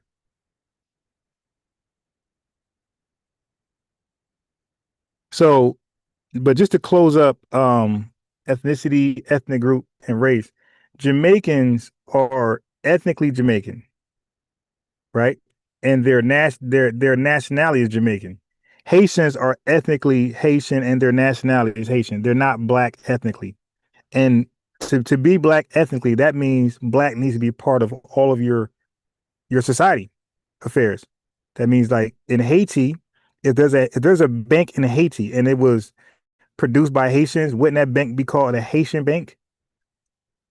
Wouldn't all their politicians in the political realm be called Haitian politics, right? It wouldn't be called black politics. It wouldn't be called a black bank. It wouldn't be called the black dollar in Haiti. It's called the Haitian dollar because they're ethnically Haitian. It's called Haitian music. It's called a Haitian language. And guess what? It's called a Haitian culture because they're ethnically Haitian. In America, our terms are black. It's the black dollar. It's black on black crime. It's the black woman, the black man. It's black politics. It's the first black this, the first black that. Because we're black ethnically. That's all it means. When you're ethnically something, your name will be all throughout it, all throughout your social affairs. Throughout the let's say France. It's the French dollar. It's French politics. It's French servicemen. It's French this, French that, French this. It ain't white nothing. Okay, it's French. The Chinese dollar, the Chinese politics, Chinese companies. It ain't Asian stuff. So you don't get to become magically black. Igbo, right? And they're Nigerian and they may be African, if you're going with a continental identifier, but they're not black ethnically. They're black racially, and that just means whitey people call them black because they have African ancestry. Just that. That's all it means from a whitey man standpoint. But they themselves didn't call themselves black in a positive way ever. That was a term put on by their oppressors. Out of all people, they are not their allies. Their oppressors said they're black. And because they worship their oppressors, they took on that name without any question. We didn't do that. We were called Negro too. We were called colored too.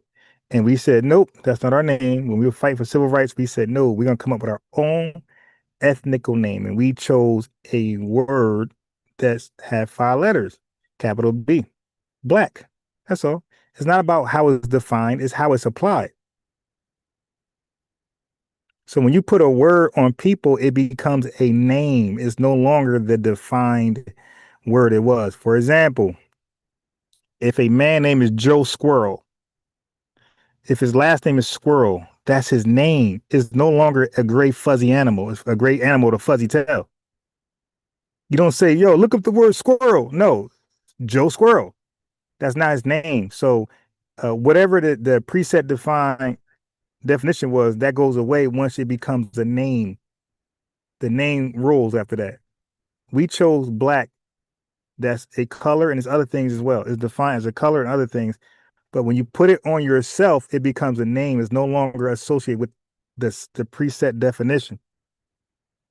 It's now a name. You can call yourself a spaceship. You can say, hey, my name is Spaceship Jones. And you don't say, well, you a spaceship. A spaceship is a flying saucer. No, that's just my name. Once you apply it to a human being, the preset definition goes away and it becomes just your name. It just means it describes you, the human being. That got a mother, father, brother, sister, wife, kids. That's all that means.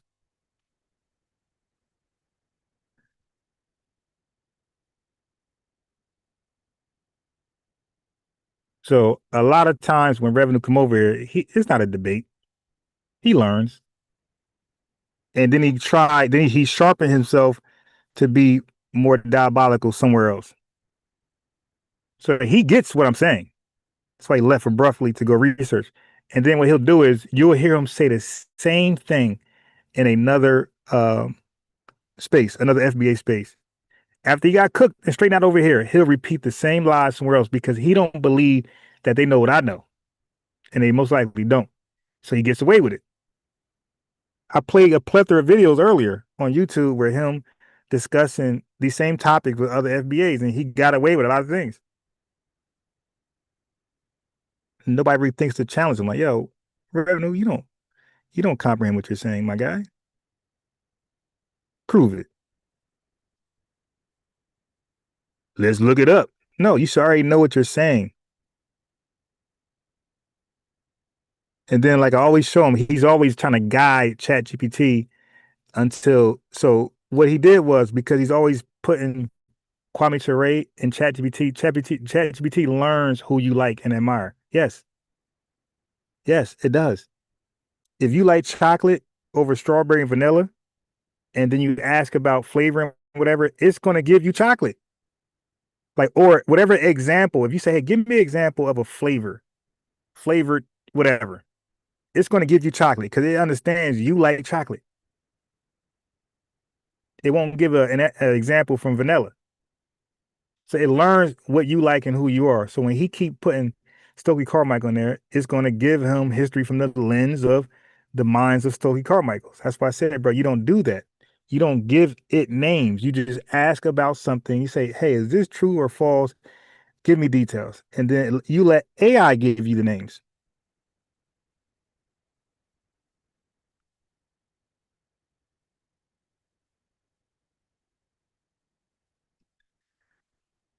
All right, let's cook on Marcus Garvey. Then we're gonna get out of here.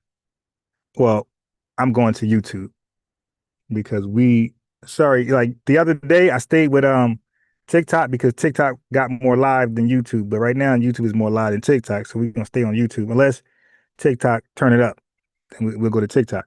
But Marcus Garvey. Now this guy said Marcus Garvey had 12 businesses and he started to name them off. Now he's not gonna come back after I explain this. The question I asked Revenue, I said, did Marcus Garvey build businesses using majority stock sales from Black people? Okay. Matter of fact, let me share my screen. Now, TikTok world can't see this. So my name is the same as it is you see on here as it is on YouTube. I keep wanting to say Facebook for that weird reason. But my name on YouTube is the same it is on TikTok. It's FBA News and Updates. Okay, and if you believe this education is good for you, follow, subscribe, and Donations are accepted. $ unbiased Ron, the name. Okay, so you're looking at my screen. Did Marcus Garvey build businesses using stock sales from black people? Mostly, yes. I just asked Tether.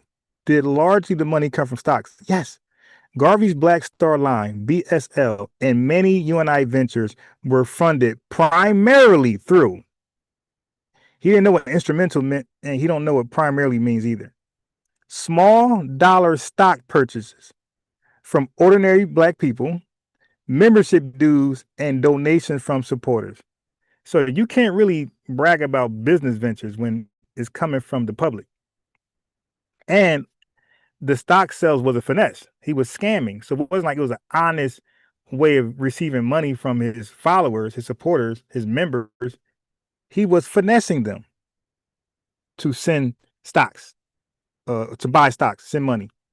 Okay, the stock was heavily marketed to black communities in the U.S., Caribbean, and elsewhere as part of Black economic independence, global black commerce, African redemption, repatriation aspirations.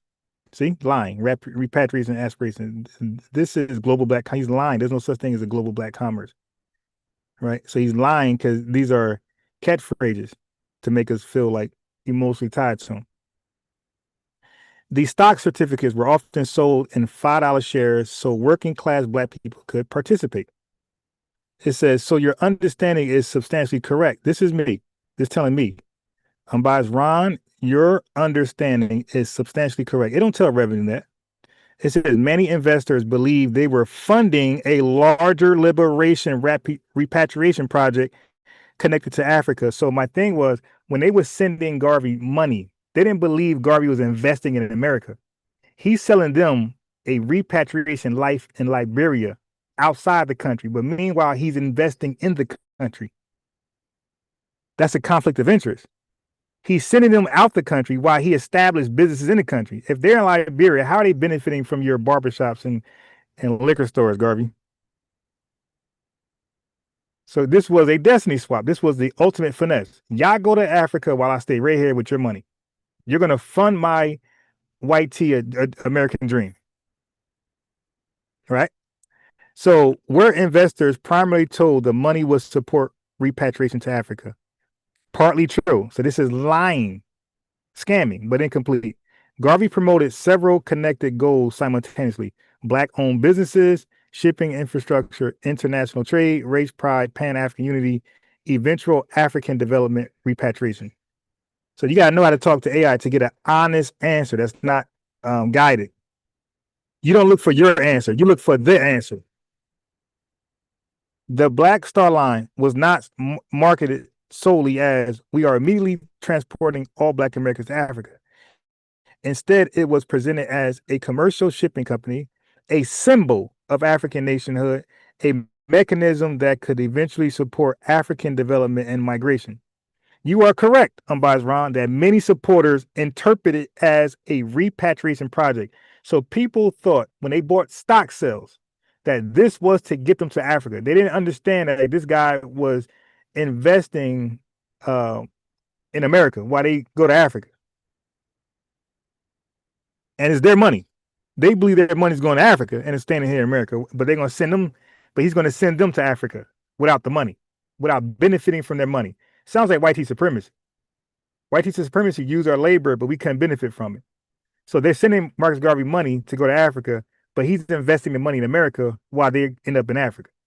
So they don't get to reap the money. Okay, so Garvey's rhetoric absolutely encouraged that perception. Garvey's rhetoric absolutely encouraged that perception that the money was going with you to Africa, not staying in America while you guys go to Africa. His speeches frequently discuss Africa for Africans, return to Africa, global African nationhood. So he was definitely pitching Africa, Africa, Africa. Where's the ships? Where's the businesses? Africa, Africa, Africa. So many poor Black investors believed they were participating in a concrete liberation and return movement. Did Garvey invest mainly in America instead of Africa? Largely, yes. So a guy who was telling you all about Africa, Africa's for the Africans, and this is our throne, our home throne, all that garbage, while all this money stayed in America. Most UNIA infrastructure and businesses operated in Harlem, other cities, Caribbean. He even invested in the Caribbean family. Nothing about Africa. Examples: Negro Factories Corporation, restaurants, grocery stores, printing operations, hotels, laundries, and doll factories, all with soliciting money from FBA, scamming us, but setting up shop in America, trying to end the Caribbean, but trying to send us off to Africa. Look, Garvey, while doing that, Garvey did not successfully establish a large industrial base in Africa. His liberation development plans largely failed because implementation. So the criticism is historically fair. The movement raised enormous excitement about Africa, but most actual operations remained American-based. It's a finesse. It's destiny swap. This is y'all leader, a tether. He's the first tether. Did Liberia reject Garvey's mass migration vision? Essentially, yes. This is one of the most important realities often overlooked and romanticized Garvey narratives. That's who Revenue is. He's a romanticized Garveyite. He's glazing Garvey, a scammer. Garvey envisioned large-scale black migration, African development, settlements in Liberia. But Liberia's government was cautious and resistant, right? Reasons included fear of political destabilization. So they didn't want us coming over there, taking over their politics, common sense. Pressure from the United States and European powers. Concerns about Garvey's movement becoming too powerful. See, they didn't want us to, because we're going to take over Liberia like we did before. What happened the last time black people went to Liberia? They took over. So they like, oh, it's going to happen again. And concerns about sovereignty. The Liberian government eventually backed away from cooperation. So he backed away. Like, Garvey, I'm good, man. Go do your own thing. Go be great, but I don't want nothing to do with you. Okay. Let me get some. 1 second.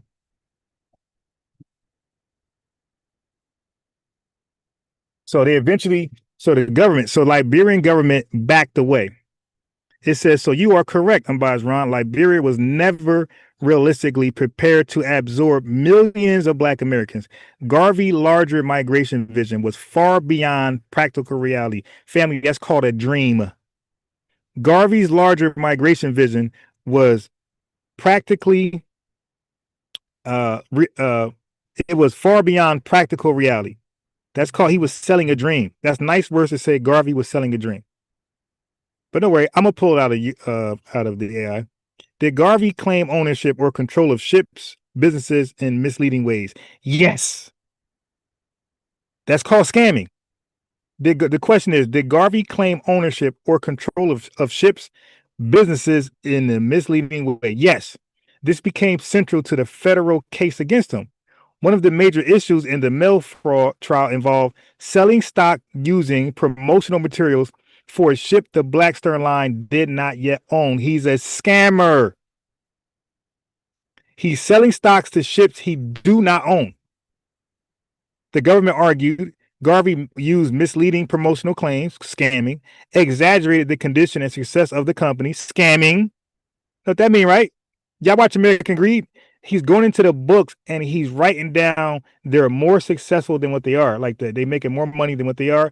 And in his papers, the Black Star Line papers, he's saying, hey, man, we are lit. This money's coming in hand over fist. And in his speeches, he's saying that. The prosecution was selective and hostile, right? Both can be true simultaneously. The government targeted Garvey politically, and Garvey's companies engaged in genuinely misleading promotion. So what happens is, family, what they try to do is say, hey, you can't talk about Garvey scams because J. Edgar Hoover's coming after him. What does it say? Both can be true simultaneously. So yes, the BOI came after him. It was no FBI. The Bureau of Investigation, led by J. Edgar Hoover, came after Garvey. Also, Garvey was scamming Black Americans.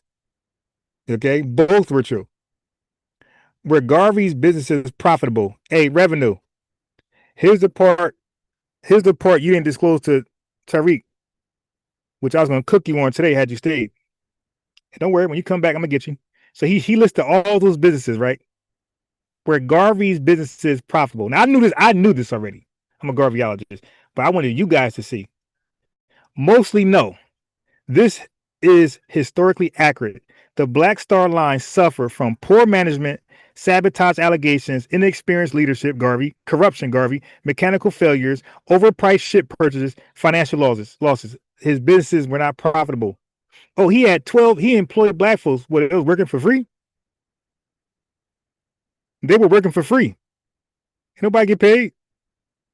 They ain't generate no money. Y'all ever worked for a startup business before or for yourself? If you don't accumulate money, you don't get paid. The ships themselves were notorious for problems. The Negro factories, corporations also struggled financially.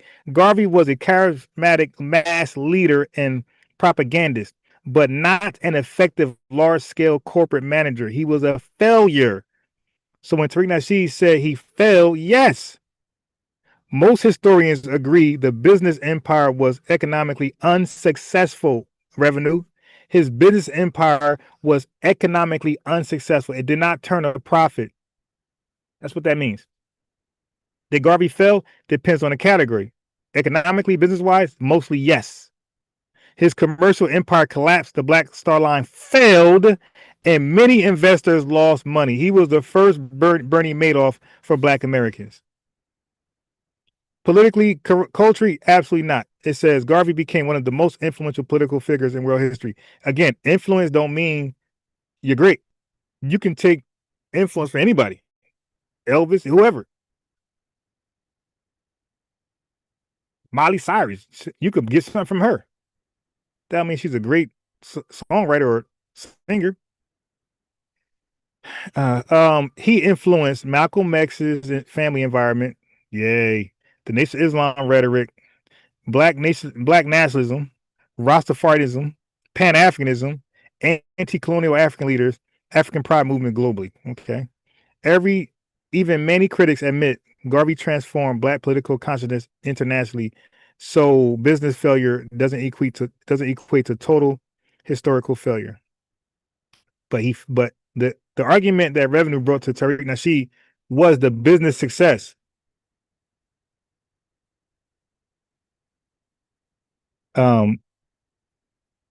Revenue told Tariq Nasheed that Garvey had all these businesses, but he failed to mention they were all flops. They were basically shell corporations. They didn't generate any money. It didn't turn a profit. So the government owed him because it took a loss. The whole business was a liability. Look, the next question, was Garvey basically selling dreams? In many ways, yes. That's a scammer. But that description needs nuance. Garvey sold hope, racial pride, nationhood, economic independence, global African solidarity. Those ideas were emotionally powerful during Jim Crow. So he played with your emotions. We were in our feelings. The practical execution often failed. He was a failure. We keep reading fail, fail, fail, fail, fail. So critics are correct to say many promises were unrealistic. Who are the critics? Me, Tariq, FBAs. The financial structure was unstable. Repatriation logistics were widely impractical, but supporters are also correct that Garvey inspired millions. Oh, my inspiration! Nothing, bird. These ain't tangibles. He created unprecedented Black mass organization. Yay! He helped reshape African identity politics globally. Yay! All intangibles. But the only tangibles that he actually developed were failures. Now watch this, family. Here's the biggest thing. Did Garvey admit the Black Star Line was struggling while publicly overstating success? This is the epitome of scamming. Did Garvey admit in court, right, when he was going to prison, that the Black Star Line was struggling while publicly overstating success? So that means the business is going down, but is Garvey lying and scamming that is going up? There is substantial evidence of this. So yes, Internal financial problems were severe, yet public messaging often remained highly optimistic. That contradiction became part of the fraud accusations. Garvey defenders like Revenue argue many businesses publicly project confidence while struggling. The government selectively criminalized him because he was politically dangerous. Again, both factors likely played a role. Was Garvey realistically capable of delivering mass repatriation? No, not at the scale implied rhetorically. The logistical barriers were enormous: funding, shipping capacity, diplomacy, land acquisition, African state cooperation, infrastructure, health systems, agriculture, military security concerns. Black Star Line was nowhere near capable of transporting millions. So historically, the movement's symbolic power vastly exceeded its practical capability. That's called scamming.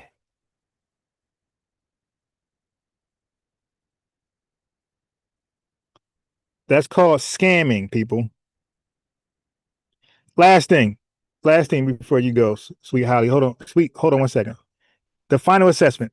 Your core claims, my core claims, AI is saying, are largely grounded in historical reality, accurate or substantially accurate.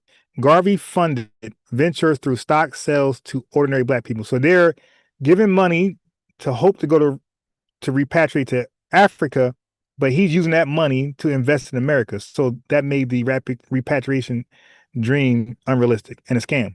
Many supporters associate with the project with repatriation. See, so everybody, mostly people was rocking with Garvey. They wanted to go to Africa because he sold that to them. Like they were not. That's the whole point of appealing to their emotions, is to get them out of America to Africa. The businesses mostly failed financially. Black Star Line was plagued by mismanagement and losses. Promotional claims often exceeded reality. That's called false advertisement in today's terms. Some advertisement claims became part of the fraud case. Garvey's operational promises were unrealistic. He was a fraud on every angle you can go to. Sweet, did you want to add to anything?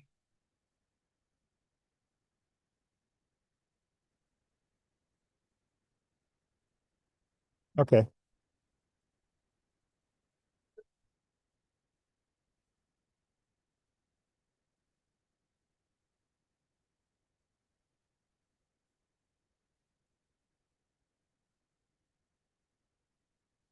Remove Marcus Garvey Wow. out of jail, who stated that he served his time after scamming Black Americans out of money. Wow. And the fact is, he has never repatriated back to any country in Africa, nor did he visit. But he has scammed Black Americans, the poverty, the people that's living in poverty out of money. That's what his sixth grade education and his immigrant livelihood. Right. He was a woman beater, and he married two women with the same first name. So you have to think, what was Marcus Garvey's purpose? His purpose was the same as any other immigrant, to take from Black American community while pattern their lifestyle better. Well said. Yeah, I agree with everything you said. Wow. Now I didn't know that the Walter Pleckers and the like was the ones to get him out of prison that campaigned for him. Wow, the Triple K.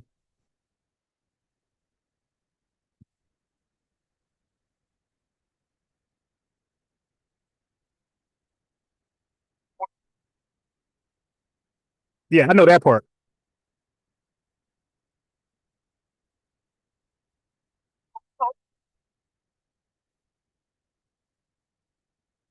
Really? Oh. In that time. And Marcus Garvey wasn't even over here for 5 years when he started this bull and tried to take credit for Pan-Africans that was here and that is descended from Negro. It was always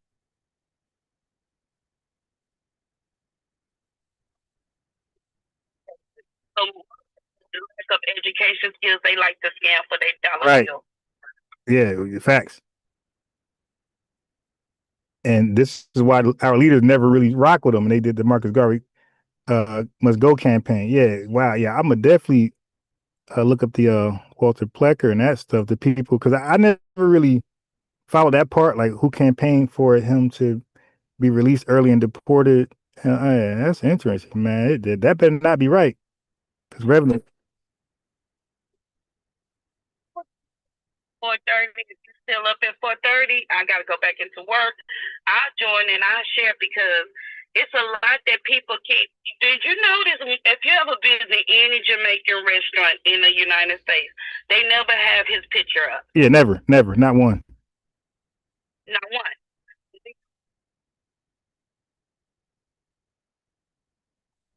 44. I always knew Marcus Garvey was a scammer. That's how, and my mother was a Black Panther. Wow. So it was Marcus Garvey was a scammer. I Black Americans until I got on social media was standing behind Marcus Garvey. And it's like, as women, as a woman, a Black woman, we should educate ourselves how he treated Zora Hurst. You understand? Yeah. The things he said.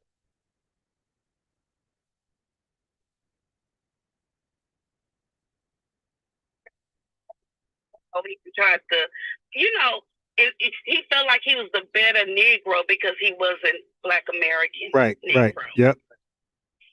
Uppity. Poon talk. Tether talk. Yeah, that is right. Yep. And that's what a scammer does. Take your money and say they're gonna do something with it that's in your best interest, and then do something that's in their best interest. That's like in this layman terms, what a scammer is all about. Misleading you, misguiding you, selling you a pipe dream, and funding their own lifestyle. That's exactly what he did.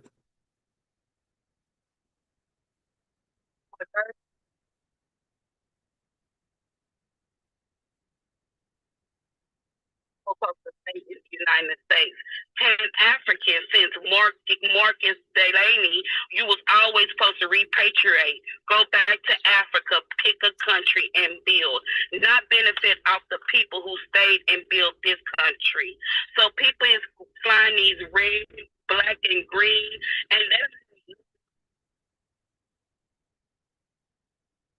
Right.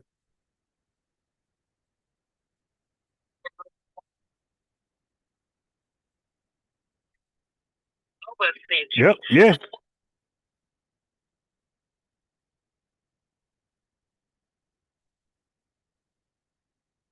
That he can attach himself with.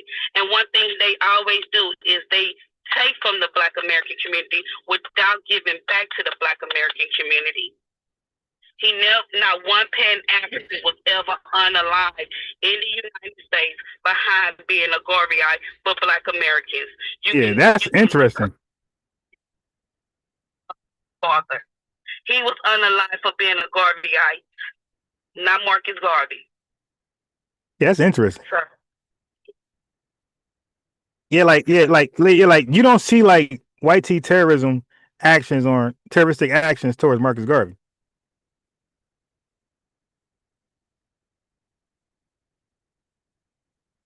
Garveyite, except for Marcus Garvey.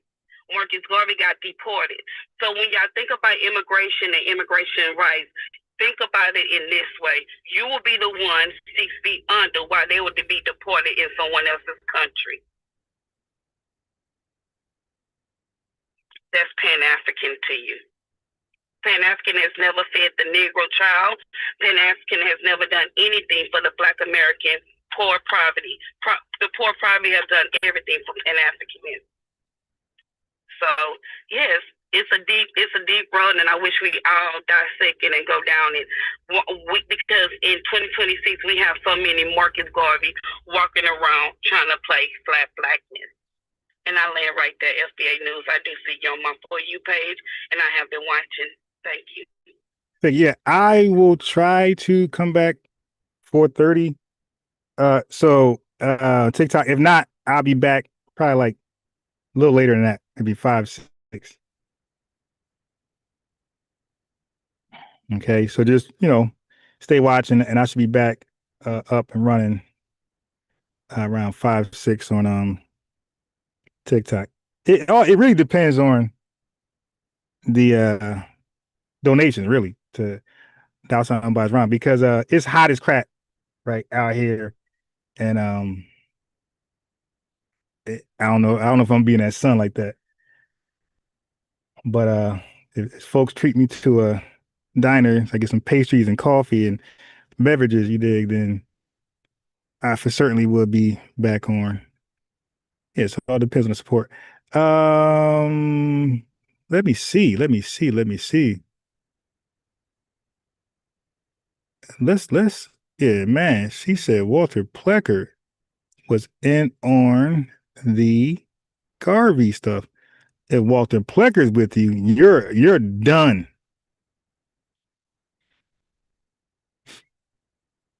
If Walter Plecker's with you, you are done. So I went to Gemini real fast. Y'all know, anybody who know me, know I'm a definitely fact check that. You dig? Okay, hold on. The claim that Walter Plecker and the KKK campaigned to free and deport Marcus Garvey is true. Oh my God. Hold up. I want the TikTokers to hear that. The claim that Walter Plecker and the KKK campaigned to free and deport Marcus Garvey is true. Oh my God. Yeah, it's a wrap. It's a wrap. Man, I gotta do my Garvey video over. I gotta do my Garvey video over. I gotta add that in there. That's important. That is crazy, yo. Bruh.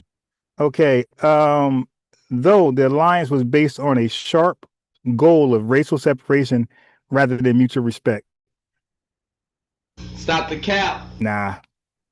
Miss me. This unholy alliance was a pragmatic political strategy used by both sides to achieve a common end: the removal of black people from the United States to Africa. Yo. Oh my God. No.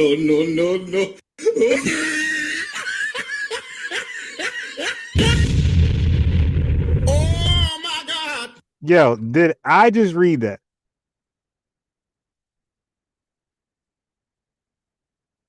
The unholy alliance. They call it the unholy alliance. Yeah, I know I just read that. They call it the unholy alliance. The unholy alliance. Let me have him read it, because I got to get off one of these. Almost trying to pick up my son. Okay, so the unholy alliance was a pragmatic political strategy used by both sides to achieve a common end: the removal of black people from the United States to Africa. Wow.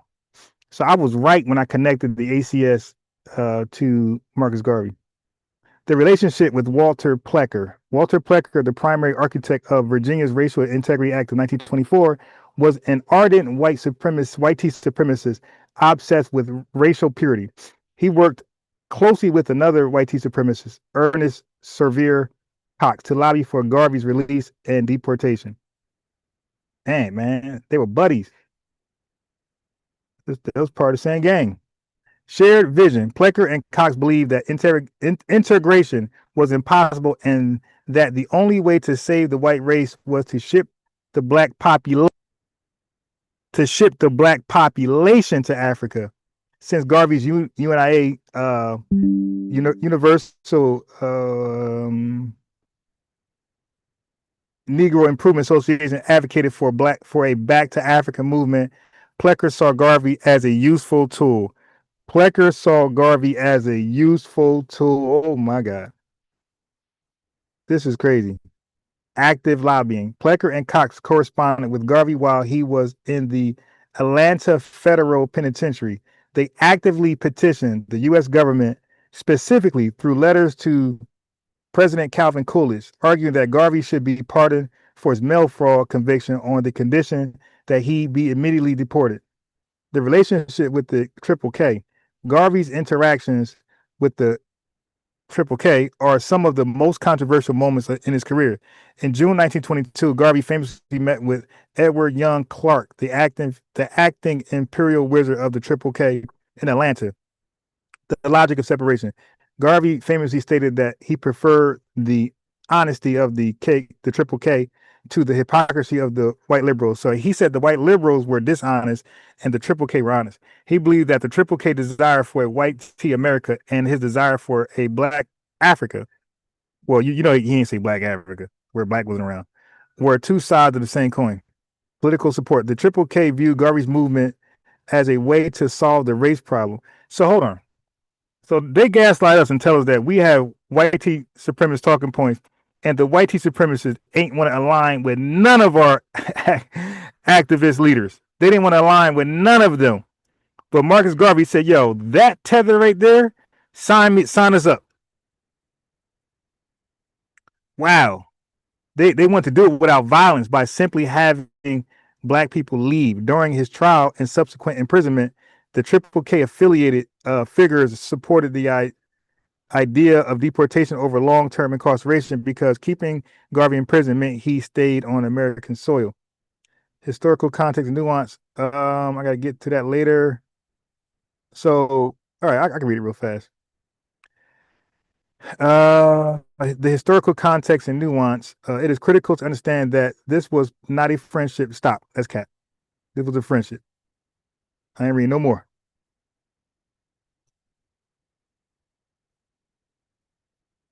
Yo, that is crazy. All right, TikTokers, I got to leave you guys and go back to YouTube because I got to play some other videos of this. So, TikTokers, you can catch me at right now, YouTube, FBA News and Updates. Same exact name. My name is Unbiased Ron. You can follow me, like the video. You can donate to the work. $ Unbiased Ron. So I catch y'all a little later. All right. B1 to TikTok.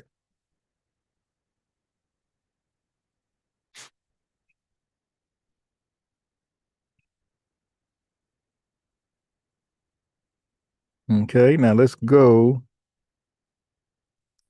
to YouTube.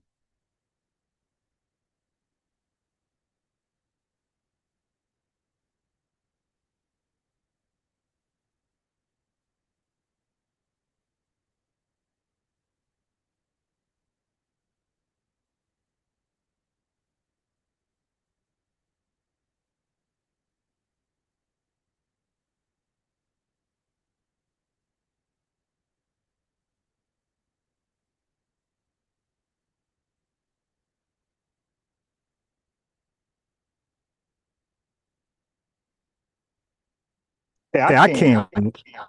Hold on.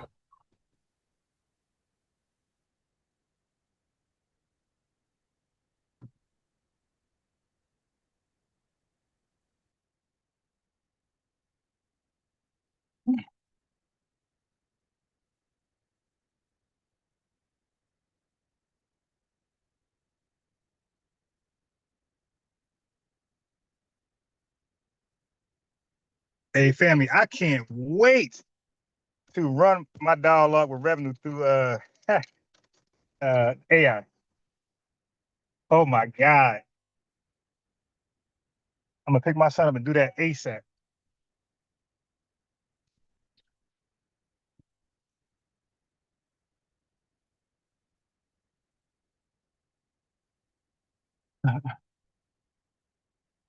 I can't wait to run my convo with revenue through AI. So y'all can see, like, there's levels, man. Every time I run our exchange to AI, it's always a landslide debate. It's always a land. I'm always in at 8.5, 9 or 10s, and he's always below 5. How many times? Yeah, like revenue. Like he knows. He knows.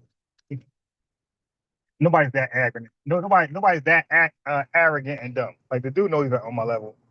But you know what I'm gonna do? I'm gonna run the other folks who debate with revenue.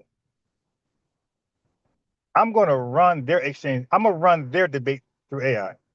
And we're going to do a compare and contrast because I'm telling you, debating is different. There's levels to this.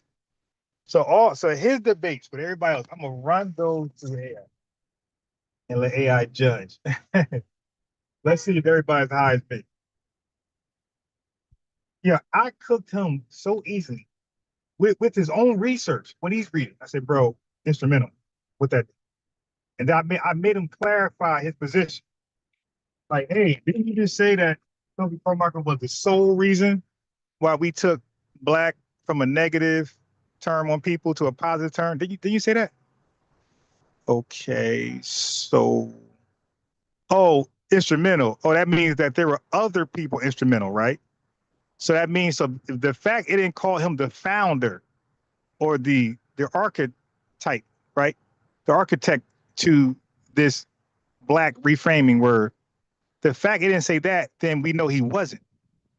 So that means black was going around in America amongst black Americans before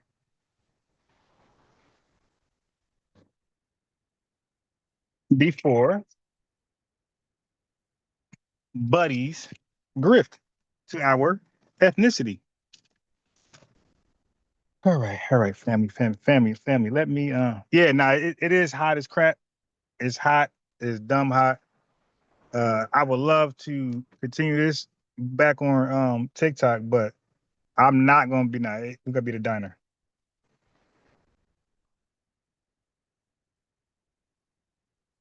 Like they got like I got my favorite diners out here that's like kind of spacious where it's a good area for I bring my son toys. I let him, run. He does a space for him to run around in the diner. Like I got the backspace. Like people like when I go out about like people like diners and red like they actually like my company. Like it's not what you guys think. Okay, why isn't my headset connected?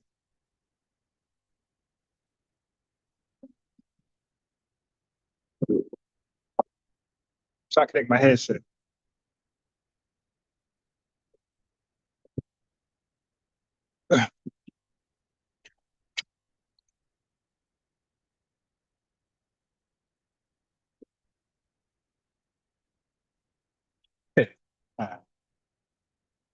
Hold on, family. I don't think my headset connected. I'm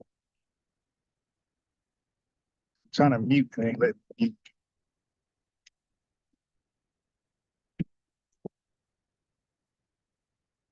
Oh, my bad. Y'all couldn't hear me then. So when I was talking, you guys didn't hear me.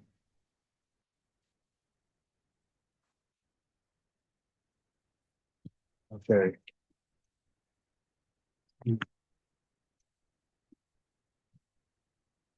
Hi, Dad. Hello. We not in the morning. You didn't sign in. I signed here. I signed the wrong spot. He is here always. He signed in the first spot. That's why. Oh, Emily. since I here. Okay. Yes.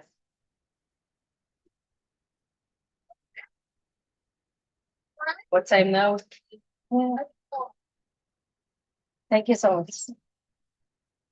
Give him a lot. Did he ask him before? He asked him 7. 4.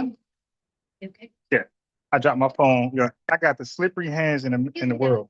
We Yeah. want 7 minutes, okay? Okay. Yeah. Oh, yes. He told me before you want 7. Good. Go.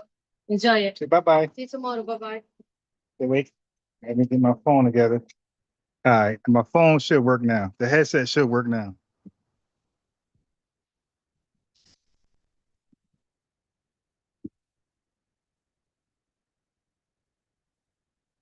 All right. Wait for it to connect. I know y'all can't hear me. Without this headset, the microphone is trash. All right. It's working now. All right, I got it working. Come. You're gonna skip. Skippity skip, skippity skip, skippity skip, skip. Skippity skip, skip, skip, skip, skip, skip, skip, skip. Skippity skip, skip. Skippity skip, skip. Skippity skip, skip, skip, skippity skip, skip. Skip, skip, skip, skip, skip, skip, skip, skip, skip, skip, skip, skip. Skip. He like skipping. Yeah, skip, skip, skip. So I told him how to skip. Okay, good job. Oh. All right. So what I was saying was, it's entirely too hot. All right, bro, I can see you. It's entirely too hot right now. You feel me? So I'm gonna need my supporters to come through, and we can get back on TikTok once I get one of these restaurants. You dig? I remember, like, we had a chess. Yeah, that's yours. I remember we had a chess club in a lot of these restaurants. Like, we go to a pizza store, we just open the chess board, start playing, and that become one of our spots. We used to do it in Panera Bread, Dunkin' Donuts. You feel me? Like, listen, man. Yes, we are different. All right, so I want to run.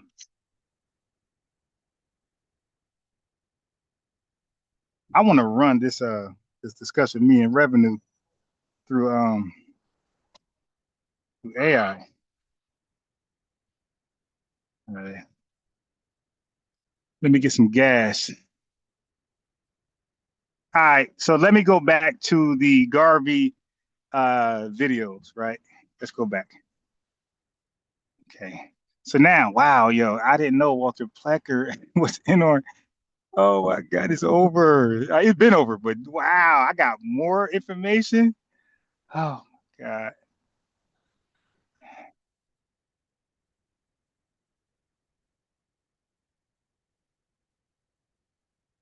I can't believe I was given that alley, yo. I am so happy.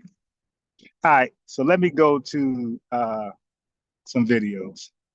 But I'm gonna definitely run that through AI, yo. I got you. That revenue discussion.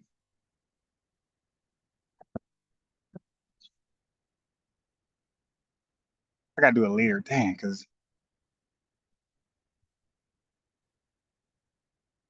it is hot. It is hot as Shaitan right now. So let me go to my Garvey playlist.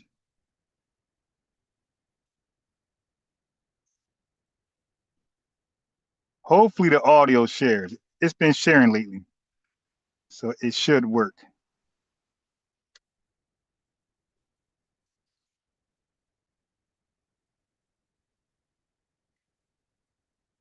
It should work.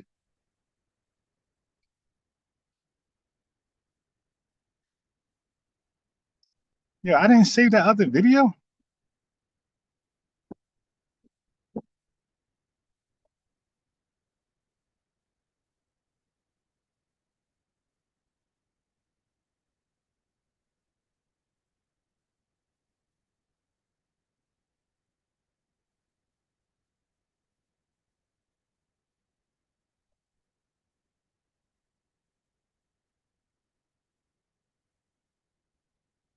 All right.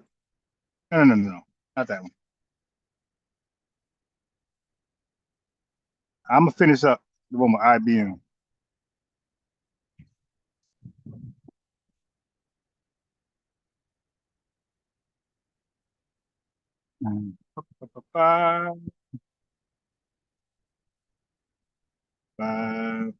Yo, he got over it. Yo, revenue hung up at the right time because we didn't even finish on Garvey, and we didn't even touch on Kwame and Nkrumah.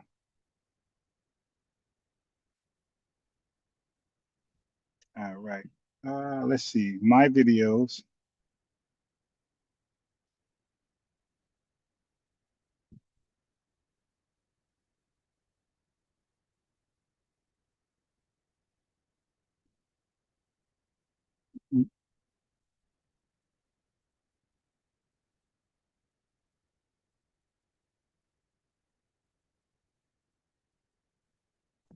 All right, let me get this going.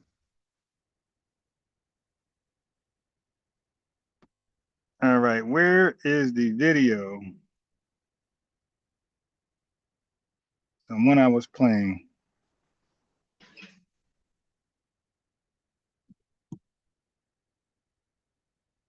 Thank you. Yeah, yo, the TikTokers be going in, yo. Okay, I got it. I got the video, family.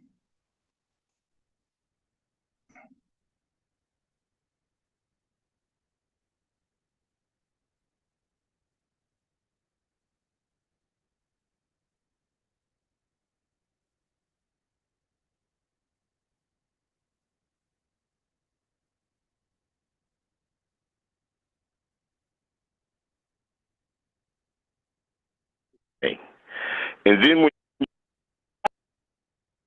KKK and the suffrage movements, when start off with the men, and later they had to let their women become suffragists. Like I said, and they didn't involve none of us in none of those nationalist movements. And then we take the term nationalist, just like we taking the term black, just like we taking the term the N-word, and we take it and adopt it upon ourselves as social construct. You take the term given by one group to another and adopt, and the group who the name was put on takes the name and adopts it upon themselves.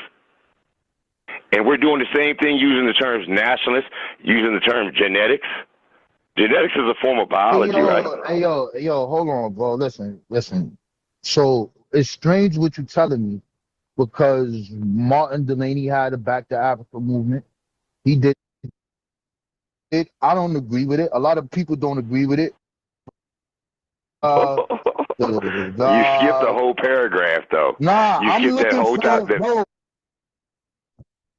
All right, so let me catch you up where I left that before. Okay, so IBM is arguing with that same guy, Rob Bourne, the same guy cooked yesterday on reparations. You see, like he just all in to Pan-Africanism, but he'll argue he'll argue and act like he's not a Pan-African. Like, dude, you got all the Pan-African standpoints, my guy. When you stop, you're a Pan-African. For one, he says reparations through delineations is unnecessary. Pan-African talking point. Marcus Garvey's a superhero. Pan-African talking point. Like all of his FBAs are divisive, xenophobic, Pan-African. I mean, you're Pan-African, my guy. Stop playing with us. All right. So anyway, so IBM was like, yo, why did Garvey say that he wanted to be the leader or governor of Africa? So now, and it's funny because a lot of Pan-Africans don't know a lot about Garvey. They all worship him, but a lot of them won't research him. So now he said, where does it say that? So IBM was like, all right, let's go to Wikipedia. So now they're at Wikipedia. So now Rob Bourne has skipped the paragraph that supports IBM's argument that Garvey said he wants to be the king. He wants to bring Black Americans to Africa so he could be the king of Africa or governor. So that's where we are now. I'm looking for what you told me that's going to be in here. That he wanted to be the king of all Africa. That's what you said. I got it pulled up. You want me to read it? Yeah. Where is he to say he's going to be the king of all Africa? All right, now listen. Where's it at? Garvey was born. Listen, it's in the paragraph right before. All right, wait, now Garvey was born in Wiki. In Wiki. Okay. Well, you said believing that Black people needed to financially independent from. You started there. There's one right above that. Wait. It says Garvey was born a modestly prosperous Afro-Jamaican family in St. Anne's Bay. All right, and was apprenticed into the print and trade as a teenager, like Unbiased said. Now, working in Kingston, he became involved in the trade unionism. He later lived briefly in Costa Rica, Panama, and England. Okay. Now, on returning to Jamaica, he founded the UNI in 1914. In 1916, he moved to the United States and established the UNI branch in New York City, Harlem district. Emphasizing unity between Africans in the African diaspora, he campaigned for an end to European colonial rule. I don't know how that is, because he's trying to send you to a colony of that is run by America over in Liberia. No, but anyway, no, it's not. Liberia was manned by Africans at that time. What are you talking about? Why are you making this stuff up?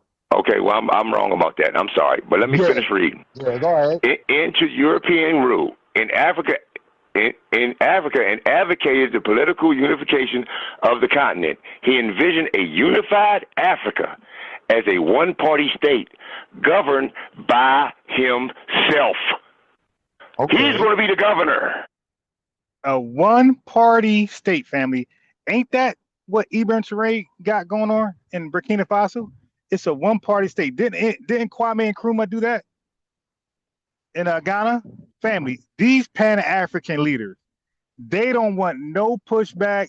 They don't want no free speech, no free media. They want to be your leader, and they want a one-party state. They don't ever want to be removed once they become your leader. That's crazy. And then they'll say Tariq Nasheed is our leader, which he's not. But I'll take that any day over leaders that says, no, it's a one-party state. We cannot be kicked out of office. Okay, throw it. Yeah, go.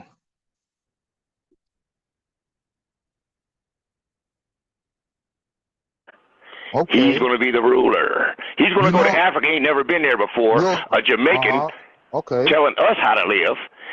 Trying to get us to go back to under the American Colonization Society guys, using the same talking points as them and the Klan. And then he wants Africa to be governed by himself. Hey, yo, friend, listen close to this. All right, go ahead. When we use Wikipedia as a thing, it's okay to use Wikipedia. But when these claims is made like this right here, it has to be a source there so we can go get it. There's no source. There's no. Hey, family, they always do that. Rob Bourne went to Wikipedia. He went there.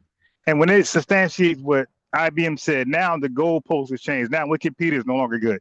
Bro, Wikipedia was never good. You should never went there. Number next to this. There's no 1 next to this. There's no 2 next to this. There's no nothing next to this statement. There's nothing next to this.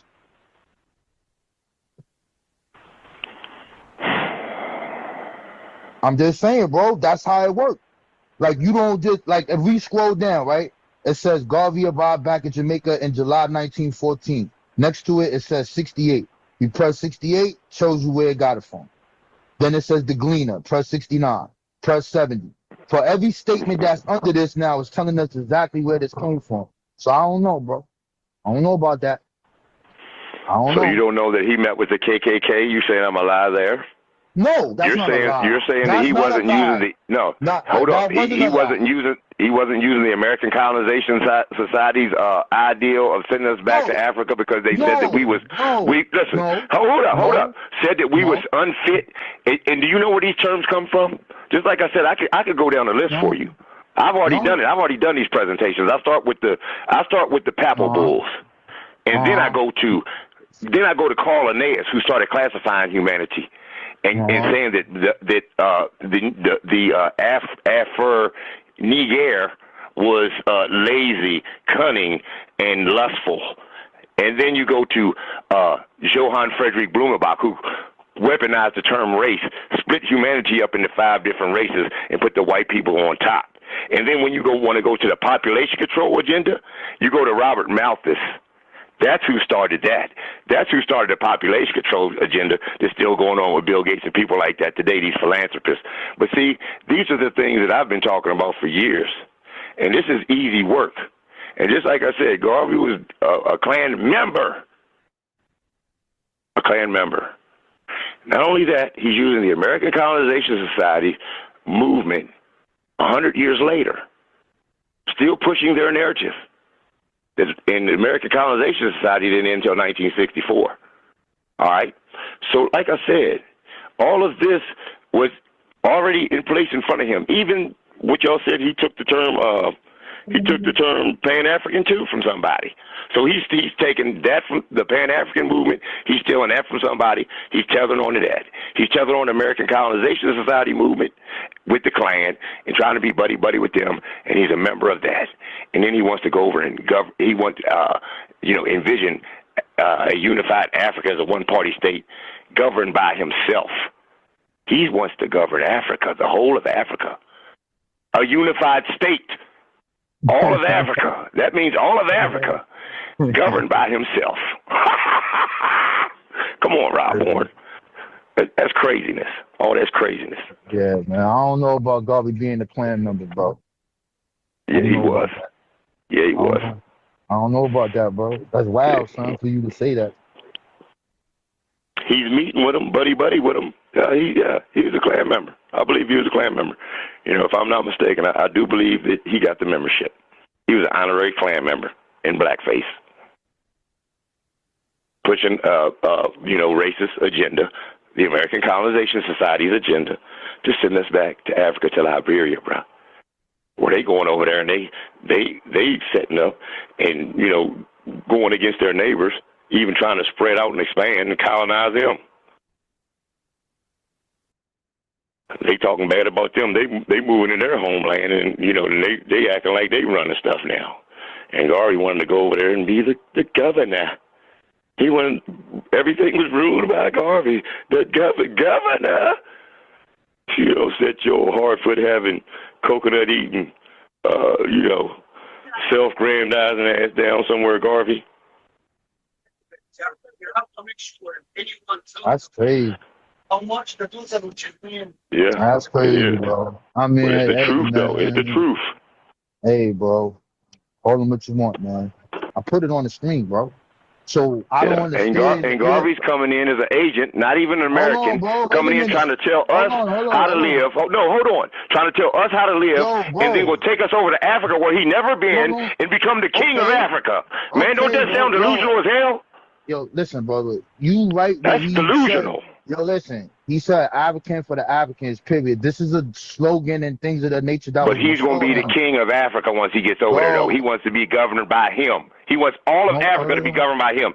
He envisioned a unified Africa as a one-party state governed by himself. Yes, he did. He didn't want all Africa to be. Where did you get this from? Could you give me a source? Oh, Wiki. This is what y'all do. Pull up Wiki. Pull up Marcus Garvey and Wiki. Let's pull it up. And it's gonna say what you just said, right? Exactly. Right now. Okay, it's gonna say Marcus Garvey wanted to be the king of all Africa. Let's pull it up right now. Wait. It says Garvey was born a modestly prosperous Afro-Jamaican family in St. Anne's Bay. All right, and was apprenticed into the print and trade as a teenager, like Unbiased said. Now, working in Kingston, he became involved in the trade unionism. He later lived briefly in Costa Rica, Panama, and England. Okay. Now, on returning to Jamaica, he founded the UNI in 1914. In 1916, he moved to the United States and established the UNI branch in New York City, Harlem district. Emphasizing unity between Africans in the African diaspora, he campaigned for an end to European colonial rule. I don't know how that is, because he's trying to send you to a colony of that is run by America over in Liberia. No, but anyway, no, it's not. Liberia was manned by Africans at that time. What are you talking about? Why are you making this stuff up? Okay, well, I'm wrong about that. I'm sorry, but let me finish reading. Yeah, go ahead. Into European rule in Africa. In Africa, and advocated the political unification of the continent. He envisioned a unified Africa as a one-party state governed by himself. Okay. He's going to be the governor. Okay. He's going to be the ruler. He's going to go to Africa. Ain't never been there before. A Jamaican telling us how to live, trying to get us to go back to under the American Colonization Society, guys, using the same talking points as them and the Klan. And then he wants Africa to be governed by himself. Hey, yo, friend.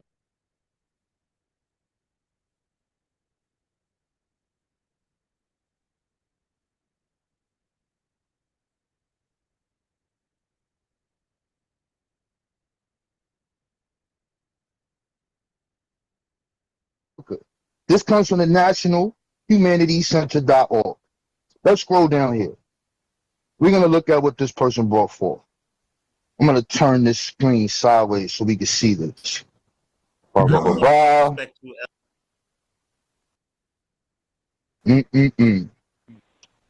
Unbelievable. Tosa. Let's go down. We almost there. Okay, now we here. Hold on, because I haven't looked at this in a while.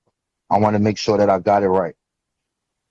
Garvey organized his group in a way that made the sentiments viable, and that's the sentence of we need to liberate ourselves. He created an African legion that dressed in military garb, uniform marching bands, and other auxiliary groups, such as the Black Cross Nurses. He was elected in 1920 as that provision. But I want to get to these organizations. I want to get to what he brought forth here. Want to get to that. Where is it at? Okay, we have the Black Church, Mr. McGuire. We have that. Okay. Garvey's Black nationalism blended with Christian outlook rather dramatically when he claimed that African Americans should view God through our own spectacles. That's one part. Scroll down. We want to get here. Where is it? Man, where the hell is it, man? I think I passed it. In any event, he had multiple organizations dealing with steaming, dealing with stores, dealing with groceries, dealing with cleaners, dealing with manufacturing goods, and all of those things beside this starship. And that's a whole different conversation for a whole nother day. So why is this person important? He's important because he was the #1 person who was the enemy of the United States. My guy, Marcus Garvey, first of all, met with the Klan after the Red Summer, the most dangerous, violent acts in Black American history by the Klan. He met with these guys. That was taboo. Black Americans, we don't meet no black activists. Nobody meets with the violent terrorists that have been terrorizing us for 100 years. The reason why Jim Crow is alive and well. Okay? These guys overrid. You think ICE overrides police. The Klan was worse than ICE. All right? So, no, you don't meet with the Klan. And this guy, upon meeting them, was praising their works and what they written, all this goofy stuff. Now, why did he meet with the Klan? He seen them as a modern ACS. He thought the Klan can fund these scared, in his mind, these scared Negroes trip to Liberia. But what's the problem with Liberia, Rob Bourne? What's the problem with Liberia? The problem with Liberia is that Garvey had a theory like Henry, like good old Henry. But when it's time to put it in practice, Liberia didn't agree. They never told Garvey, hey, yeah, bring all those 20 million, 40 million Negroes over here. They actually said the opposite. They said, don't bring your West Indian ass over here. And don't bring none of those real blacks over here. Y'all stay there. Y'all work that out. And we're going to be over here. So he never got the green light to go to bring 20 million or 40 million black folks to Liberia. Yeah, y'all should have educated this guy who he's talking to. All right, and then let's talk about the scam. So that's part of the scam because he's pitching this as a real reality when he knew there was nothing ever negotiated for him to bring anybody to Liberia for residence or repatriation. Dude, you think he's talking to my guy? I don't need to share shit just off the top of the head. All right, then Marcus Garvey was selling stocks. Black people selling stocks for stuff. Booker T. Washington selling stocks. Who was selling stocks to get shit done? This dude came here with a stock. I'm about to say stock option, but that's a real thing. That's a real term. This dude came with stock certificates because this guy was a scamming printing guy. He had a printing background in Jamaica, okay, and in London. So he knew how to print some stuff. So he printed some stock certificates. And he told Black Americans, let's get on those stores too, my guy. Right. Didn't I cook you on this before the Nation of Islam and you thought they owned some stuff? I said, nah, the members, I got to get you again. Marcus Garvey, my guy, he used the stock money to purchase those stores and all those businesses, my guy. Now, he didn't disclose that to his investors. Yeah, you sure you're screen on that too? Yeah, all the money they gave him for stocks, he used that money to, so while he's trying to ship you to Africa, he's anchoring himself to America. Robbing Peter to pay Paul. Good.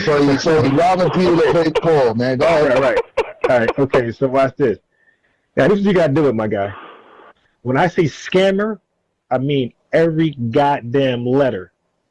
He was selling stocks for a ship that he did not own, did not possess, nothing. Okay? He was selling stock certificates. You can share my screen on this one too? Selling stock certificates to a ship that he did not disclose to his investors that he did not own, did not have in possession, never did have in possession, by the way. He had all these people purchase this stock to a ship he never owned, and he had a picture. Hey, look at this beautiful Titanic type ship I'm gonna have for you guys. We're really gonna go to Africa now. Dude never owned it. That is literally the definition of scamming. It's to say that's Bernie Madoff.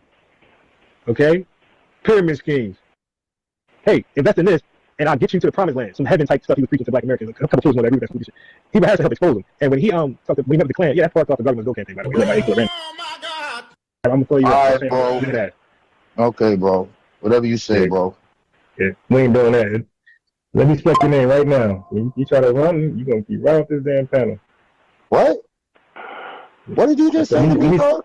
Let me select your name now, because if you try to run from the question, run from what question? Run from what question? Did Garvey sell stocks to a ship he didn't own? No. To Black Americans. Right. Hey, he's a piece of shit. Right, okay. No. I just want you to put the source up there, bro. The Black Star Line brochure for Phyllis Wheatley, central exhibit in the mail fraud case of 1921. Phyllis Wheatley did not exist. This is a doctored photograph of an ex-German ship called the Orion. It was put up for sale by the United States Shipping Board. The Black Star Line, Marcus Garvey, had proposed to buy her, but the transaction never was completed. And in spite of all this, it's a doctored photo by Marcus Garvey. And what he did was he told his investors, Black Americans, hey, invest in my new ship. Okay, and he solicited donations through mail for this ship. That was the mail fraud case. But he never owned the ship. The transaction never happened. I simply asked for our born. Now, is that scamming? And this is his answer. So, the Black Star Line. Did Marcus Garvey doctor up a photo to misrepresent a ship that he supposedly owned and solicit stock sales for that very ship from Black Americans? You said no, right? You still stand on that? Yeah, he had a shit, but that wasn't the name of that joint, as I remember. It's called the Yakima or some other shit. But what is this? Where is this from? No. What's this one from? This is your same thing. When you were sharing your wiki thing. Oh, it's the same wiki page? Oh, okay. Yeah. I was showing what you said. Okay. Yeah, because I know it's here. But, so, whatever the shit was called, you still don't believe that he misrepresented a ship to his investors and had them no, you see, I was looking to see if you knew like this, like because the story is this, right? The story is this: the corporation owns the ship. It is a ship. The problem is that the people that went and purchased the ship, they purchased it from a European. The ship was fucked up, and what he didn't do was basically like tell the people like, yo, this shit is not right and exact. So now, no, it's not scamming. He was trying to get it. No. Hold on, brother. Listen, it's not scamming. Somebody say you're a lemon. That's not scamming. Nah, brother. No. Hold on. I take it all the way to the origins of the thing, and then when you come to, Garvey was a Klan member. Garvey took the American colonization. Unbiased said that I taught him about the American colonization study. I didn't teach him about the American. Are your ancestors foundational to this country? Yes. So what is wrong with putting together foundational Black American? What's so wrong about putting it all? If it's all true, why? Okay, how about this? You said you're African American. Yes. Let's go with that one. Are your ancestors foundational to the country? Yes, my ancestors foundational to this country. Okay. So you'll consider yourself a foundational Is that more to your likings, foundational African American? No, I like what I got, African American.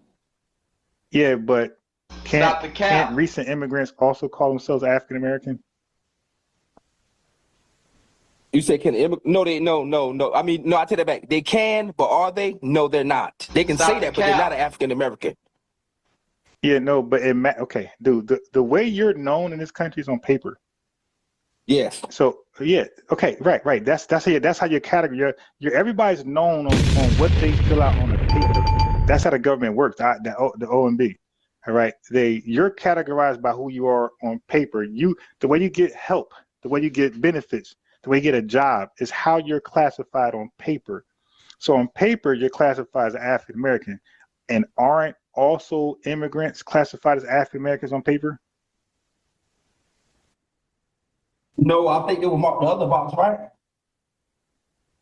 All right, this guy. Wouldn't they mark other? All right, bro. Look, take your recording, put it in ChatGPT, and get back to me. All right. Yeah, I'm gonna tell you what African American is. All right, brother. I'm gonna finish out the show. Yeah, you got a lot of research to do. Wait, yeah, like, cause you're talking about things you don't know what a race is, as opposed from a ethnicity.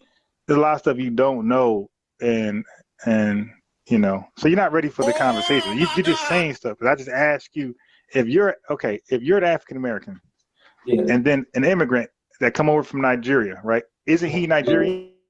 Yeah, he's Nigerian.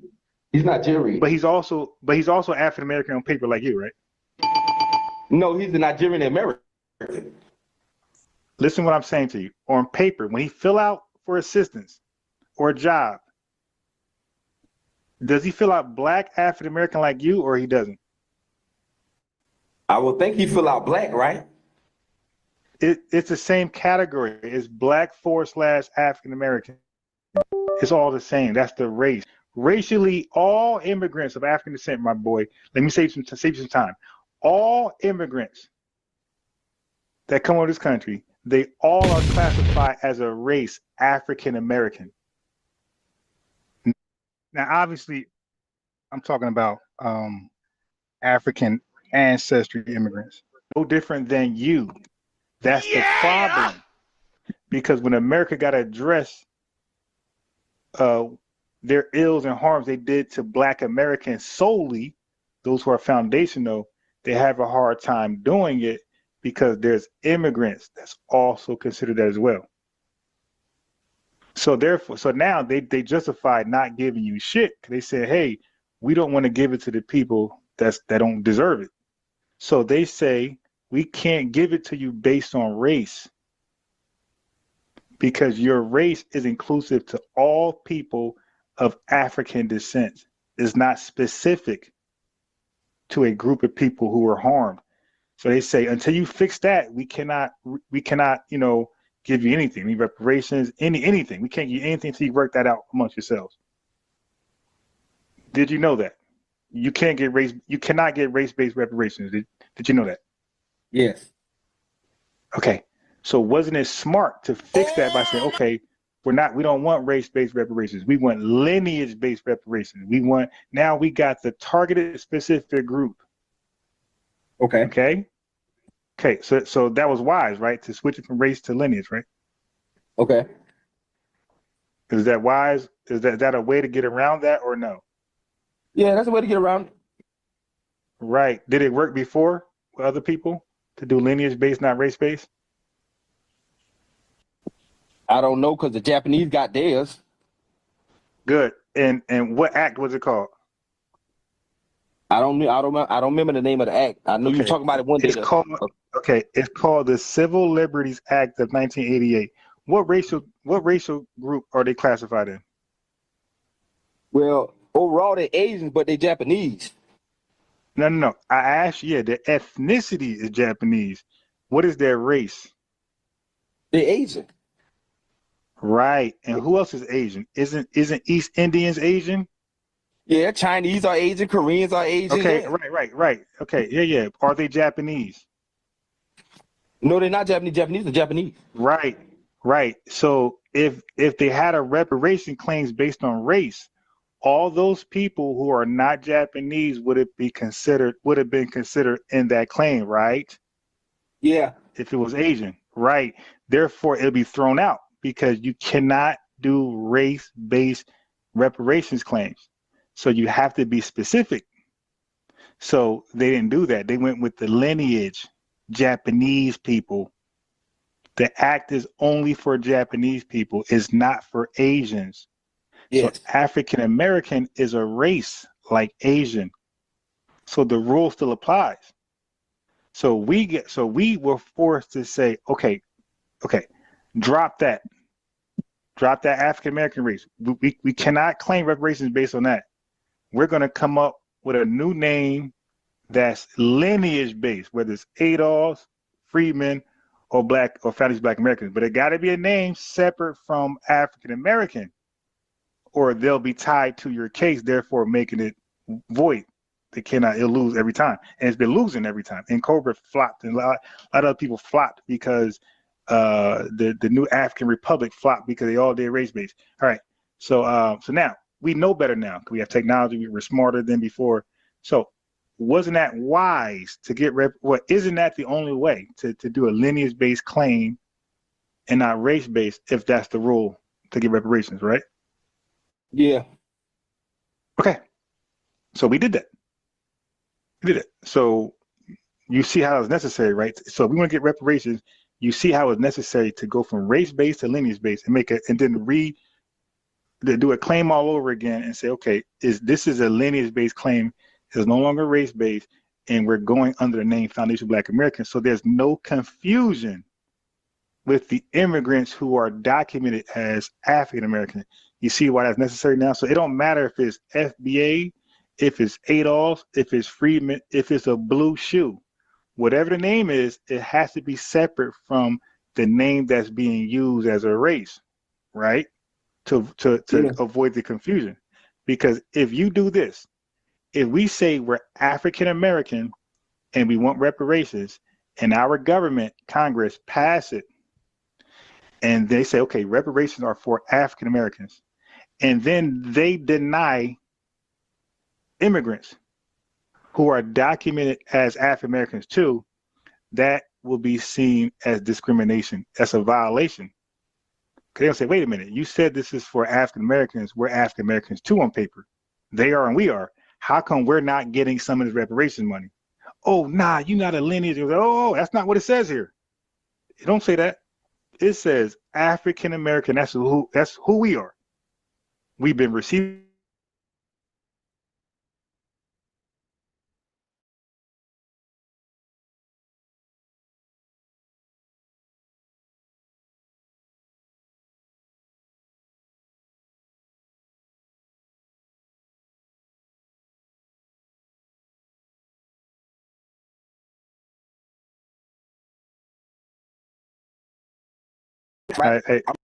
Sue. So that's who we are. We've been receiving benefits under this name all the time since we've been here. Why no longer now? And now they can sue. Is that a problem, or you don't have a problem with that? Well, first of all, to tell you the truth, brother, I'm quite sure that they know who's African American in this country and who's immigrants in this country. That's why I said if we want to get reparations, they're going to ask for DNA, right? I'm asking a question. And they're not going to ask for DNA. Now, I almost kicked you off, right? Hey, bro, what the fuck you talking about, man? I'm saying if they was to act like you said, hey, bro, no. Hey, bro, what the fuck you talking about, man? What are you talking? No, wait, DNA don't show. Hey, yo, DNA would put us all back in Africa. What are you talking about, man? But it show that we got different tribes in us, so that will make us African American. Hey, bro. Listen, man. Listen how stupid you are. You mentioned the Japanese people. Yo, the Japanese in America at that time, the Japanese American at the time, were all Japanese people qualified for reparations in 1988? I don't know. Okay, but wouldn't all their DNA go back to Japan? Yeah, if they did it back then, but they didn't do it. Okay, wait, dude. All right, man. All right, have a good night. This guy, he's just being stupid. All right, have a good night. All right. Let's get back to this woman. Okay, he's just being stupid. A DNA test. What is that gonna prove? I just told him, like, yo, a DNA test would have made all of the Japanese in America eligible for reparations, even though they were not harmed. See, family, when you get them, they start to act stupid and they don't want to answer questions no more, and they start saying dumb stuff. But they didn't do that. Yeah, because you don't do that, and you don't need DNA in reparation claims, man. Fucking crazy guy. All right. So let's get back on this This hateful woman. All right. So he was forced to recognize his master brother, Sean, is a liar. Family, we're live. You dig? Click the a lot of you guys still ain't clicking the link. What's up, man? We on code or we not? Click the goddamn link. It don't take much but to click a link. The link, what the link does. I'm shadow banned. I'm FBA. Most FBA channels are shadow banned. You dig? So you click the link, it helps us get around the shadow ban. Because now our videos are now in the suggestive box, the category. So when people, when FBAs go live, most of our content, most of what we want to look at is FBA stuff. You dig? So now, that like button puts my content in our lineage suggestion feed. Okay, so like the button so people can hear this today or tomorrow, next year, whatever. All right. Okay, as you can see, none of these guys on my level. I'm on a whole different level. I'm a real researcher. I'm a real journalist. I really do this. The link is out here. Click the link. I'm a Marcus Garveyologist. You did. Click the link. You'll get smoked. Oh, like this guy and everybody else. Click the link. You guys don't know Garvey. If you do know Garvey, you're lying. Like you're lying leaders. Like what's the guy named Dr. Ben Johannesburg, that lying clown, and that lying tether. Then you got John Henry Clark, that liar. Okay, I'm not them. I don't lie. I'll be honest. Everything I say is a Googleable search away. All you gotta do is fact check me. Go to Google. I submit to Google, by the way. I submit to AI. I'm not these guys. Okay, I'm the real deal. I don't have excuses when my information don't line up. I say, all right, shit, it was wrong. All right. So let me go ahead and switch it over here. 1 second. Yeah, but I want to, also you guys can support the channel. Those who are in that position, support the channel either by super chat or $ unbiased Ron. You can support the channel unbiased Ron. I go live. This is my second time live. I be cooking. I spread good information. You dig? It's good information stuff. Tariq Radio. This is why. So did Marcus Garvey get locked up for selling stocks? Okay, he said one more time. Let me back it up. Garvey was locked up for mail fraud. That's right. He was locked up for stock rocking with him because of that. Now, let me ask you this. Garvey was locked up for fraudulent stocks, right? No, Garvey was locked up for mail fraud. Okay, so watch this. AI, was Garvey locked up for selling stocks? No, the stocks of Marcus Garvey's shipping company, the Black Star Line, were not backed by the government. In fact, Garvey was convicted of mail fraud for selling stock in the company. So the original question, it said no because the original question was Garvey's stocks backed by the federal government or backed by government? So that's why I said no. All right, so now, watch this. So the question I'm going to ask 2Ps was he locked up for selling fraudulent stocks? Garvey was locked up for fraudulent stocks, right? No, Garvey was locked up for mail fraud. Okay, so what now? Watch AI. Who's right? Who's wrong? Fact, Garvey was convicted of mail fraud for selling stock in the company. Marcus Garvey was a political activist and leader. Okay, but yeah, these guys be trying me. Just because you're Jamaican doesn't mean you know more Garvey than me. Stupees just be Jamaican stuff up. Right, but did it have something to do with stocks? Garvey was locked up for mail fraud. Okay, let me ask you this then. Did he sell stocks? Garvey was locked up for mail fraud. No, okay, pass. Okay, let's not do with the locked up. Did he sell stocks to FBAs? Yes or no?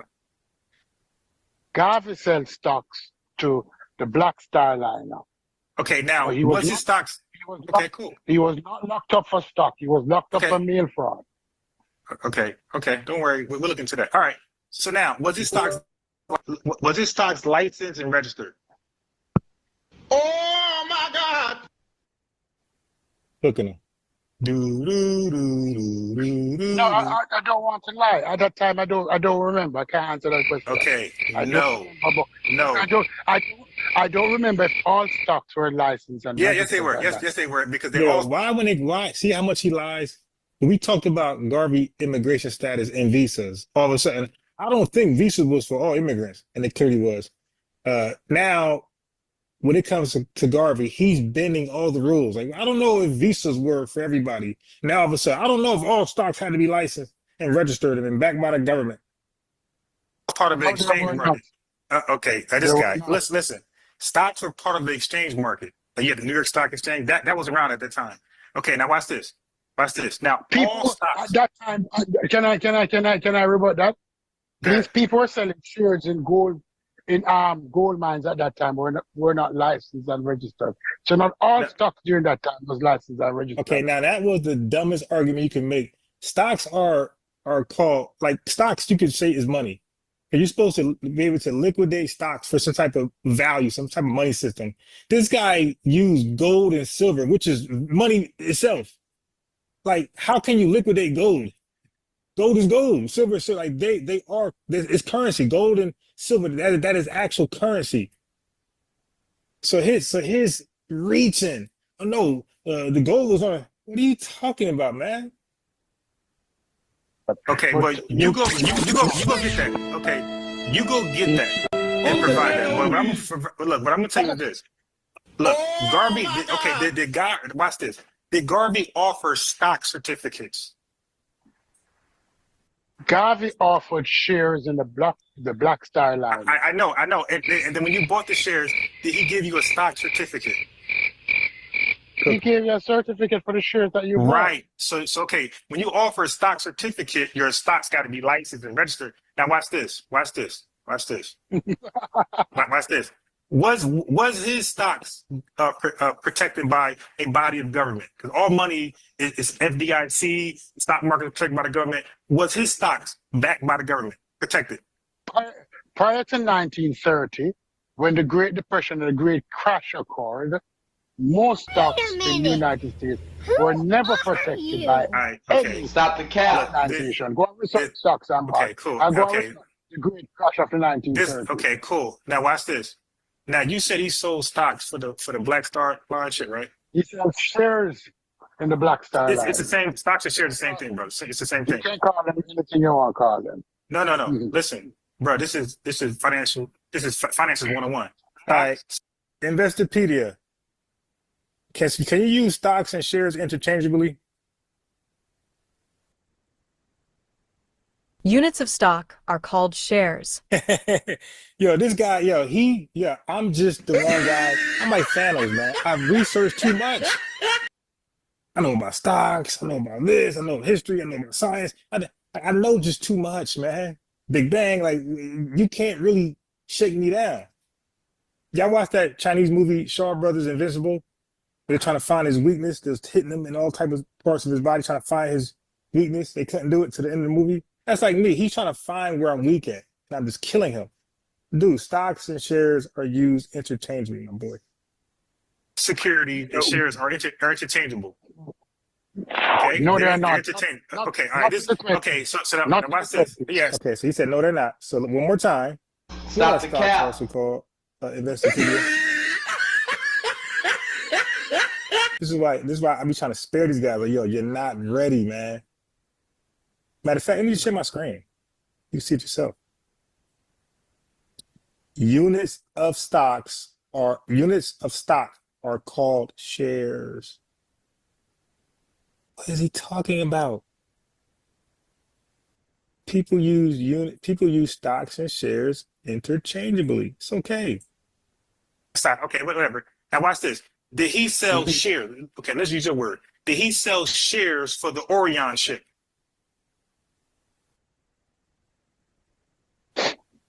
I don't know. Educate me. I said I don't know. Educate. All right, so let AI read it.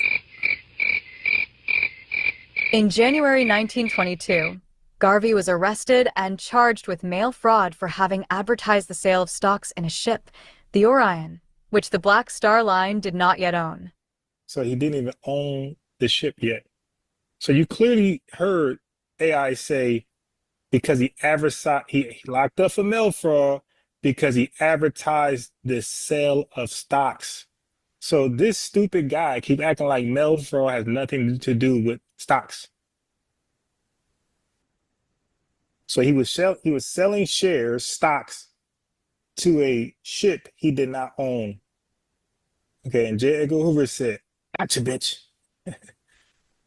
Yes, Okay, you're he jumping did. all over the place. Oh, no. I'm showing No, you that's what something. you're doing. Okay, no. Okay, what Okay, relax.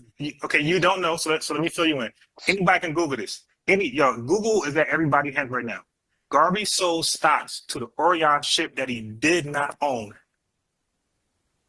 That's called fraud. That's called scamming. He did not own the Orion ship, but he passed out five like he did. He showed beautiful pictures of it, and he never owned it. And he sold shares, his word, he sold shares to FBAs on the beliefs that he owned this ship prior. And that's what made J. Edgar Hoover start looking at him. That right there is what got the odds of the FBI on. Okay, now, Stupees, why didn't Garvey go to the South where there's 20 million black people? Why did he go to the North where there was like 300,000 of us? No, what you need to do is Google the UNIA in the South. Garvey was in the North, yes, but so was Louis Farrakhan. So was many persons in the North. Hold on. But I'm talking about Garvey right now. Went to the South. No, but you're acting as if people establishing the base in the North is a problem. That's what you're implying. Yes, okay. People who establish a base in the North in a more secure area would be a problem. It is. Any smart person will tell you that you establish your base in a stronghold where you're protected and you move out from there. But you're acting as if that's not what everybody was doing. Everybody established in the North because the North was safer. All right, And so then yeah, they exactly. Safer. The He's UNIA safe. But we're in the South where it's unsafe. Was the UNIA in the South? Did you I don't know Google where. that? Okay, look. If it was okay, now watch Did you this. Google that? No, I don't need to because it's irrelevant. But let me ask you this: Did Yes, it was. he? Because most. Okay, the reason why I don't gotta Google that because most of his work was in the North, was not in the South. And guess what? When he went to the South, did he meet with the Klan, Supees? Yes, Garvey meet with the Klan, but again, let's get back to that. UNIA was also in the South. Okay. UNIA was the organization. So the organization was also in the South. So why did he meet with the Klan? Okay, fine. So why did he meet with the Klan? Because Garvey was about separation. Garvey was about Africa for the Africans. Garvey was about people going back to Africa. And the Klan was also about the same thing. So he met with the Klan because they had similar thinking. Okay, so let's read it. Yeah, AI, why did he meet with the Klan? Though their ideologies were rooted in hate and oppression, both Garvey and the KKK saw segregation as a way to achieve their respective goals. Garvey likely believed that by meeting with the KKK, he could gain support for his Back to Africa movement and further his cause of Black self-determination. How the hell meeting with the Klan can bring support for your Back to Africa movement? Keep in mind, Stupees and this right here just says segregation. Yeah, do y'all know that's how white America locked us out of wealth? Segregation. So when they started to provide home loan acts, they segregated us from it. When they wanted to do the redlining, bank loans and things like that, we were segregated. So the wealth gap happened because of segregation. They didn't want us in their middle class areas. They wanted us to be segregated in the poor slums. All right. So that is why, and that's how we were locked out of the wealth gap. It was through segregation. That's why the Civil Rights March was opposed to segregation. But ironically, Marcus Garvey, just like the Klan, were pro-segregation. Don't forget, we don't know Garvey origins. Like it's not well documented. Who is this guy? Why is he having the same ideologies as white supremacists, this segregation stuff, and back to Africa? It was the white man who wanted us to go back to Africa. He knew that we go back to Africa, any reparation claim is done. So the white man gonna squeeze us for 100 years and more of our wealth and free labor, or pay us little to nothing, and then kick us out the country and say, So Garvey came at the right time. He came at the right time where this country started to thrive, and they felt like they no longer needed FBA's Adolf's labor like that, because they was being industrialized, and people were coming to the industrial, way of life. So they're just kind of moving away from like hard, labor, peonage, and things like that. And here comes Garvey. All right, Negroes, let's go back to Africa. And that's why I look at Garvey funny. And most FBAs and ADOS look at Garvey funny, but we don't got.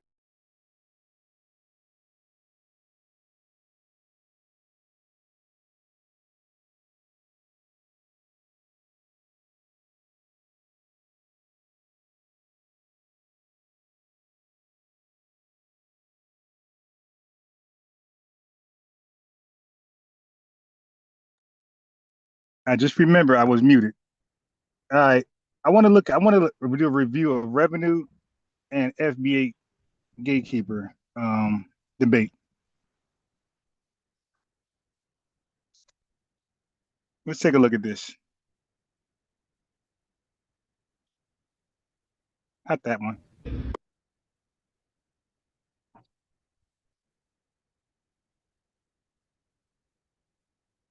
Oh, hey, look, y'all. Tariq Nasheed favorite hater up in here.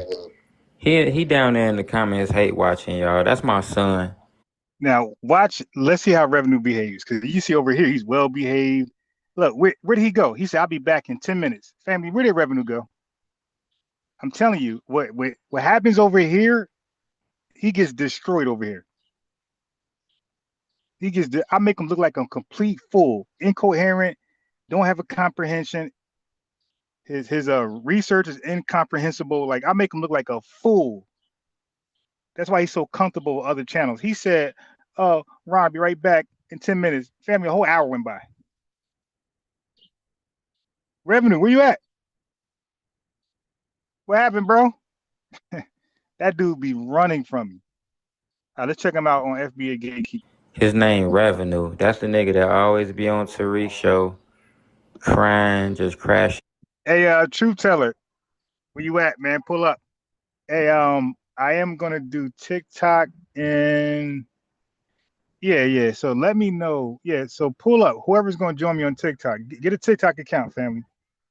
Cause I'm gonna get back on TikTok. I got some, because over here, we are the mature class. Like, we're the older adults. But in TikToks, on TikTok, we don't have any representation of our class. There's a bunch of YNs over there. So get your TikTok account. Join me over there. If you plan on joining the panel on TikTok, let me know by joining this panel. So join this panel and let me know if you're going to pull up on TikTok. So that's everybody who normally comes up over here, or whoever. Now he a Jamaican tether out there in New York. His feelings hurt. And I talked to him on live before. I got down on him. So he's still mad at me. He won't come up and speak like a man. Only time he come up, he gonna crash out. Oh, well, look who it is. Speak of the musty little Jamaican devil. This Tariq Nasheed, biggest hater, y'all. Y'all give it up for him. He just made the panel musty, y'all. Y'all clap your hands for him. Revenue, welcome to the stage. You mad because of that post on my page? Nah. I'm trying to find ways how, us tethers can support. Don't say nothing stupid. Go ahead, bro. Just be respectful. Stupid. Go ahead, man. The first time you crashed out and I had to put you in your place. Go ahead, broski. I don't got time for that. Yeah, I'm trying to find ways how we can support delineation, because we don't want to be associated with people that's on SNAP benefit with low graduation rate. And that's all you want. You just came up here to troll. That's all y'all. See, this the thing with a lot of you Don't cuss out him, y'all. Don't sit cuss out him. around And if y'all you know, pretend that it's not y'all. It's y'all on this stuff. Listen, one at a time. It's Listen. so many videos where y'all saying y'all went to the food pantries and y'all can't wait for Trump to give y'all EBT benefits. So y'all how can can a refugee or a send a non-citizen barrel get a back home. how can So a find you some kids to play with, sir, because we on it. I'm on everything. I see it all. And guess what? You should be ashamed of yourself. You running around looking for Tariq and everybody else, FBAs. Go FBA some of that water up in Jamaica. Go try to put some of them houses back together and stop being ignorant. Are you in gonna other help the folks' 11 million business. FBAs that's on food If you don't want, benefits? look, we ain't We help our asking- people. We out here feeding them right now. What you doing for Jamaica though? That's the real question. Yeah, we Jamaica good. is good. What you as doing can for? see. Okay, so right there is the difference. Revenue, source up that 11 million foundational Black Americans are on welfare. Show me that disaggregated data. Show me data that focuses on us that you're not included in, or Africa. Show me this 11 million Black Americans, ethnic Black Americans. He couldn't do that, family. You know why? Because the data is race-based. That means it's aggregated. That means it got them, us, Africa, and whoever else on that. So that could be 95% immigrant and 5% foundation Black American. And this is what I mean, like the stuff he gets off other places, he can't get off over here. Because I know the data is aggregated. That's why we're asking for disaggregated data. Because the race-based data is misleading when they try to pretend it represents or reflects Black America. Jamaica. The whole world has been donating to Jamaica's What plight I right said, now. what have you done for Jamaica? I didn't ask you what the world Bro, done. I done sent 2 barrels and I done sent money No, you directly didn't. to my family. No, you didn't. What's inside them barrels? Huh? What's inside the barrels? You say, huh? You trying to buy time? How much? What's inside them barrels? Food, clothes. What kind of food? Canned food. What kind of Rice. canned food? Which corned beef, sardines, mackerels. My question is, why are you sending stuff back to them? Like, are they starving? Like, why they not hard workers? Why they don't produce for themselves? Like, so how's that? That's still welfare. So they come over here and get welfare, then they become the welfare agency themselves to send back over there. Stuff that people eat. Are you better? You don't get no brownie points for that. You better. Hey, you know what? Time What out. are you doing? Time out. These people always talking about they send barrels. They send barrels out there even when it's not a hurricane. So anyway, what are you doing beside them barrels? Because that shit ain't nothing new. They've been sending barrels out there because your people are poor. So go ahead, Revenue. What have you done? 11 million FBAs on food that's about to Sir, lose why their are there benefit. Jamaican? See, and they let them keep saying that. So, family, that's what tethers do. Tethers are included in any negative stat they bring up about us in America, in any negative Black stat. Again, you got to understand the way Black is used in America is used as a race. It's not used as an ethnicity. You got to rewire your brain. All right. So any Black stat they use to try to act like it's specifically speaking to us, that's cap. They are included as well. So now ask Revenue, hey, that racialized Black stat you just read, what is the percentage of you guys and us? He couldn't tell you. It'd be crickets. Are you helping them? Which one of the FBA? What have you done for Which Jamaica? one of the FBA? Time out. How much does it cost to send a barrel over there? Revenue. Unmute yourself. How much does it cost to send a barrel over there? It depends on the weight. How much does it cost on average to send one over there? Roughly, possibly like $100 or so. $100. Mm-hmm. And you only sent 2 of them out there?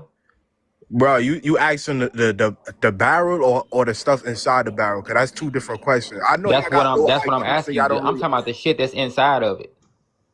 Roughly, maybe $1,000.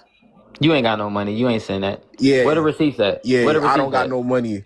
Where the Bro, receipts? you punch a DM bunch me the of memes. receipts. You can see No, my page and how I live. DM me the receipts. Can You I can don't ask see even you? have how a I live profile versus picture, so you, how I'm bro. supposed to know how He you over live? You're here not in even our in my business and they category. You're not in stealing my our league. stuff out the barrels. They over Revenue, there stealing from each other. revenue. They don't have You no over money. They here in don't have our nowhere to live business. over there.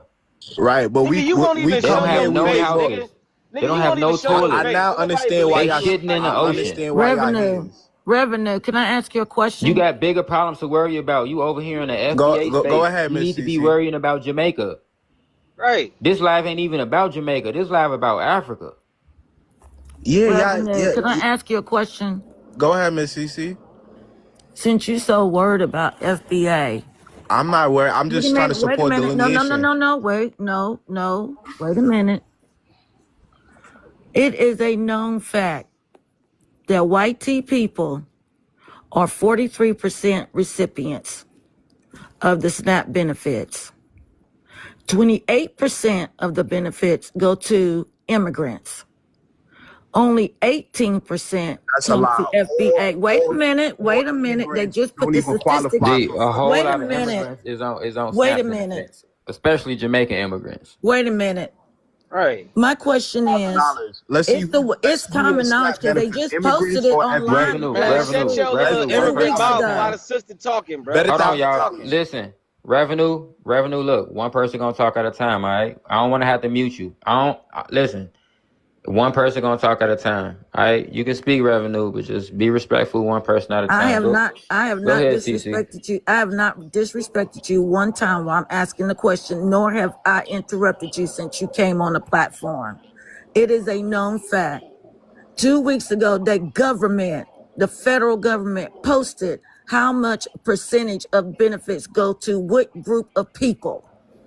We are the smallest group of people that receive benefits, and them are working people, what they call poor working people. If you want to help out anybody, instead of coming to our platform, won't you go to the white tea man's platform and ask them why are they getting benefits and committing fraud every day, all day? Go over there and ask them, because it was like 25 white tea people that they just busted and put in jail for stealing benefits. It wasn't us. It was them. We do for our people. And when you go to them pantry lines that you riding by, you see white tea people out there because we take care of ours. Yeah, you just lied about every single thing, which is crazy. We can all look up the numbers right now. FBA's make up 26% of the SNAP benefit. That means 1 out of 4 FBAs on SNAP benefit, over 11. Okay, family, he's lying. That is aggregated data. That's racialized data. That means he's included in everybody from Africa. Everybody who checks that Black or African American box are all included in that stat. But you see, he knows where to go and say that. Look how confident and cocky how he is over there, as opposed to over here. Over here, he's unsure, he's stuttering, he's cautious, he's reluctant, because he knows what's coming back. That Thanos glove. You dig? That Thanos punch. But you cannot. That's why people need to get out, man. Get out from your comfort zone and see who else is out there defending the lineage. Like me, I'm aware of this guy. I'm aware of Black Alpha. I'm aware of everybody. You did, because I want to know who's out there saying something similar or slightly different where I could learn from. You got to get out your own space, man. It's a big world of FBAs, and we're smart and we're researchers. This should have been nipped in the bud immediately. But he's gonna keep saying it, and so far they have no rebuttal. Like, they're conceding, they're acquiescing to this stat, this fake stat, this misrepresented stat. 11 million. Okay. So listen, I just did the research for y'all. I typed in AI. I said per capita, how many Jamaican immigrants are on food stamps in the United States? Look what came back, family. It said there is no exact or official U.S. government figure for how many Jamaican immigrants receive food stamps, SNAP, on a per capita basis. The U.S. Census Bureau and the USDA track SNAP recipients primarily by broad race and broad place of birth categories rather than by specific country origin. So these people are lumped up with us. This is easy, man. Yo, we got to get better. Like, come on, man. Like, I already know what I know, and I'm getting better because I stay on top of my research. So whatever I researched in January, I looked it over today with fresh eyes, and I know more. And then I had the sister come on, put me on Walter Plecker and the Triple K out here campaigning for Garvey to be released early from the BOI custody to be deported to Jamaica. Like they went out there and caped for the guy. Now I didn't know that. I learned that today. See, so that's added to what I already knew. People are just repeating things they said 2 years ago. That's not over here, man. Research is vast. And the internet is making it more easier to accumulate and build on what you knew yesterday. There's no way Revenue should be able to keep repeating that broad racial stat and try to pin it on Black Americans specifically. He should have been called out.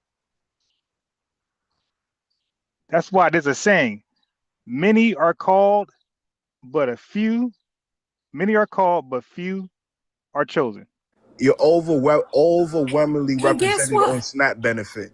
And as far as immigrants, that's not overwhelming. If you know how to count, 25% is not overwhelming. Now you cut me off. I'm cutting you off because you're wrong. Triggered.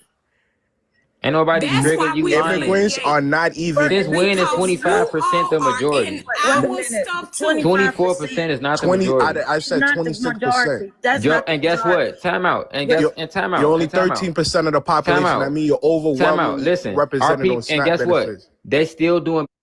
So now let me finish reading. It says foreign-born SNAP usage.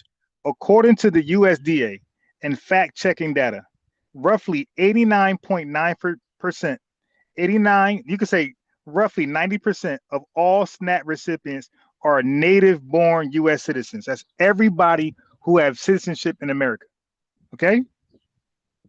Only about 11% are foreign-born, okay? That means, you don't have citizenship. And this includes naturalized citizens, refugees, and legal permanent residents who meet strict eligibility, right? Requirements. Now it says household versus per capita rates. Studies tracking welfare used by region or birth, such as the Caribbean Americas, indicate that immigrant-led households use means-tested food programs at higher rates than native-born households. That's a bomb right there, largely because these households are often younger and have more children. So once again, Caribbean Americans indicate that immigrant-led households use means-tested food programs at higher rates than native-born households. He's done. He's DAD on that point. He's done. That's how fast they got rid of him. Simple, boop, type research, he's done. But nope, they're going to argue back and forth, and that topic is gone. So now, Revenue, what's your next topic? That's simple. Better than the people in your homeland. They wish they had SNAP benefits. Right, but we do better than y'all in No, they not. Guess what? Y'all got not higher medium income, higher graduation rate. No, they not. No, they not. No, they don't. That's just something you made up. Every single stat you could think He of. doing I'm a tether when I say so. Y'all. That's all. We outperform y'all every single stat. Revenue. Man, you just hella jealous of our You just people, doing I'm a man. tether You when so I say. jealous. And again, Revenue. How do you justify that when you're included in the same stats we are in? So if you're saying blacks are doing something great, you're included. If you're saying blacks are doing something bad, you're included. Revenue tells you he's a Black American. Y'all don't know that? Revenue would tell you. I had Revenue say plenty times over that he is a Black American. But then he'll gaslight you and say, this stat says Black American, so this is you guys. Revenue, you just told me you were Black American on paper. That's you too. So that's the same thing you do when you on Tariq show. Go ahead, Love and Life. Hi, yes, hi, family. I just wanted to come up here and remind everybody that we also have hurricanes in America. And you know what we do for our people? I'm in Philadelphia, to be exact. And I King, you're remember not coming back up. Go ahead, Love. Hurricane Katrina very well. The churches here in Philadelphia, and I'm not even a Christian, we gave homes to these people, free homes to our people. We fed our people. We cleared out a school for our people to stay in for a couple of weeks and gave them homes in Philadelphia. And Flint, we sent water to Flint in Philadelphia for years until that water crisis got straight. So these nasty, filthy, dirty Jamaicans can come up here and talk all this shit that they want to because they living in America. They cool. They can go to the beaches in America, but ask them, can they go to the beaches in Jamaica? He only got 2 beaches he allowed on in Jamaica, but we so rich, we so fly, we can go to any beach we want to in Jamaica and call the cops on these dirty locals and tell them to get their funky asses off the beach because they got to swim up sea. They can't even go to the beaches. They literally got to swim up sea to go to the beach that we can go on lovely and sit comfortably. And they so jealous in the resorts, they don't even want to feed us right. They want to bow down to white people, but we got the money. Y'all coming over here to hide up under us. Revenue, you can't even go to your own beaches. Your people don't even got running water in Jamaica. I seen a lady over there. How she had a whole hurricane but saved her liquor. How you save your liquor in a hurricane? Them people are drunks. That's lazy, crazy. Dirty drunks. They don't got no sewer She system. saved her liquor. They still waiting on the rain to get water. How you still wait? Y'all still carrying buckets on y'all heads like Africans. We don't do none of that shit over here. Like African booty scratchers? Y'all dirty as fuck over there. Y'all don't got no water. Y'all ain't got no showers. Y'all barely got food in Jamaica. I went to Jamaica one time, y'all. I couldn't even get out the fucking taxi. I tried to go to the club with the locals. Don't you know I seen a car with a fucking Hyundai with a fucking BMW door? Are you She can't do that while I'm driving. fucking serious? Y'all tacky as fuck over there. Y'all dirty as shit in Jamaica. Y'all don't even wash y'all asses in Jamaica. Y'all got African feet. Y'all wear flip-flops over there. Y'all don't even wear shoes over there. Y'all kids don't even wear pants over there. Y'all kids is dirty as fuck over there. Y'all don't even wash y'all kids' hair over there. Y'all don't even retwist y'all kids' hair over there. Do y'all want to talk about the gays in Jamaica? They literally have their gays living in the sewer system. I hear you. I'm sorry. They living in the sewer system. I'm sorry. They people there home. You know, them people living in the sewer in Jamaica. Don't you know they eat crabs out the sewer in Jamaica? Go on YouTube and look at this documentary. These people literally go into the sewers of Jamaica and get crabs. That's because they can't go fishing on them beaches. Yeah, they can't even go fishing on their own beaches. And rather than you got the nerve to come over here and talk about how we the richest black people on the planet. Y'all come to America to hide amongst us, to hide under us because y'all so weak and docile in y'all country. Y'all eating crabs out this. When you ever seen a black American eating out the trash, out of a sewer in America? Skid Row. Child, please, I can go right to Kingston. Y'all don't have no businesses. All y'all businesses is on the highways. They living better in Skid Row than they is in their homeland. And yes, in Jamaica. all the black people doing the ill shit in our country half the time be y'all lineage.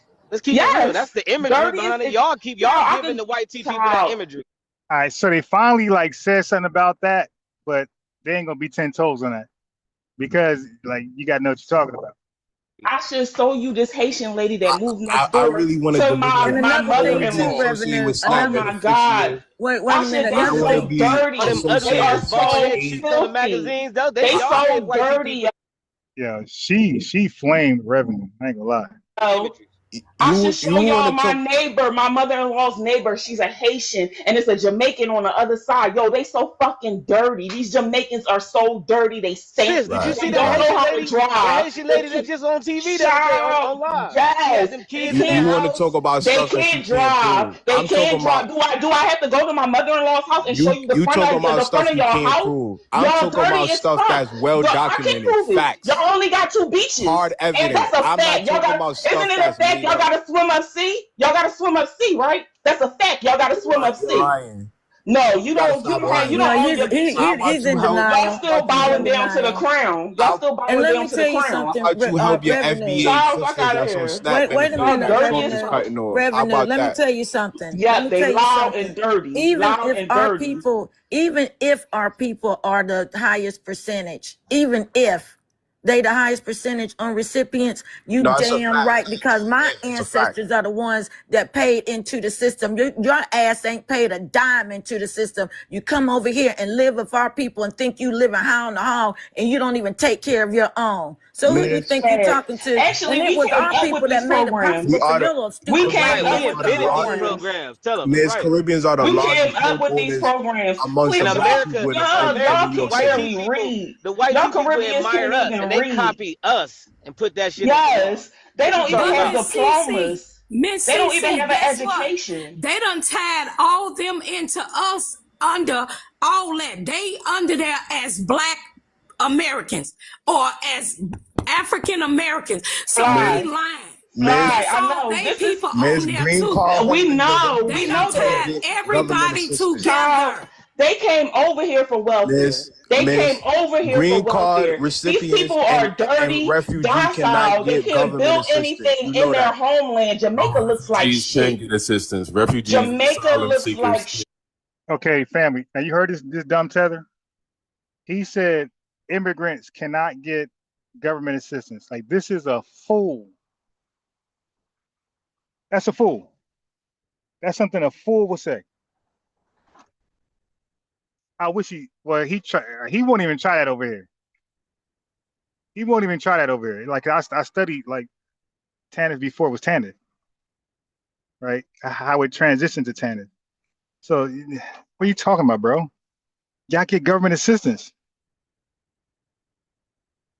Y'all absolutely get government assistance. You know how many No, they illegal can't. immigrants? Refugees. How many illegal immigrants got They benefits? can. If refugees can't get 90%, 90%. Listen, just because you SNAP lying beneficiaries doesn't make are it true. One person at a time, y'all. Sir, you came over here for welfare. One person at a You came time. here for welfare. Public assistance. Hold on. Love and Life go, and then Flag go. Yeah, I'm gonna just drop after this because I'm getting ready for work. But these people want to come up here and say y'all get welfare, y'all. That's a good thing.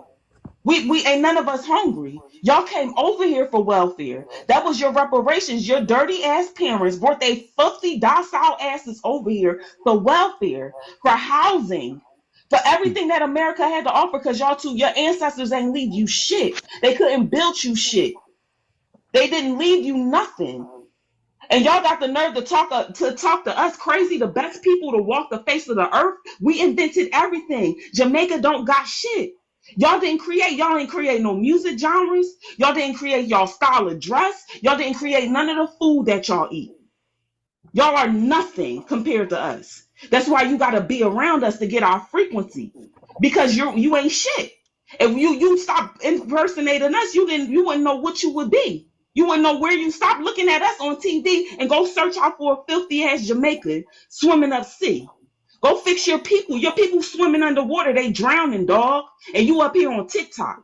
Go take your filthy ass to Jamaica and go put boots on the ground and help your people like we do so you can really be black. Y'all are embarrassment. Y'all skin question is an embarrassment to us. We don't want y'all calling us y'all selves black. Y'all filthy. Y'all haven't built anything. Y'all haven't created anything. Jamaica is dirty. Okay? Okay, black people don't bleach. Jamaicans do. Come. Okay? Black people don't sell their children. Jamaicans do though. So don't call you're not black. You're not us. You're a fucking immigrant. You'll never be us. Okay? Black people don't flee. Jamaicans do. Okay? All right? There you go.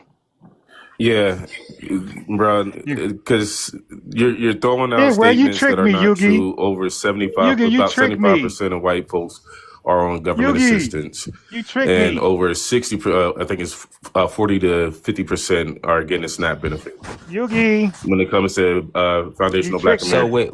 So the stats on white people is like 36%. Yeah, and when it comes to us, it's like 20 to 25% or 26%. Yeah. So, bro, your conversation in regards to this. Well, that just means that we live in a first world country. Jamaica wish they had a welfare system, but they don't know how to build a country, so they don't have one. Fly, are you there? Fly probably doing something. I am Monica. Weak asses can't stay there and take it and build up their own damn country because they lazy as hell. Yes. I was just here because the Mr. whatever his name is, he was very incorrect on government assistance. There's one particular government assistance that immigrants can get and refugees can get as long as you have a social security number and been living in the United States for the past 30 days. It is called supplemental security income, also known as SSI, aka. Told you can. They can get it. But I was gonna just bait him to call in and cook him. But since he's dropping the facts, go ahead. A federal welfare. How I know this, I used to work at Social Security, and there was a lot of people. Soon as if there was little on the poor end, not even on the poor end, but as soon as they got that Social Security number and waited for around 30 to 90 days, they could sign up for that, especially if you had a disabled child, if you disable yourself, or you was over the age of 65. So with that being said, you can get that. You really do. You really do.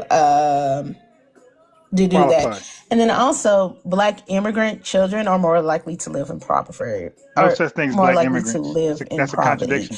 versus U.S. born Black residents, other words, aka Black Americans.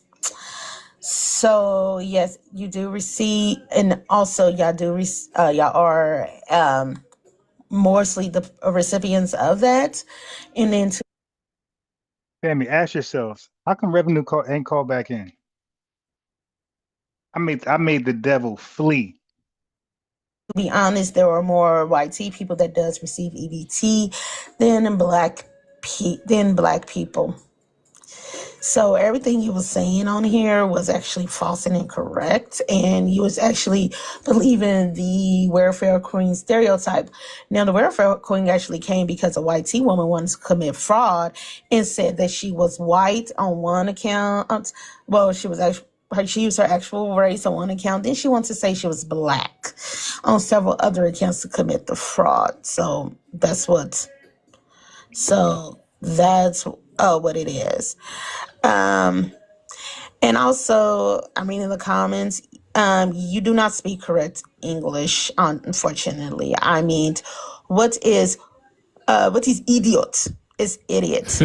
Even the British say is idiot. You go idiot. You put Appreciate you. sense on the word. Yeah, she just cooked you, Revenue. Go ahead, speak, Revenue. Yeah, I'm gonna first reply to the sister that was talking. Sir, I'm gonna stop. Afro-Caribbeans I'm sorry, Revenue. I'm gonna stop you right there. I share no commonality with you whatsoever, so please do not call me your sister. I wasn't talking about you. Anyways, as far as SNAP beneficiary, you learn how to say somebody's name. as far as what we have you was done, talking about her, but continue. I was talking about the women before her. I wasn't talking about her. Just go ahead, Revenue. You just talked about a bunch of bullshit. And I'm not your sister either. Watch your mouth, man. Stop being sassy. Never claim a damn Jamaican because you lazy as hell and you scam people because you can't work. Right. Because if you could work, you'd stay in your own fucking country and build it up, you loser. Right. Afro-Caribbeans are the largest Black home owners in New York City. We have a higher medium income than Black Americans. Nigerians are far. My family, don't fall for that. He just said immigrants. Those are the ones who just came over here. The ones who are not discriminated by housing. Okay? These are the people who gets privileged housing treatment. Jamaicans who are citizens, they don't go into that stat. So family, these are immigrants. These are not citizens. These are not immigrants who became citizens. The immigrants who became citizens, they're thrown in the same stat that he's trying to make believe is just us. This is a fool. And you got to make easy work of him. He's confident and cocky in his lies over there. I see. Nobody's really like fact checking him like that. Everything he's saying, he's lying or misrepresenting. Probably double more than Black Americans. So we outperform y'all in every single category except for government assistance. Y'all rank higher. Revenue? No, y'all don't, man. You're not saying Rank the higher. United States. Why everybody cutting you? I didn't cut nobody off. Because you lying. That's not true. I didn't cut Everybody nobody knows off. it's not true. And if as that far was as true, what, you would be doing it in your homeland. Right. And as far as what we created, we all know that Cool Herc, Grandmaster Flash, and African Bambaataa created hip hop, and we gave it to y'all. Bro, So, y'all have this woke sense of reality that y'all need to get over. Hold on, Mr. Hold on. We got somebody else new up here. Miss M. Who is this? Mr. MM? Hey, what's the good, man? Where you from?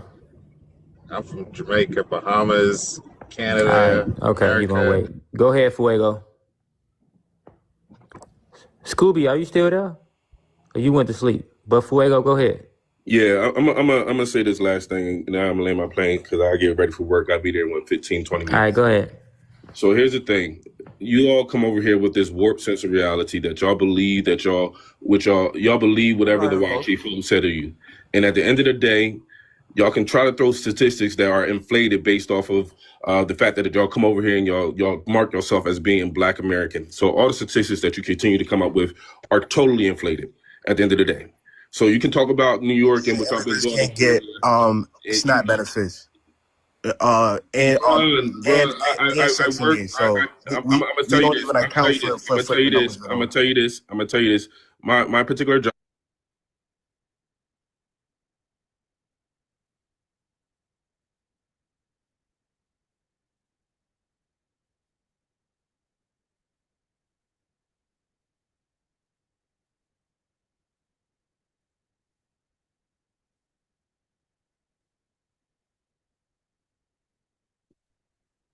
Tanika Moore.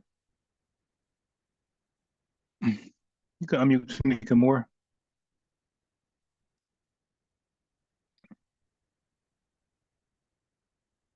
Tanika, you want to unmute? Okay, well, whenever you're ready, just unmute and introduce yourself.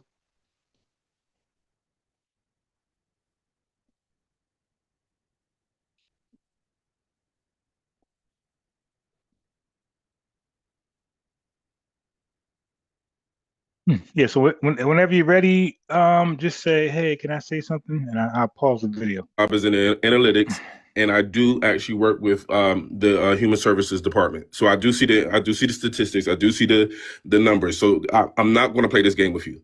All right, you can go do that with somebody else. You can have that conversation with somebody else. I work in analytics. I work in statistics. So yes, I'm not going to have this conversation with you. More than a Pew Research Center?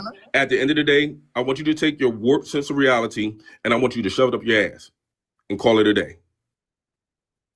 And I land my plane. Love y'all. I gotta get to work.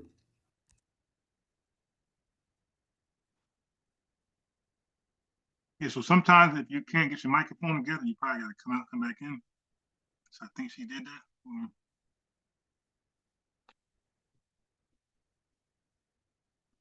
Yeah, okay. It might work. It might work this time.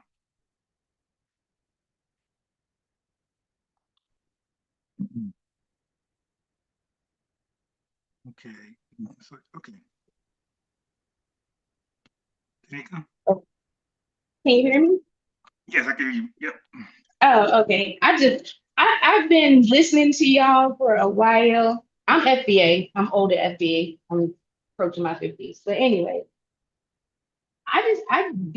I'm so glad the way y'all be cooking. I'm so proud of y'all. Like, I just wanted to say that because they said, I don't even know how to work the phone. And I was so frustrated. I was like, look, I got to say something because I am so sick of these people coming up here, always talking about us, always in our spaces, always telling us what we like, questioning us about why this, why that, and like, we need momentum to get started. And I think they're mad, and I'm so glad FBA's got that. And so what? We don't give a attitude about it, and I'm so proud of y'all for that. Like, and keep up the good work. I be listening. You know what I mean? I don't do a lot of super chats. Yeah, I listen all the Now you time. good. Like, yeah, so I just wanted to say that, put my little 2 cents because trust and believe. It's a lot of older folk listening to y'all. We might not say too much. Like today, I just, like I said, I got frustrated listening to you having to keep going circles. And I'm like, I mean, if I was 85, I could understand what you're saying. You know what I mean? Even if I was halfway Right. going senile.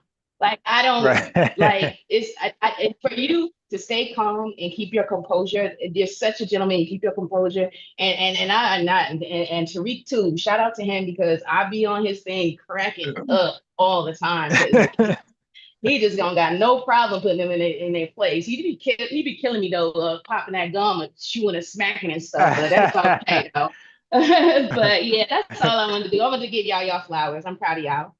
I appreciate it. Yeah, that definitely make it feel like what I'm doing is worth it. You know, when people And I learned a call me, lot. like I said, You know what I mean? Even though they want to act like they on the short bus that had no doors, honestly, no it's doors. a lot of stuff that I don't know. So I learned through them acting stupid. You know what I mean? So it's not going in vain. It's people that you getting the message out, and there's people that actually are learning things from you. Like you can never be too old to learn. Like I don't know how old you are. Like I said, I'm in my 50s, so you know.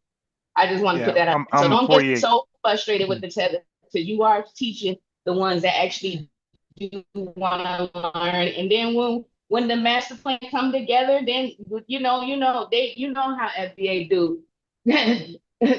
Just watch me. Don't just watch me. And then when you see stuff start happening, don't we love for you to look stupid. Like we love to smack you down and make you look stupid. It might take a while. Mm-hmm. How long it takes? Don't get our lick back. We're just built that way. We're built that way. We're gonna, I don't care. Like it might not like a lot of things. Like some people thought, like back in the day when the slaves never thought they was never gonna not see slavery. Look at us today, right now. Right. Never thought we go through reparations. I mean, your great granddaughter might see that. She's like, dang, pop, and put it down. I'm getting a check. I'm good to go. We standing neck to neck with you know what I'm saying? And we ain't went nowhere. The lineage is still here. It's still gonna be here. Right. Yeah, ain't going nowhere. That for real.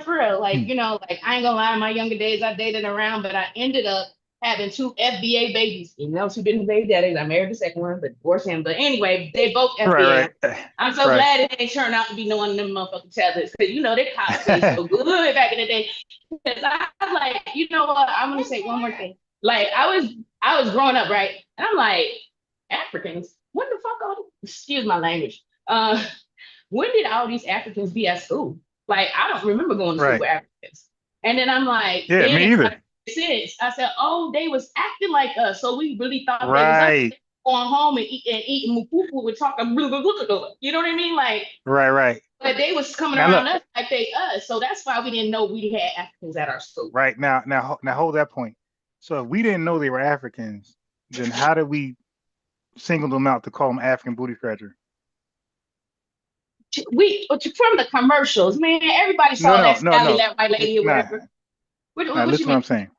Okay. Like they believe that we knew they were African, and for that reason we called them an African booty scratcher.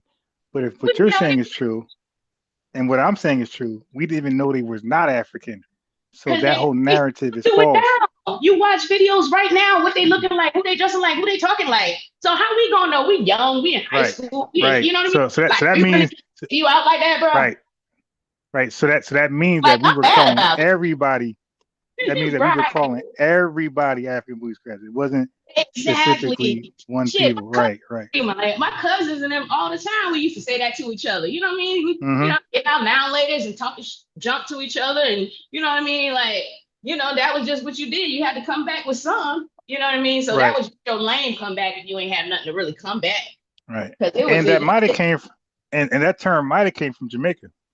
And it might have, because the only thing we knew of you was dressing kind of funny. We thought she was Jamaican or damn Puerto Rican. Remember that? Like, right. Funny. All the mud dang on the colors. It got to be Puerto Rican in front of Island. Remember that? And so, are you up north? No, I'm in ATL. I've been down here like 20 years. But I did grow up up north. Right, because I was trying to tell people that we called everybody with an accent either Puerto Rican or Jamaican. Puerto Rican and Jamaican, especially if you was wearing too many damn colors in one outfit. And mismatching reds. And then the bright red Jamaican and burgundy.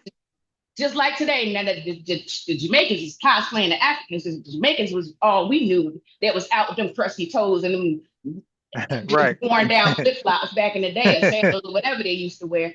And we finding out the Africans do it too. Right. They cousins anyway, so it don't matter. And the Haitians. Them too. Them. Yep, that's what I mean. Yep, the Haitians. Yep. Oh, they was the worst. Yeah. So flip flop kings. Yeah, all the time, and we like, gosh dang, what? Feet like split up like dang on split wool, like split wood. I mean, you know what I mean? like a goat. Got the hat. Got the with hooves. Right. Got the hooves hanging out. We had the crack lips before we knew what that was. Right. But yeah, all facts. So I'm like, I don't ever remember. That's why I said I don't ever remember going to school with no Africans. And that's why I said, even to this day, you watch, I be on like, I got rid of TikTok. So you're never going to catch me on TikTok with y'all. But you know what I'm saying? Because all the new rules or whatever they did and all the new, privacy. Yeah, the code language, all that, yeah.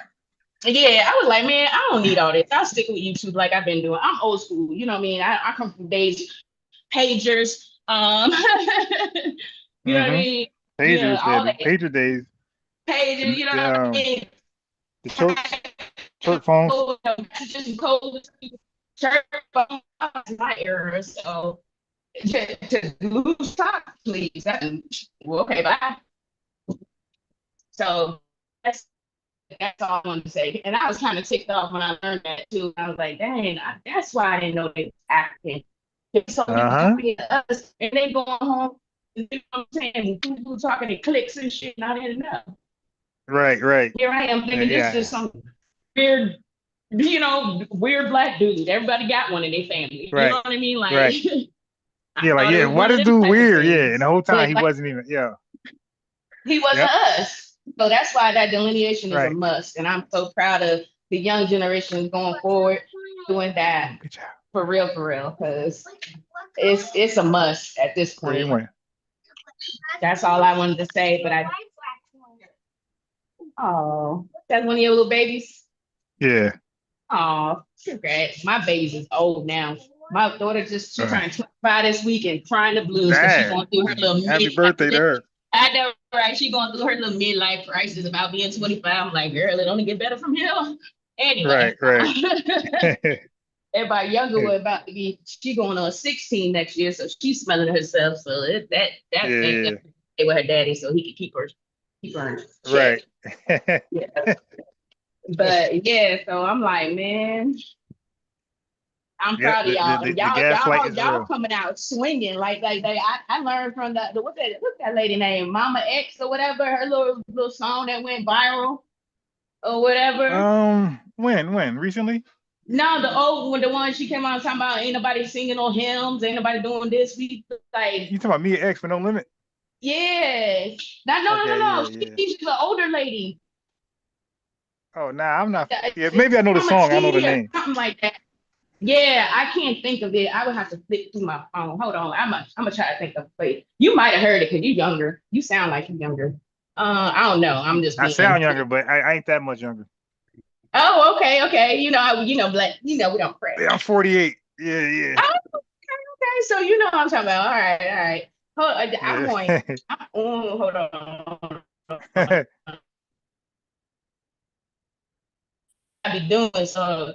Like I just figured out how to get on here. Like I'm so frustrated. I'm like, yeah, I hope that encourages more people to call in. And like I said, look, if it's not everybody. Because I was wondering, I'm like, how is people doing that? But you're right. So I was like, how do people be doing that? Like, and I just was so frustrated. I started messing around with the phone, and I said, okay, okay, I see that. All right, let me see. You know what I mean? And then you answered. I was like, I did it. I was like, I did it. Okay. And I now know how to do it now. But but I definitely like everything you got. I'm subscribed to your channel. You know what I'm saying? Thank you very much. I like I said, But then that lady, Mama X or Mama T, is she called Mama something? You just have to Google it. Mama T on YouTube, just like do a search. I can't. But anyway, she talking about how like these young kids ain't playing. They like just like they are now. Like I'm not working for no slave wages. I'm not. You want me to be Yeah, kiss that you goodbye. guys pay me. Like back when we was coming up, it was like you had to damn near have 3 heads and 6 arms, and then they'd be like, "Oh, you're making some progress. You look like you're really trying to work." You know what I mean? Like these kids, like if you want me to work 1 second over, I need my money. You know what I mean? Like I respect that. Like they're like, we ain't about that. Just like that this young is double dude, time, right? Okay, double time. Thank you. Yeah, that young kid that said no check, no vote, they jumped all over. That Melrose. no check, no vote. I said, man, why y'all mad? They got these damn black zombies up there looking like about to croak any day now. They need to be figuring out their funerals instead of scared folks. Right, to scare folks and tell them about like, well, don't do that. And like, no, I feel all y'all. I feel like we're done. Like they don't realize how fed up and done we are. Like we so done with everything. Like everything's done. Yeah. Like they don't get that. Like ain't no argument. The FBA no fed up. It's like, all right, you think we're xenophobic? All right, it ain't stopping the movement. All right, you think we don't like you? All right, don't. Still delineating. Still delineating, right? Still doing what we got to do. Oh, it ain't gonna work. Nope. Well, okay. Yeah, you just gave me a good thing for my next song. Thank you. You're welcome. Yeah. It's gonna be called "Still Delineating." No matter what, still delineating. Oh, I got it. Call us what you want, do what you want. We still doing it, and we don't care how you feel or what you think about it. Period. And you can have an opinion or not, but this is what we're doing. It's like, you're gonna stop at a red light unless you're stupid. Go on and speed by the red light. I mean, people do it, but what they do, look out for the cop to see, make sure the cop ain't around. Right. But unless you're an undocumented person. Okay, that part. And then the majority of the time, once things get rolling and set up that this how it's supposed to be, 90% of the people is going to just follow, like, okay, that's what it is. It's like this. Right. Everything start out difficult when it's new because it's called the wave. Everybody end up riding the wave. Exactly. And it's never really been new, but we just couldn't put a name on it. Like, you know what I mean? Like we always knew stuff. Like even when my mom was young and like she would be around like the Puerto Ricans and all that, because and she'd be like, oh, they think they white and da da da da da, and they don't like us anyway, and blah blah blah blah blah blah. And I could tell, like I knew it too, but it was like it took everything that happened to come to a culmination for it to be, because they operate the same way the system operates. They deny till they can't no more. Now they got to a point where they can't deny it no more. They can't make it like ambiguous anymore. You're like, is that really happening? We're not sure. Is it? But we feeling it, but we don't know if it's isolated or it's just this person, or is it the collective? Well, as soon as we found out it was the collective, and it wasn't just you and you and you. That's why this social media is so good and they hate it. Because so important. And you're about to say, and that's why they hate it. They hate it because now we able to cross-reference stuff. Get on code. Get on code. You could be on your platform. Somebody in the middle of Nebraska, there's FBA, be like, oh, you know what? There's only 3 Hispanics over here, and I'm going through that. Somebody else in Cali, somebody down here in Georgia. You know what I mean? Like, there's no way you can say it's isolated incidences when it's coming across social media. Right. Because before they could get away with that. That's called patterns. So the way you understand something is systemic or a problem, like even the FBI, when they profile certain people, and like this is how they could pinpoint where you're going to be. Like, say if you're a serial something, right? They could find you because you you have a pattern behind you. So somebody who's a narcissist, somebody who's a psychopath, they all have erases. They all have patterns, and they profile you based on a pattern. So what you're recognizing is the patterns that's not just in New Jersey from these folks or New York or Florida. It's nationwide. Right. Like my name right now in my government. I'm like, was like, oops. Oh yeah, But yeah. I was just so So frustrated. what was your name in yeah, so you could always change it. Yeah, I gotta figure out how to do that. I'm gonna do that now that I came up so here. all you gotta do is go to where you see your name and like there's a thing you can press. Okay. All right, I'm gonna do that as soon as I figured it, Yeah. everything else. I'm gonna do it for you. What is your name in the chat? It's Tanika Moore. In the chat? Yeah, it's got like the little globe on there. It's like a blue globe. Okay. It's a blue globe. Well, I'm gonna call you. Okay. Well, I'm gonna rename you FBA Moore. All right. Thank you. Thank you. I appreciate that because I was like, wait a minute now. If I call up two young strangers, they're gonna be like, oh, I know her and I know her voice. Mm-hmm. Don't let me come up on the picture. Shoot. Oh no, I can't. You know what I mean? I know. I'm too old school for that. But yeah, I basically did just come up here to give you your flowers and let you know that I'm glad that things are coming out and it's coming out the way it needs to, because they made everything so confusing before, where, like I said, they was able to skirt off like, oh, it's just isolated incidents. Oh, y'all just tripping, this and this and that. And social media tore that all down. Yeah. Yep. It tore it all down. The same thing me. I thought revenue was just a one-off person. Ain't no others. And then we start to see a plethora of revenues. Like, wow. Right. Like that, it's like the planet of the revenues. Of the revenues. yeah, a bunch of gremlin revenues everywhere. Yeah, so and that's how you know that social media is important. That's why when they first came out with the internet, now I understand why they was trying to block it and why China blocked theirs, and every country want to block theirs because they don't want anybody peeking over at the fence. And we like, okay, we don't want nobody peeking over at the fence too. And you banned from the cookout. And we're gonna make our sauce and look over at it anyway, because y'all always trying to figure out what you're doing to monetize what we do. Right. Yep. All this space is talking about us. Right. All the time. They probably trying to figure out how to monetize everything we doing right now, but there's no monetization to it. It's either that or blame somebody. Right. Or blame somebody. Make them accountability. Like it. Yeah, you know what I mean? Make them the villain. And see, y'all, they thought this and that, and blah, blah, blah. They're horrible. If they can't monetize it, then they make them into the villain. Yeah. So, but they're not gonna be able to do that either. It's over with. But I'm gonna click off. I guess this is what you call dropping down when you unless somebody talks. Yeah, same thing. Dropping down. Yeah, because I'm gonna play the rest of the video. Also, it's for everybody else who's listening. So sometimes you don't always gotta. There's different ways to donate, and sometimes to let somebody know that they've been appreciated, you could just call in.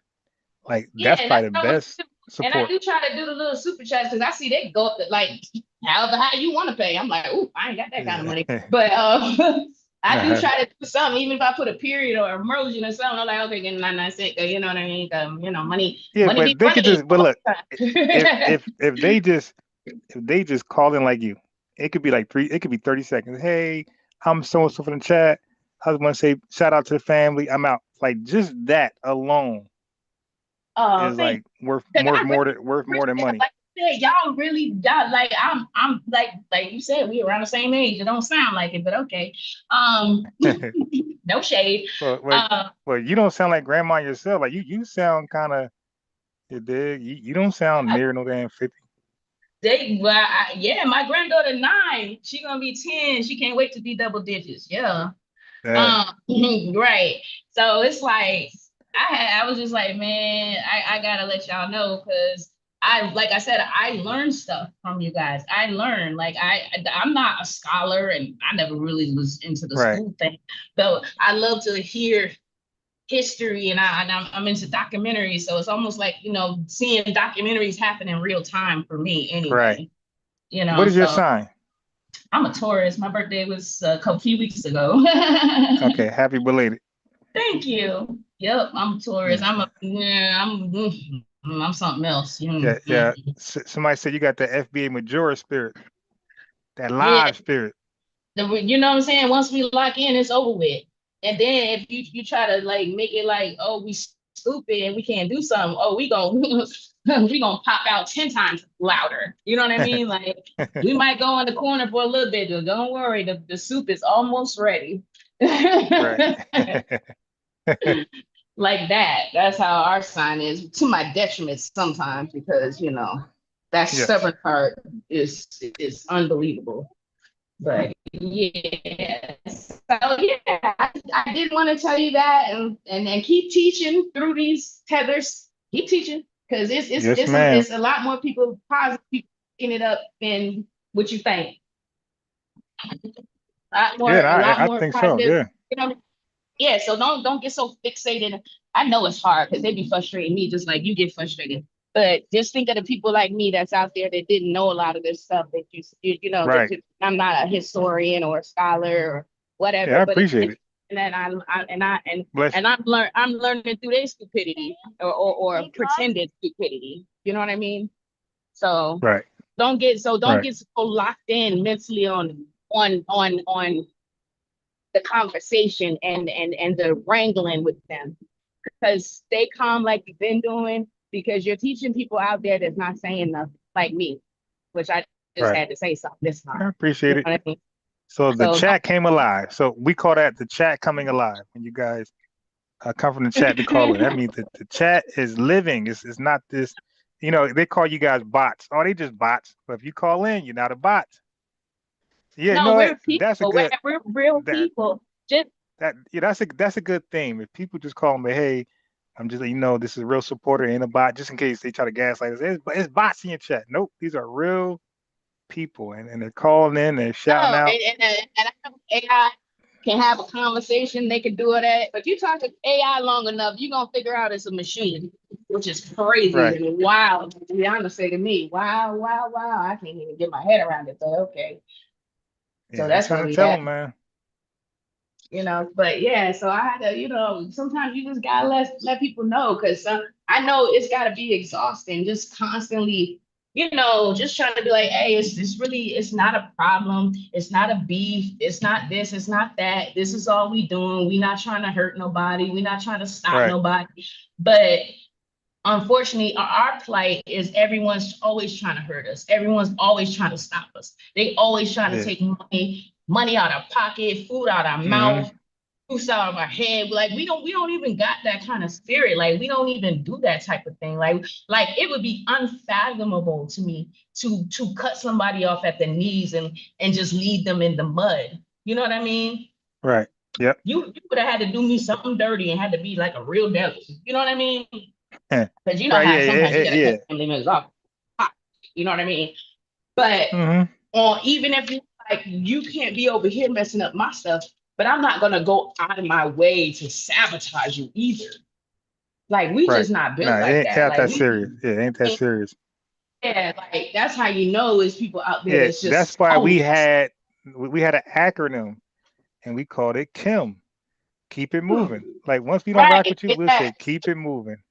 Just keep it moving. I won't bother you. You won't bother me. It's all good. I'm not gonna sit here and try to ruin your life and make what I mean.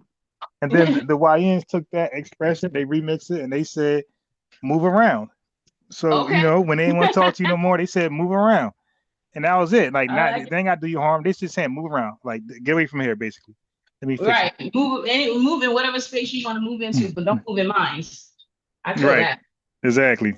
And that's all we saying to the rest of the world. I know. I'm separating. They got an attitude like we ain't saying you can't move around. Just move from around us. Like when you tell get up out of here. Get out your yard. Like if you don't want something in your yard, how you gonna sit here and fight to be in my yard? And it's not even your yard. That's what really the argument sounds like to me. Like I'm gonna be over your house. I'm gonna walk on your lawn, and then I'm gonna be like chilling or whatever, and then maybe 9 times out of 10 in the way they move, like they disrespecting it, so they throwing paper on the grass. They got the dog the corner, and then you like, nah, don't clean it up. Get up, won't clean it up. Get off my grass. Now you fighting me to stay on my grass to stay disrespectful. Right. Like, why would I not ask you to leave? That's just silly. And now leave like that. You got an attitude, and you gotta be that I have a problem because you're creating the problem. Right. Yeah, that's called if gaslighting. You were never over here on my lawn, I would have never had nothing to say to you.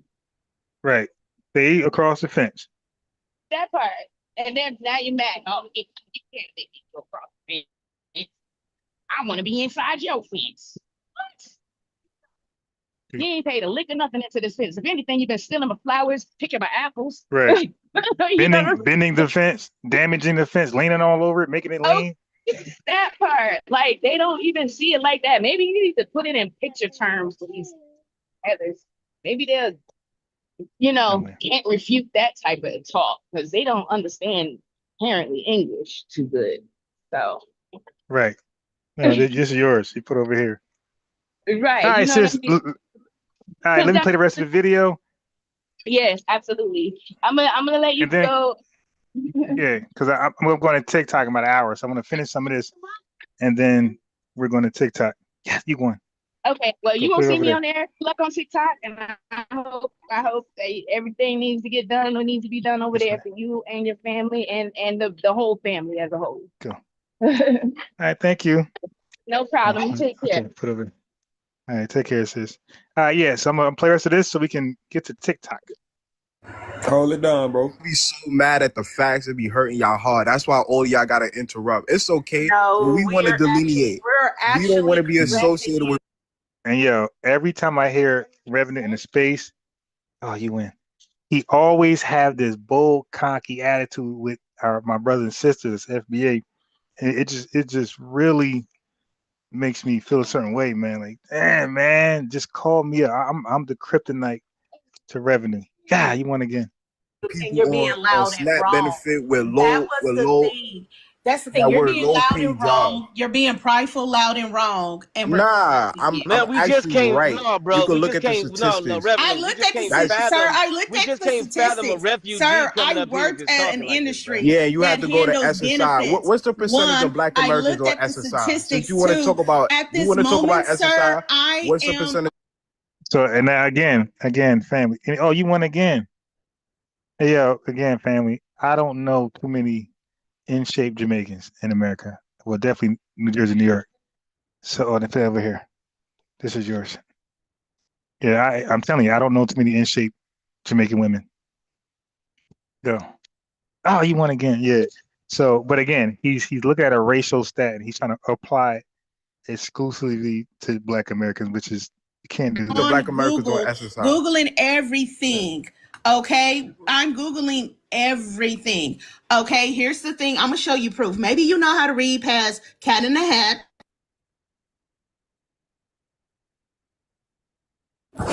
He don't even know what that is.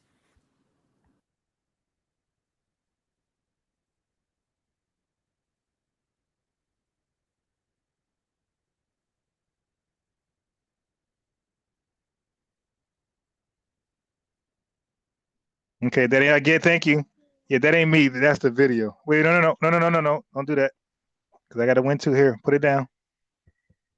Put the card down. You start losing, don't cheat. Oh, you won that one. That's the video. That's not me, family. You're not showing nothing. How about you show the SNAP benefits rate? How about you show the percentage on Black Americans on SNAP benefit? Over 11 million FBAs on SNAP benefit. We don't want to be associated with that. We don't want to be associated with people. Sir, we don't want to be associated with you. And that's crazy, man. Like this country. We don't want to be associated. I want to help with the intelligence in the world. Okay, let me say. Okay, so I'm gonna skip past. I'm gonna fast forward some, family. I ain't gonna keep hearing him talk about the SNAP thing. He's capping. Right now. Going on what the white tee man told them. They cannot. Yeah. Put it back. Put it back over there. Israeli considered. Yeah, put it back. No, Madam C.J. Walker is the first Black millionaire in America, dude. Shut the fuck up. We're not even calling you revenue no more. Your name refugee. That's your name. You ain't generating no revenue. You ain't doing shit. Your name is revenue refugee. Niggas are inner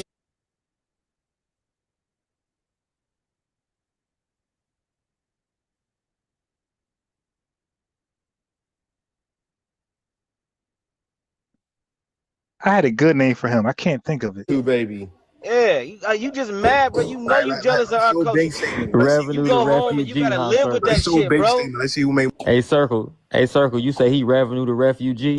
Yes, sir. He's revenue Nah, refugee, I'm a man. 14th Amendment citizen, just No, like you ain't. No, you ain't, That man. 14th Amendment you I would. benefit from Hey, is ours. he gonna make me flex. Hey, look, I should turn my camera on. I should turn my camera on and show you how I'm living for real. You lying. We got shit. We come from shit. Y'all come from nothing. Everybody in our family own homes, own businesses and shit.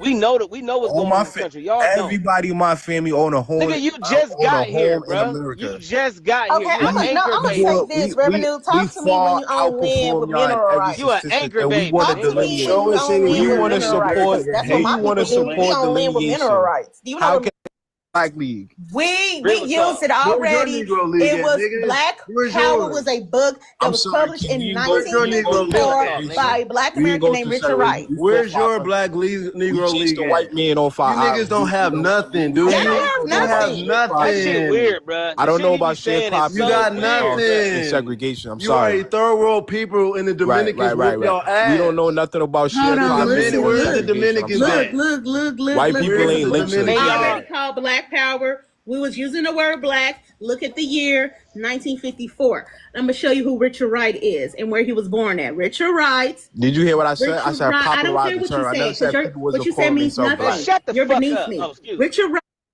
Oh, wait a minute. That's not revenue argument over here. Revenue argument over here is that Stokely Carmichael did originate the word black. You see, family? You see what happens when everybody stay in their bubble and they don't venture out to see what other FBAs are doing out here in these streets? You see? Okay, gotta start all over.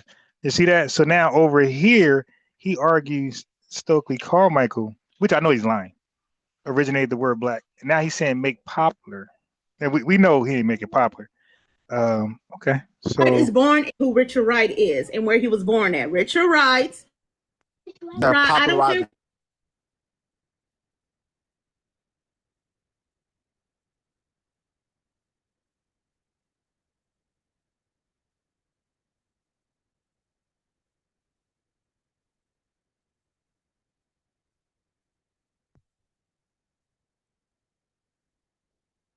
You said means nothing. You're beneath me. Richard Wright is born in Roxy, Mississippi. Other words. Okay. All right. I think I'm gonna save some of this for later because it's a very long video. Yeah.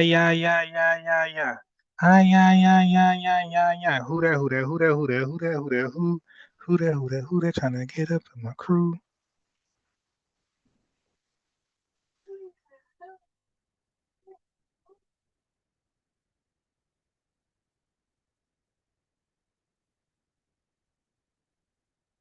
Okay, man. It is so hot outside, my. All right, look, family, we're gonna get back at you. I gotta go to TikTok. All right, so yeah, let me shuffle. All right, family. Thank you for you guys supporting, viewing, liking. But like I said, we'll be much appreciated if you guys were to call in 15 seconds, 10, just say, hey man, I'm so and so for the chat, just shouting you out. Peace. Every time I go live, you dig? That matters because that matters a lot. Like that's support. You feel me? All right, anyway, family, I'm out of here. I'm going to TikTok in about 30 minutes, something like that.